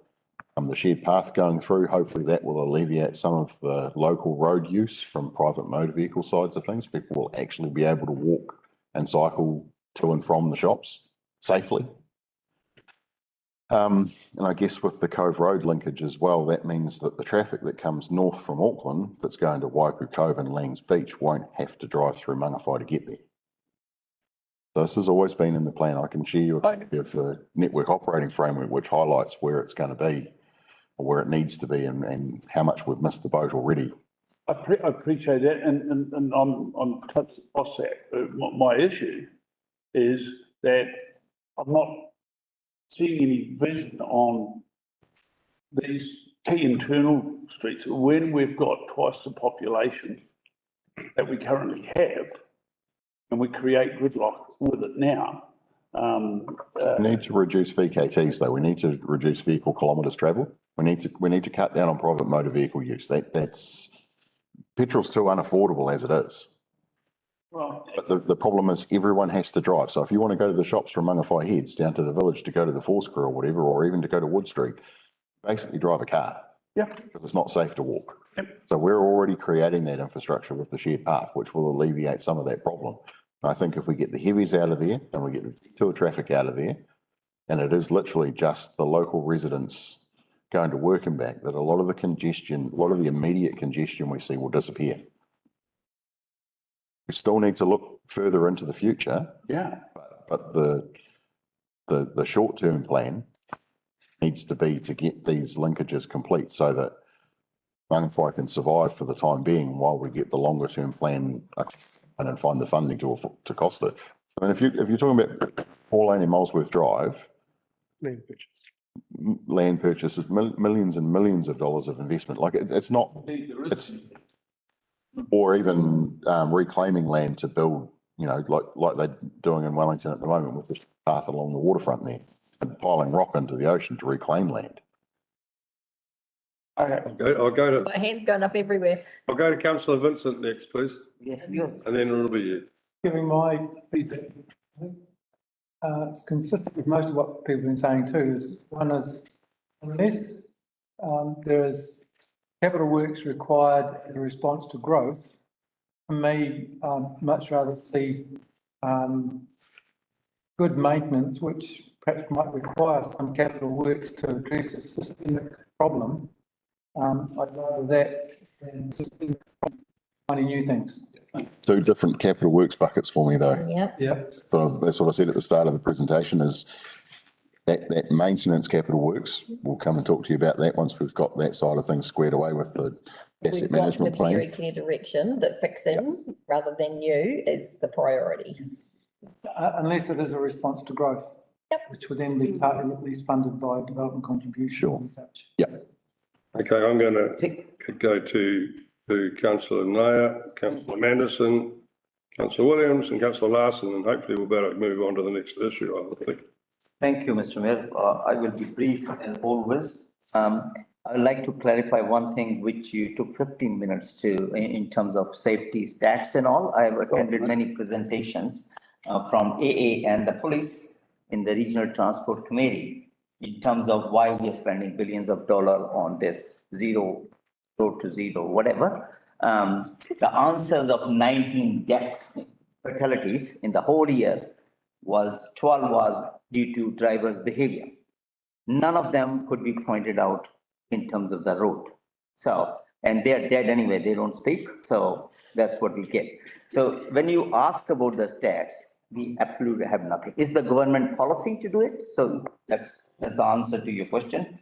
So don't waste time on trying to get stats on that. And now my question is, you are presenting a vision, which is very nice. Thank you for that. Very acceptable. But at some point in the next briefing, you'll be coming with the projects. And being in RTC, I have a very clear thinking of the silo mentality. In NGA, in Whakaputahi, you can do it only for cycleways, 8 million. You can't do any maintenance out of it. and emergency works is just a windfall because the Prime Minister came and he opened his heart and do whatever you like. So we are struggling with the system. And Mangafai, just my parting shot on that is that you have a vision to grow, which all good to you, and you create your own hell, good to you. And there's going to be another Auckland's coincidence.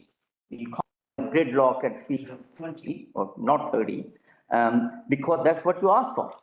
Because when you have a vision of growth, you have to look at the infrastructure first, not afterwards. And that's what's happening here too. Let us fix things now and we think about later. You'll be too late for it. So that is a major problem we are facing. So we are looking at not beyond our nose, 3-year term, this we can do, get out with this, and nothing happens. Thank you. That was very brief. Thank you, Ash. Yeah. Like to respond to 2.5 minutes, sir. that? Would you like to respond to that? No. Kept in the notes. Point made though. Yep. Okay, thank you. Councillor Manderson. Thank you. Can I ask, are you aware and able to influence the responsibility we have to ratepayers that we are facing a recession? And therefore, most of the estimates that you have been reporting on for the costs of most future things will disappear out the window. So can I ask, are you positioned that we can go to tender on most of the costs to ratepayers? Because if history is to repeat itself, most of those costs will come in about 20% or more under your projections. Thank you.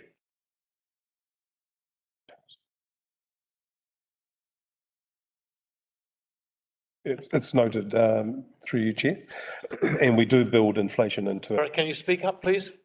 Thank you for your question, Councillor. Your concerns are noted, and we do build in inflation adjustments into our program.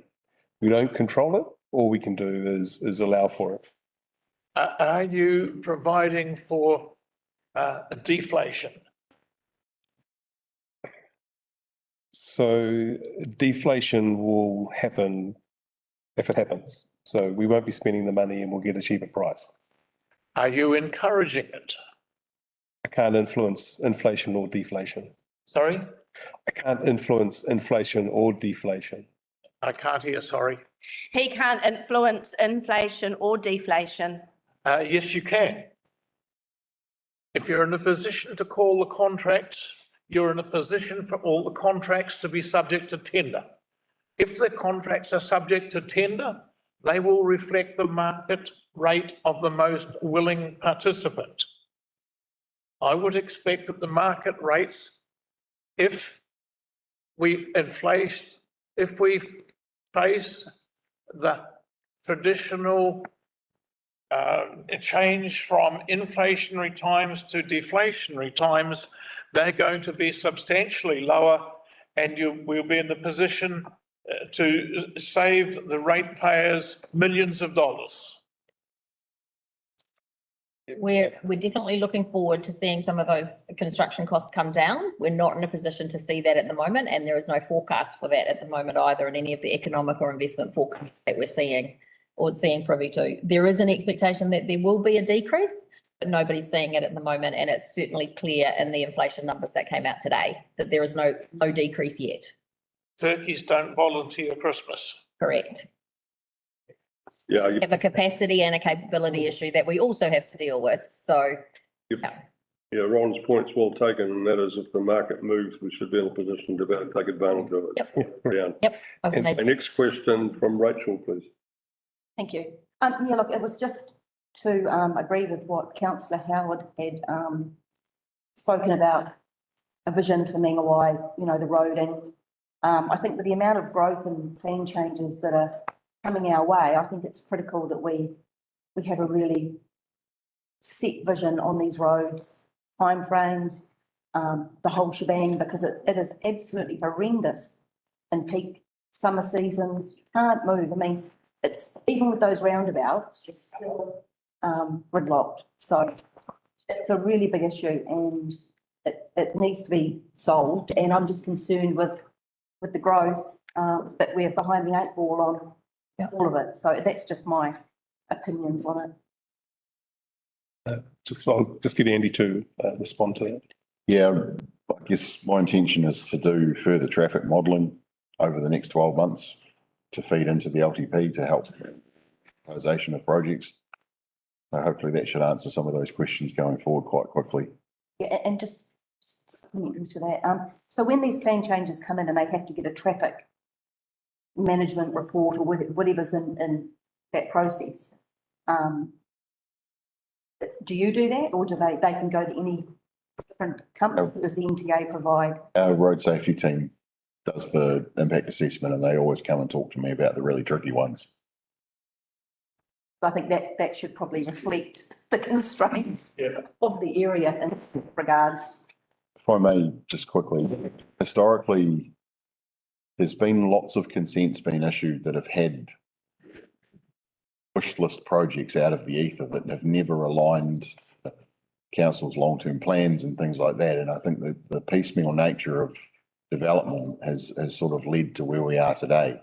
But looking to the future, this process for this work, plus the spatial plans that we've already got, the review of the district plan, I think that enables us to be better positioned going forward as a council to actually build what works for us rather than what developers think works for us.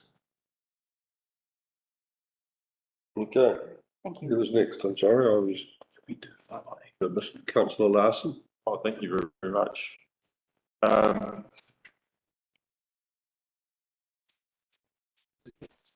Points. I've had a scan through that list and I don't believe that the stuff from the session in Whangarei is there. Just want to emphasise one of those things is that the uncompleted linkage at Kaiwaka between the two bridges is not a big job and it's not a very long length, but it would complete that whole network there. So I think it is on the list that we did at our strategy session, but can you see it on there? I couldn't. Pretty sure it is. Yeah, I think it has been included, so but I've made a note to check that because Definitely in the maps that we, it came from the community sessions. Yeah. They wanted it, so it did come from a community session, so I've just made a note to check that. I guess for your benefit, Kaiwaka walking and cycling. Kaiwaka walking and cycling connections, Gibbons Road to Settlement Road. Whangarei shared path.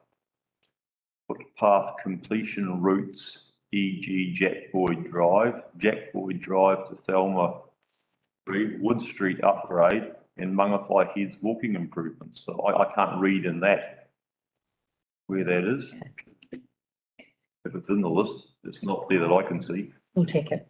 And the other thing that I probably have raised for 15 years, and I suspect that Councillor Vincent definitely knows about it.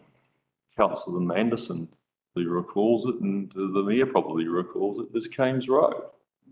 Have we got a program of work to fix that linking section in there? Is that happening this year, or it's just I can't see that in there either?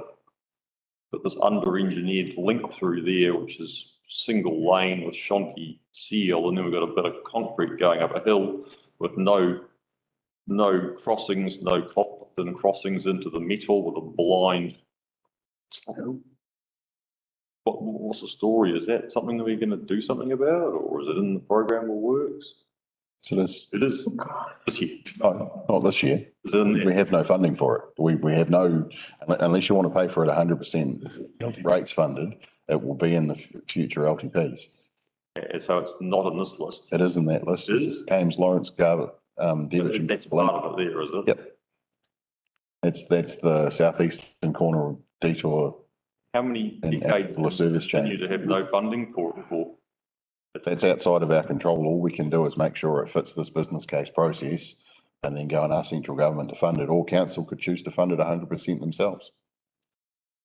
But it's expensive. It's not going to be cheap because it was a development that occurred that lots of history behind it. You and I have spoken about it previously, and should never have been developed the way it was. Just in the conversation of us using those roads as link roads and putting a whole lot more traffic through here, maybe we need to look at it as find some smarter way of funding some money, whether it's prioritisation of that as a diversion route or something, I don't know, but those people there have been putting up with that for so long. Yeah, but there's also the intricacy of that it's half Kuiper to half Auckland as well. So that section isn't, though, that's for Kuiper. Yeah, but if you fix that section and it's a link road, you still have to drive through less than 5 metre wide gravel road to get back to Mangawhai Road. Anyway. So I have been raising it. I'll move on. I guess for your assurance, I have been working with Auckland Transport and Auckland Council to try and do something about that. I just want to talk to the point that Councillor Linnea raised there, and I think he's quite right in saying that, you know, there's a issue that may be raised, and you're sort of saying it's already been caused in terms of this densification of Mangawhai. But I think that Councillor Howard is like he is raising the point that we need to deal with it because it's coming our way. It hasn't actually happened, but it's and you know, there's no way you're going to widen Molesworth Drive, and in actual fact, Molesworth Drive and Wintle Street, the cul-de-sac. It's not like putting 4 laning that's not going to fix anything. No. So it doesn't go anywhere. It goes to a dead end at the beach. Thank you. Yeah, we've got some critical issues, all right, with those roadings. Any further questions? Councillor Lambert. Yeah, 2 quick ones. Road sealing program. There's no figure there. I envisage that Darwin doesn't need any sealing because most of the roads are there, but the West Coast area needs a lot of sealing. Is that done? Shall I put it? Health issues brought in to that to escalate different areas of road along with the volume. Dust. It's a tough one because there is ways to seal the road. But there's a point in time where the road needs a sealed road level of service. Again, Kames Road is a classic example, same with Lawrence and Devich and Mangawhai. But then if we head this way, Judd Road and Mongaroto is one that probably needs to be sealed, but this all comes at a cost. And if we look at what the cost of sealing roads is in the region, Salto Road is probably the first and that KDC has done in a very, very long time. We got 10 kilometres done for $8.5 million. So it's $850,000 a kilometre 2 years ago. The marketplace has shifted since then. Probably reasonably expect it's $1 million a kilometre to seal roads. Very, very, very difficult to attract central government funding to that. Which is why KDC's policy at the moment is for ratepayer paid for seal extensions. And on that, some hold up to it more. The ones on sandstone are virtually compared to expansive clay. Yeah. Is there an initial cost of getting that in, and do you factor that into it because it's a cheaper seal or not? Or doesn't it become cheaper, just becomes cheaper to maintain? Yeah, I mean, you just have to do engineering diligence on it and understand the underlying strength and build a road that's the appropriate pavement construction to service that. On that sealing program, do you have a certain kilometre distance that you plan to seal each year, or is it just? I don't have a road sealing program because. Okay, that's fine. That's why it was blank. Yes. No, we don't. Well, the reason I don't is we don't have a policy that allows for it yet. Right. So this is a decision the council has to make. Are we going to go and seek out external funding wherever we can? And if we can, are we going to fund it unsubsidised? And if so, then are we going to go and change the road sealing policy to accommodate that? Okay. That's a decision for this room to make, not me. Excellent. I'll administer it, whatever decision you want me to do. Okay, and the next question is, road safety program. Now, are you mainly only concentrating on the physical aspects of things, or does your budget contribute sums to different agencies for road safety initiatives? Yes, it does. So we have two programs. So we have there's a tool, a matrix that's used to determine where our accident black spots are, basically, our bad areas. And our road safety team provides that information back with an intervention type and a project, obviously, for each one. On the back of that, also, the road safety team run a road safety education program, which is about teaching our people to be better drivers, more responsible drivers. As I said earlier, it's more than we had quite a considerable sum of money set aside because driver behaviour in Northland is atrocious, and that is actually the leading contributor to fatal and serious accidents in our networks. And Waka Kotahi didn't have enough money to go around, so they go through a moderation process every LTP period. They get a finite sum of money from the government, which they have to spread across all the councils, and so they moderate our planned program. And I think they cut us back by about 50% in the road safety education program, but they still managed to fund, I think they cut the Road to Zero projects, like physical projects program. Okay, and is that done through the Northern Road Safety Trust and the police and the like? I'm assuming that budget for maintenance and construction is way up there, and the safety program's about there somewhere, is it? 65 for the safety program. Yeah, really, thank you. We had asked for 430 per year back in the last LTP. Thanks, brilliant. Further question? No further questions? Is that the completion of your presentation? Thank you. Doesn't he talk about footpaths? Oh, yes, you did. There are footpaths in the list. Okay. Yeah. I haven't, somehow I've missed the list. So I'm going to recirculate it. Recirculate it. And if you do find things that you think are missed, then yeah, just back. There's no statement. Put that ahead of time now. Okay, so we have a 5-minute break and then we'll have the last item of the day, which is climate risk and resilience by Kathy Simon. Offer 3:30.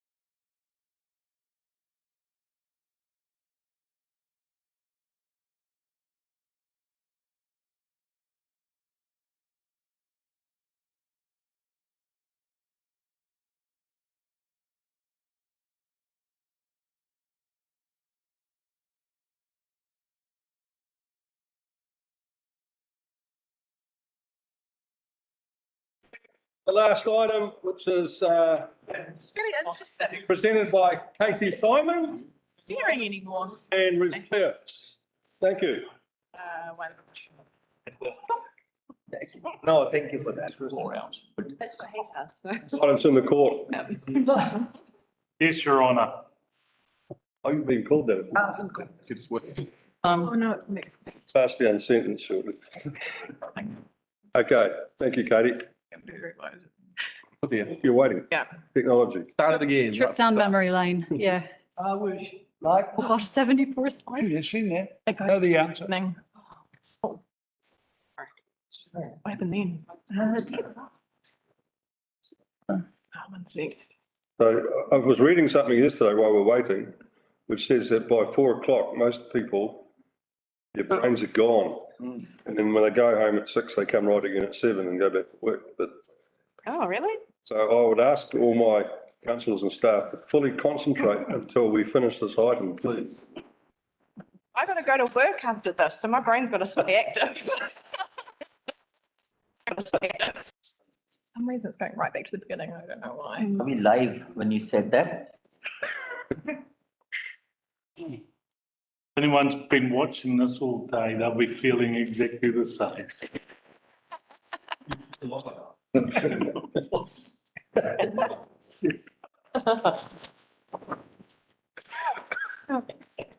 be able to get to sleep tonight because I slept all day. Mm-hmm. I was at work before. Yeah. No way to get better. Go to the gym and then watch the mindless TV. Oh, I can talk, but no, I've got to go back. great, it's fun without the PowerPoint. Technology. And then, true. All right, well, kia ora koutou, I'll just get cracking. And at some point we might have some stuff to look at behind me. Yep, good afternoon, good to see you all. Good afternoon, Mr. Mayor. So we're changing gears a little bit, moving from kind of the activity planning side of things, and we're shifting towards another kind of element of the long-term plan, which is significant forecasting assumptions, essentially our baseline kind of key assumptions that get woven into our strategic documents, infrastructure strategy, finance strategy, and then the activity plans, and also get brought into consultation with our Kaipara communities while Alana goes through 70 slides or so. This is going to be difficult without the PowerPoint presentation because no, it's all good. I can talk a little bit about it and then we'll catch up. So just a quick intro, I guess, into significant forecasting assumptions. I will talk very slow. These are, as you all know, essentially the foundational assumptions that underpin the long-term planning. So the population and growth forecasting assumptions are an example of that. We have direction. Woo! Awesome. Thank you, Alana. There we go. Okay, perfect. So we have direction that we have to include natural hazards and climate risk assumptions and resilience assumptions per legislation and Auditor General requirements. So this briefing and this presentation is essentially the first step towards confirming those foundational assumptions, both on climate-related risks and resilience opportunities. We're going to start with just the very high-level kind of assumptions around the district for our Kaipara community, very high level. And the idea is that the direction given today that we're given at the activity, kind of initial activity planning on the initial infrastructure strategy, and then the direction given today during this presentation will work with the activity managers to kind of embed and get more specific significant forecasting assumptions. And then we'll come back to you maybe August, more likely September, see how things go with specific significant forecasting assumptions. So just being really clear, this is about significant assumptions throughout the long-term plan that we're weaving into the long-term plan. This is not an activity-based presentation.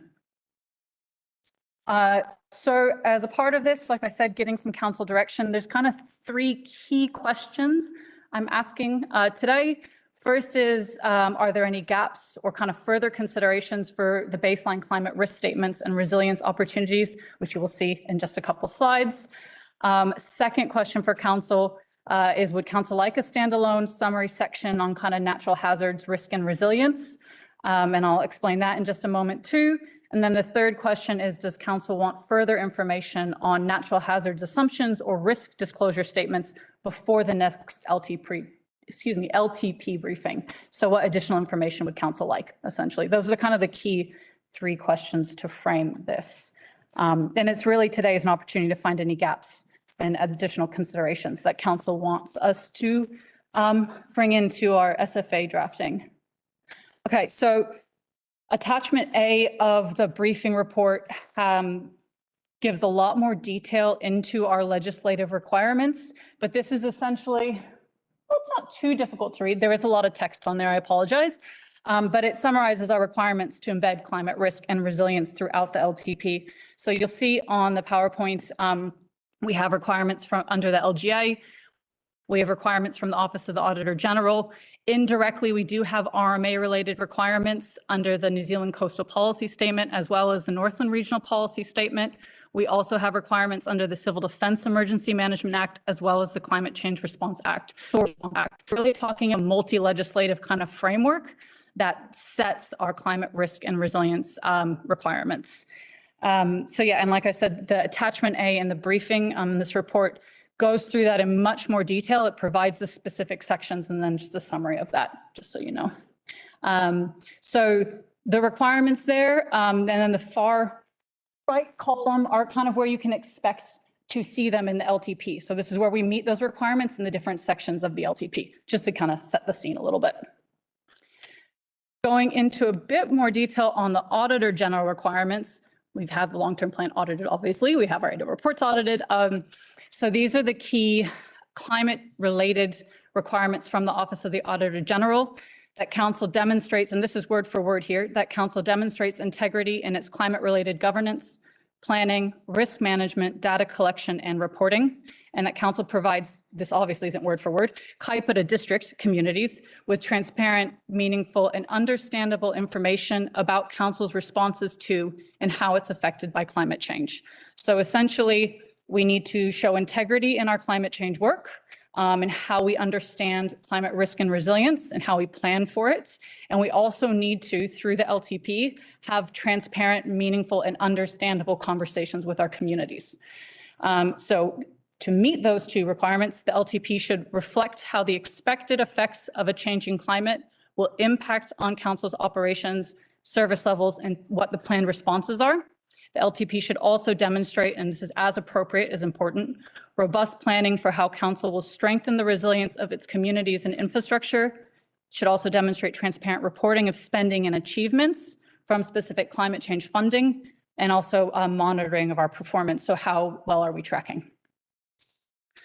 Okay, so like I said, high level, this is essentially where you can expect to see climate risk and resilience in the LTP, and you already saw it in the past activity presentations. There was climate resilience elements woven in there. It is good, so appropriate climate risks are considered high level at a strategy level, and then more detailed as you get into an activity level. So this just really breaks it down by the different sections of the long-term plan. And the idea really is overall embedding and weaving it in the right places and at the appropriate level of detail. And what staff are recommending for, again, to reach that transparency and kind of clarity requirement that the Auditor General expects to see is in that first section, section 1, kind of the introduction and summary of the key decisions coming in the long-term plan, that there is some kind of section that kind of brings together council's overall kind of foundational assumptions on climate resilience, on risk, on natural hazards. So that's, again, one of the areas of direction for council today. Do you want something like that? And that bullet points out just kind of the key things that could be discussed relating to climate risk and resilience. But like I said, it will also be woven all throughout the LTP where appropriate. It's just, do you want a standalone summary section in the front? So the next element, let me just make sure I've said everything I want to say. Yeah, so the next 3 slides here, we're really getting into the assumptions. So this is kind of our first step into these baseline assumptions that will then lead into more specific, significant forecasting assumptions within the activities.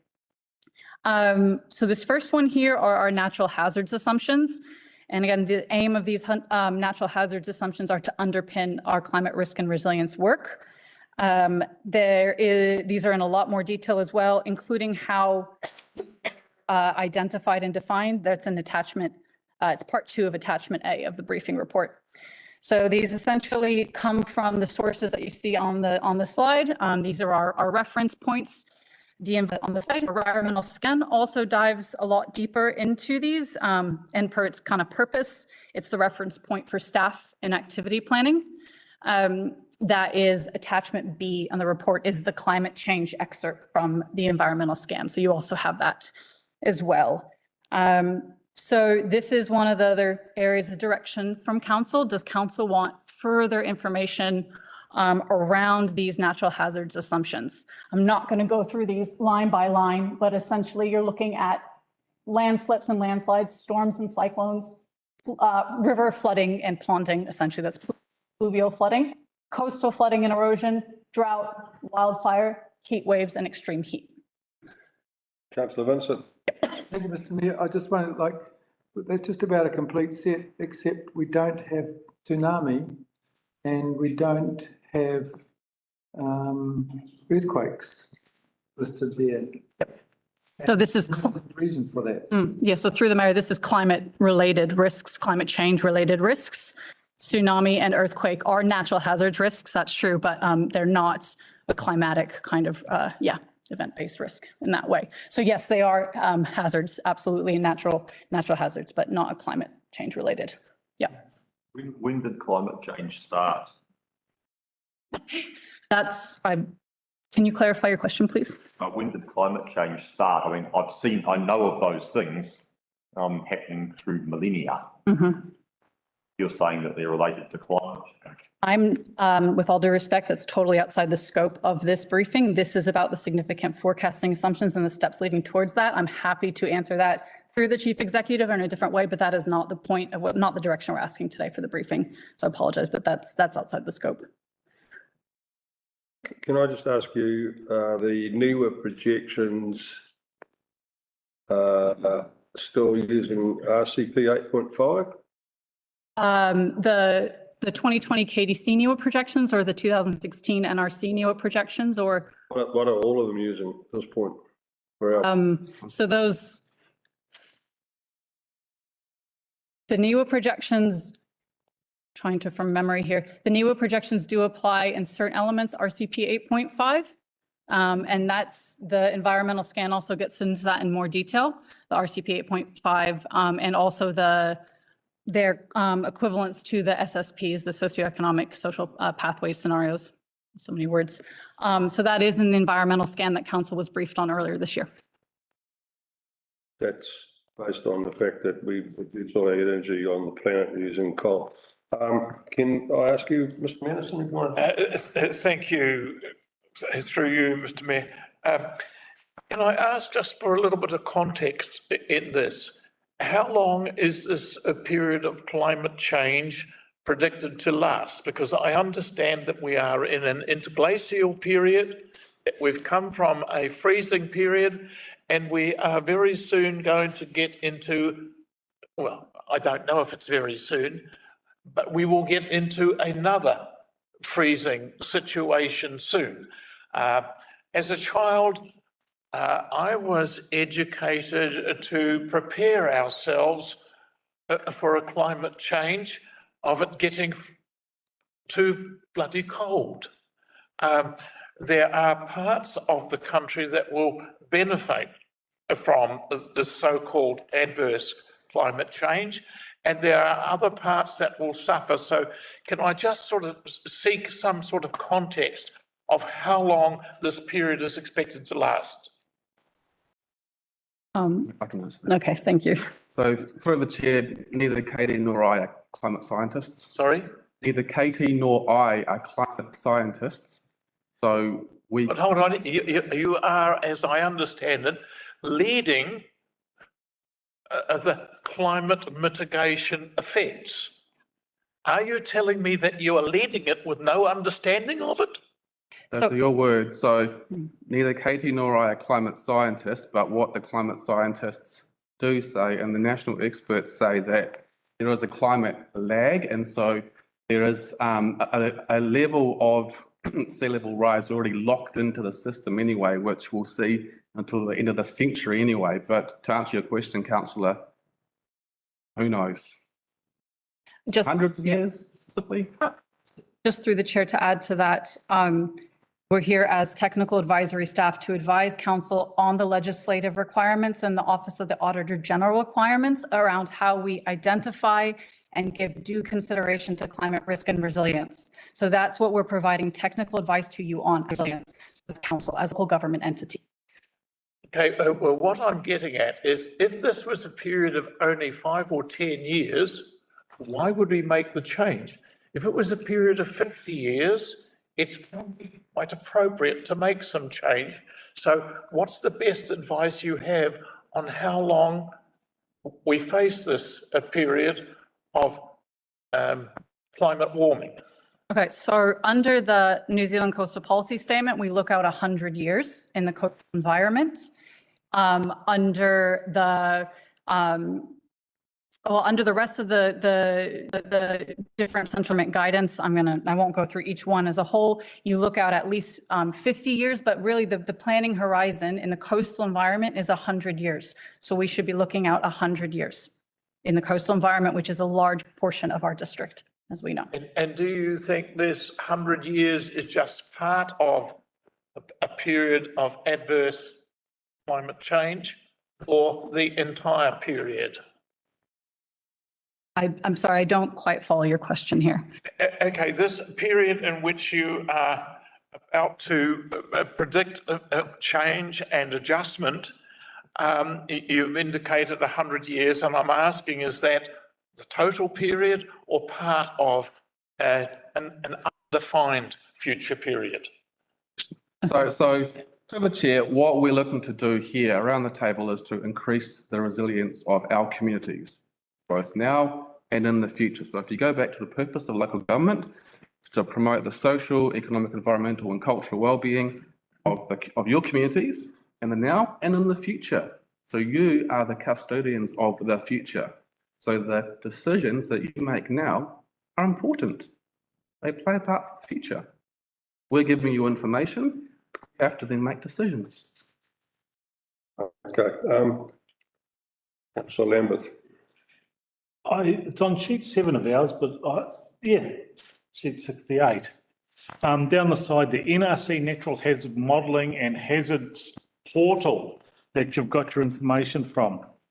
A recent check on that, I found that the NRC has mapped every man-made water storage facility on rural properties, i.e. dams or reservoirs made by the owners, whether they have a permit or not, as a flood hazard. So obviously they've plotted it in the summer when the dam is down to its lowest level, and plotted it in the winter when it meets its full capacity.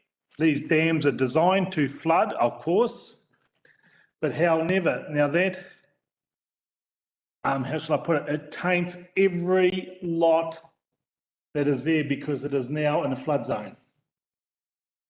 Were you aware of this sort of information that is being fed to you, that you're getting this from, i.e. the NRC Natural Hazard Modelling and Hazards Portal? You want to speak to the Army related under the RPS hazard modeling? I'm not aware of what he's talking about specifically.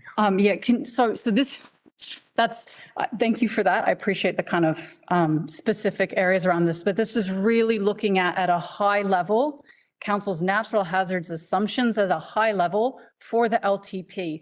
We have under the regional policy statement, under the RMA, we look to NRC's natural hazards modeling as a source, as one of many sources, but that really is in the RMA and consents and planning space. In the LTP, that's an indirect requirement. It kind of feeds in, and the attachment A of the briefing goes into that more and explains that.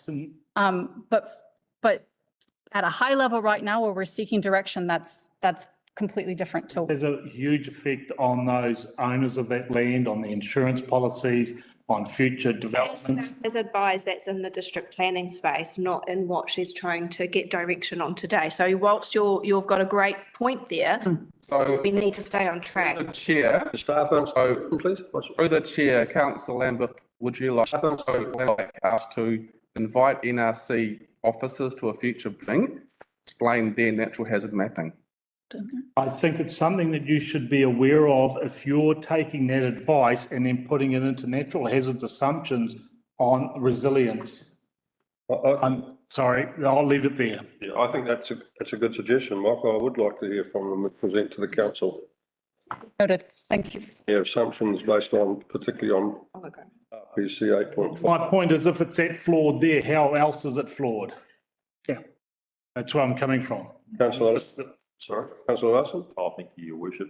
Yeah, just coming back to, I know it was sort of, I didn't quite catch where that got to be, but just in relation to the RCP 4.5, in relation to sea level rise, and I see you've got that on page something or other of that 178 of the PDF, and the modelling's showing at 2050 the 22 centimetre sea level rise. 2090 there's a 49 centimetre sea level rise. Just in the context of Ruawai, where I understand that the stop banks are being bolstered so that they're 4 metres, and given that we've just had sort of the greatest test known in our time, Cyclone Gabrielle and storm surges and all sorts of stuff there, and from my understanding, that land at Ruawai was actually all good.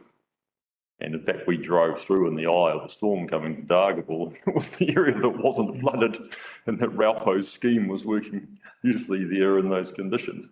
So I know you're talking about resilience here, and we do need to think about it, but how far do we take that? You know, do we actually let these people get on with their lives and use their land for the next 100 years in case they might have 50 centimetres of level rise by 2090, which would appear to be no problem with your existing stop banks anyway? I mean, how far do we take this? I know you want to look at this at a high level, but if we're going to make decisions about what's required in terms of rating and resilience and stuff, we need to understand the underlying science to it as well. And I'm just kind of questioning how big of a problem is it? So, the Chair, that's a good question. My response to that would be that LTPs actually outline activities and work programs that council actually undertake, you know, such as in the current LTP. Now, I didn't really want to jump into it, but in the current LTP, our climate change work program is for adaptive pathway work for Ruawai primarily. If we're wanting to actually look at influencing land use change and land use planning, that's a district plan. That's promulgating our new district plan, getting in new rules in there, actually doing it through land use planning. So that's the avenue, I'd say, for that.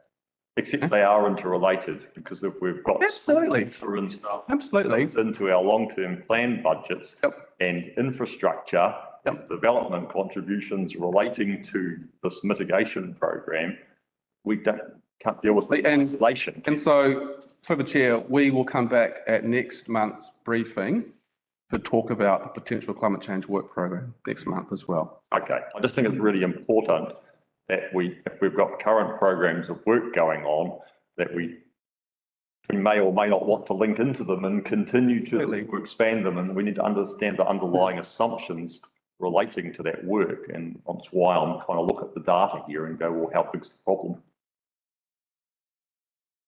Right, thank you. One more question? Thank you, Mr. Mayor. I'm just concerned to be rather negative at this stage, because we're being asked on behalf of the ratepayers to accept what you've accepted that somebody else has accepted. And we've just had an example with regards to sea level, an inundation of Ruawai land of having been led up the garden path.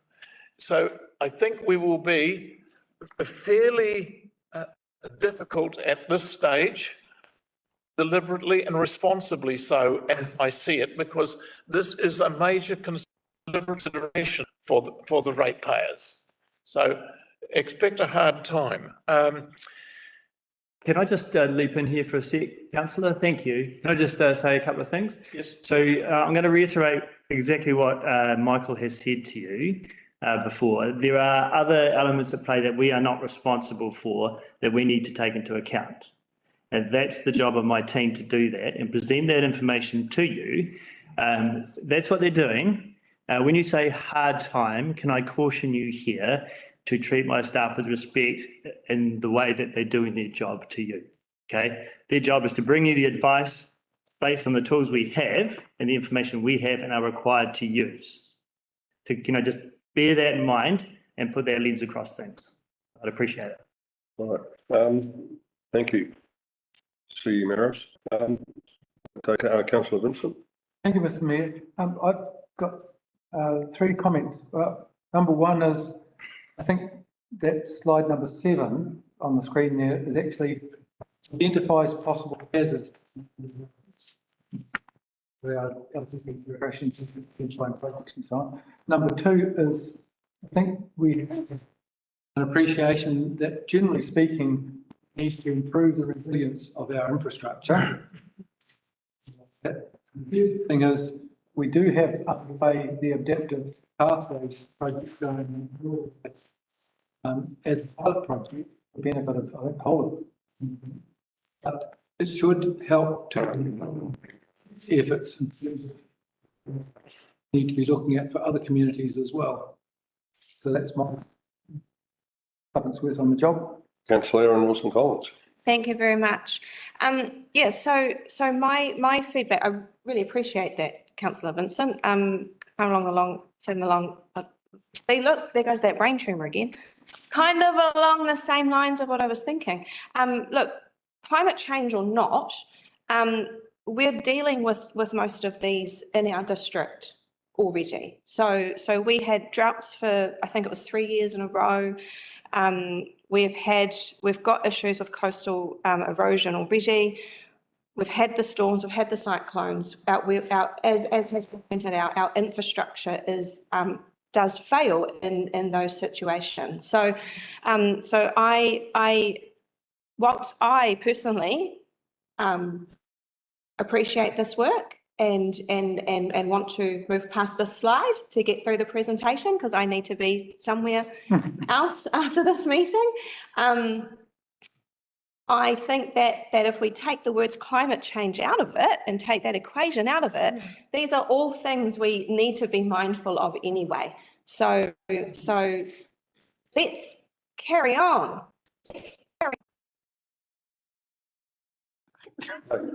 You got more to carry on with? So lots and lots. This slide here is an initial take on high-level risks district overall. And again, the sources for these are on the left here. And the attachment A to the briefing report goes into how these risks are identified.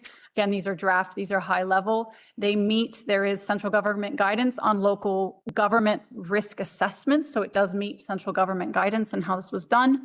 And it kind of just really quickly, you can see how the risks are defined and outlined in the process there.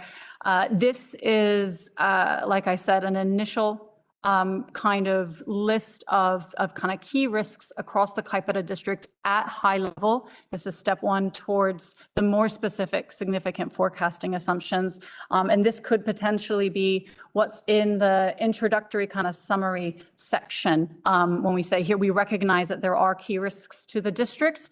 And you'll see in the next slide, there are resilience opportunities as well. So we've kind of worked to say, yep, we see there are key risks associated with these natural hazards assumptions that you just saw the last slide. And here are some resilience opportunities that meet the community outcomes. And I'll show that in just a minute. But again, so direction from council are further considerations to this gaps. This is a baseline initial kind of high level risk statement. And I'm happy to move on and show you the resilience outcomes as well, and then you can kind of see both sides. So the resilience outcomes, these are council set community outcomes that feed into this kind of idea of draft resilience opportunities. We've received a lot of feedback from community, from elected members, both past and present, that we want not to just paint a kind of bleak picture of the future. We want to see where there are opportunities for economic growth, sustainable economic growth, for vibrant communities, for good, solid, resilient infrastructure. So this pulls out kind of from a adaptation in particular perspective, resilience perspective, where council can actively participate in kind of making our services and functions resilient and being adaptable. So direction from council around gaps, further considerations regarding this, that's the other area. And this again could go in the first section in the summary. So people are really clear that there are risks and resilience opportunities. And then another element of our current Kaipara Q2, our current climate change work program, are these 4 climate change goals. So these essentially just set, they define kind of how we set as council, how we set our climate risk and resilience work out currently. There was a request from elected members to kind of give essentially a position statement, if you will, on our climate change work. So this is just showing you what our 4 climate change goals are currently. We work with our communities towards a resilient and adaptive future. We address the impacts and implications on council's resources, assets, and services of a changing climate, particularly those natural hazards changes. And that we identify, disclose, and reduce our greenhouse gas emissions in line with the national emissions reduction target, and that's set under the Climate Change Response Act. And that we support our communities and businesses to lower their emissions. Support being the key word. We're really taking a supportive stance. We're not requiring that in any way, shape, or form. It's more going to community and saying, how can we help you as community to opt in and lower your emissions? So I just want to be really clear on that, that is support. So those are our current existing climate change goals. So yep, just to recap, direction from today, bringing into working with the other staff, other activity managers to take those risks, those assumptions, refine them, make them more detailed, bring in we have risk disclosure statements kind of drafted. So we'll work to refine those, and that council will see a more refined set of significant forecasting assumptions once the financing process and kind of activity refining process has gone through. So that's just a recap. So what you can expect to see in the next steps. And here are the questions again on council direction. Thank you. Thank you, Mr. Mayor. Just one question. How about we take things as they are given to us? So I accept everything, even with a pinch of salt, the direction. And can you get some money on that basis for us?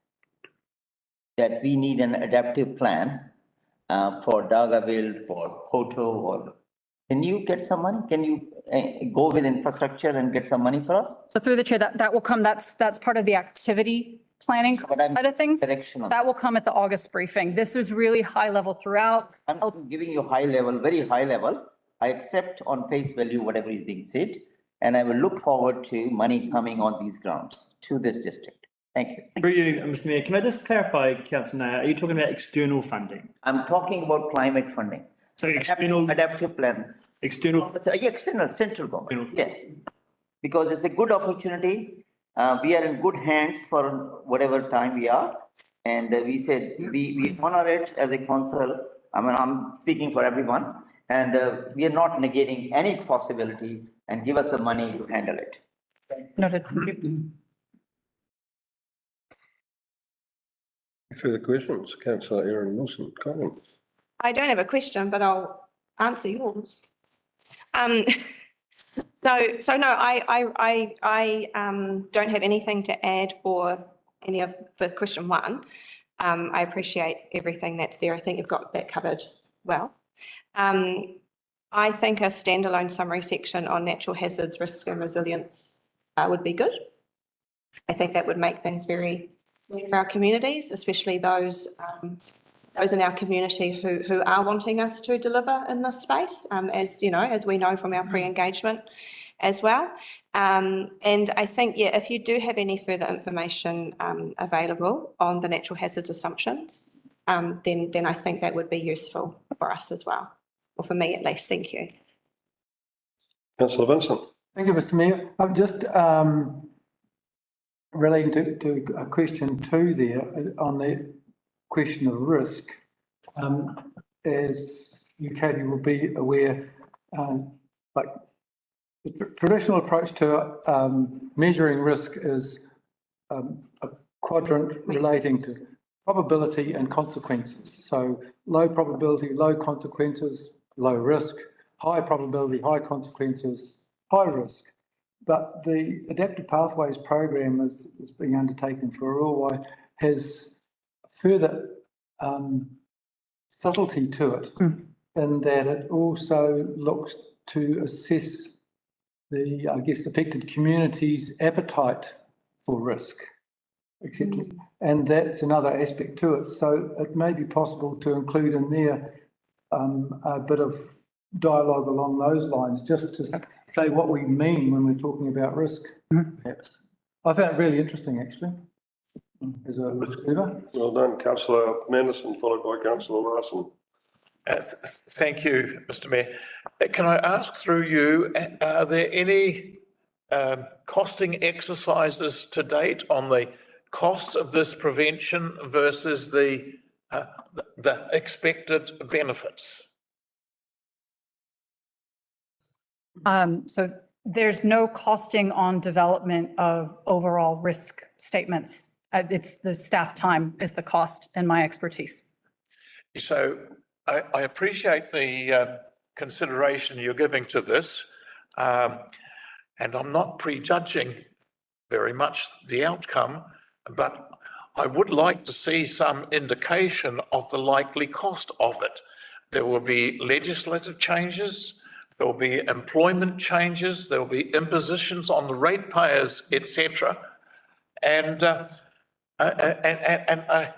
I hold all of that's being judged against a perceived benefit. Have we got a process to measure the changes and therefore to estimate or to evaluate the changes against the costs?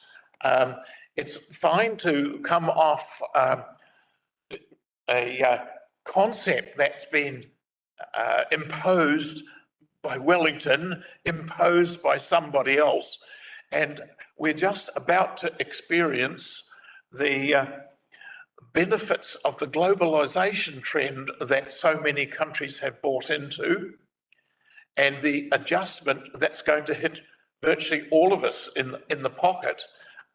So I would be hesitant to climb in behind with enthusiasm another cost imposition without having a comparable evaluation of the benefits. Thank you.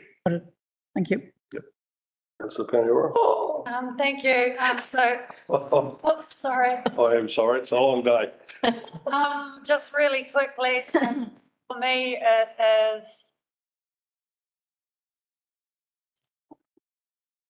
yes, no, yes, no.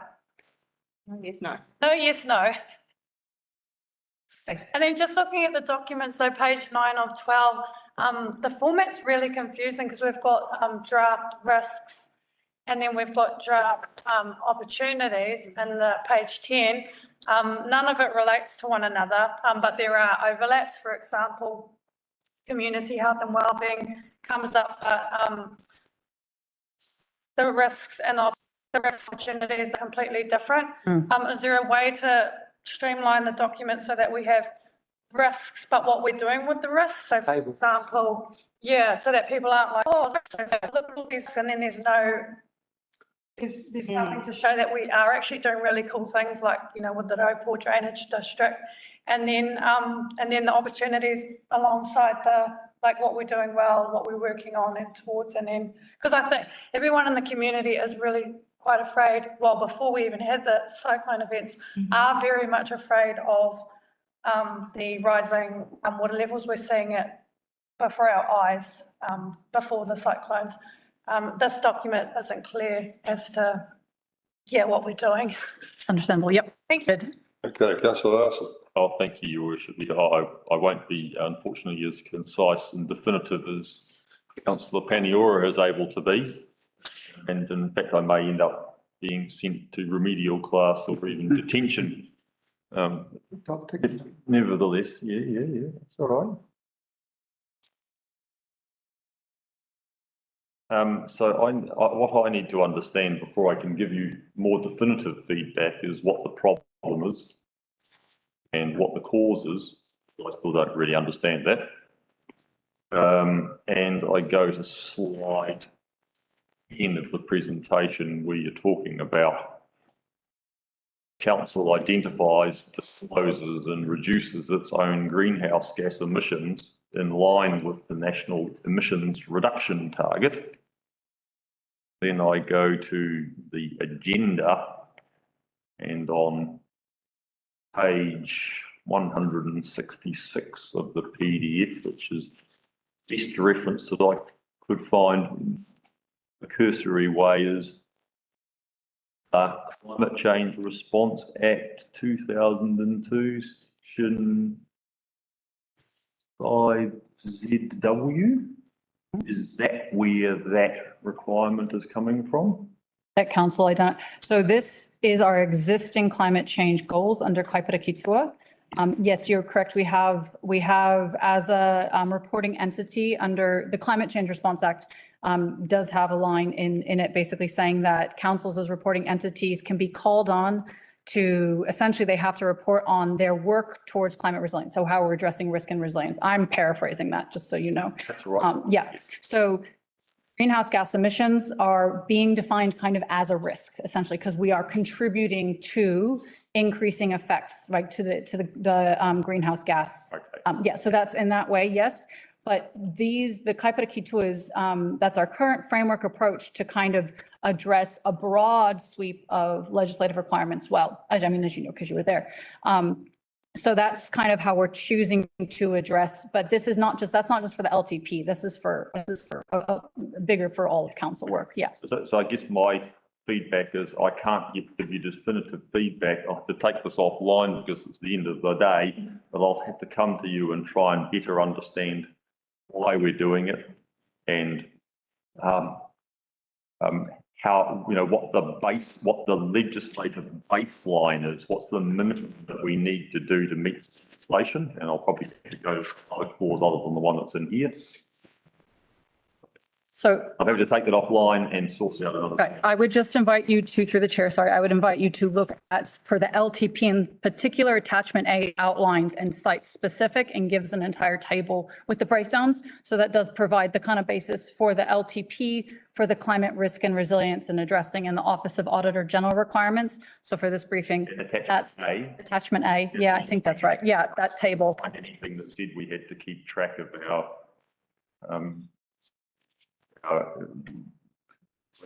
gases thing. What's the gases called? Emissions? Greenhouse gas emissions. Couldn't see that in that there that we needed to do that, but let's sort it out later. Thank you. Councillor Manderson. Thank you.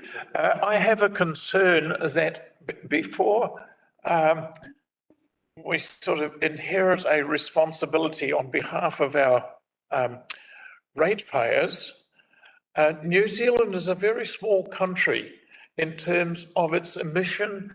Can I ask, what is the likely effect that New Zealand has on climate change versus other countries in the world? Are we paying an exorbitant price for a very minimal, almost non-important benefit in the world marketplace? Through the chair, you have been elected to represent your constituents, and so we are looking after Kaipara District constituents. You're making the assumption that you're looking after Kaipara District by accepting, without qualification, a direction from Wellington. Can I leap in here again, please, through you, Mr. Mayor? So I'm going to keep repeating myself here. It's very clear there are some that are supportive and some that are not supportive around the table, okay, of the climate change program. We get it. That is democracy in play, and that's fine. Our job here is to provide the information for you to give us direction, asking questions about the broader situation geographically. is probably not that helpful, councillor Manderson, because we all know the answer to that. The impact in New Zealand is tiny, all right? So can I just bring us back to the questions we need and obviously the direction that we need from you all to give us some way forward with the LTP. You're all saying don't look up? Councillor, no? Thank you, Mr. Mayor. Yeah, so I take on board actually this last word, and I'll just say, fellow councillor Ron Mendelson, this is not the place we should be voicing this concern, probably in the parliament. But in terms of direction, I would go for number 2, just a summary, standalone section on natural health. And it's short and sweet, because we are not too much worried about it, isn't it? Thank you. Is the mayor, I just want to try and wrap this up because I think it's going to go in circles a little bit. My concern is we do always talk about following the science, right? So I would like to get that further information regarding how we make our assumptions, what NRC are telling us versus what IPCC is telling us. Because as a council, I think we do represent our ratepayers first and foremost. So we want to make good decisions based on good science. And personally, I am really worried about the people of Ruawai. And I think we need to be following accurate information. And I think we all owe that to those people. Thank you. So with that, I think I'll close the meeting. Thank you. Done.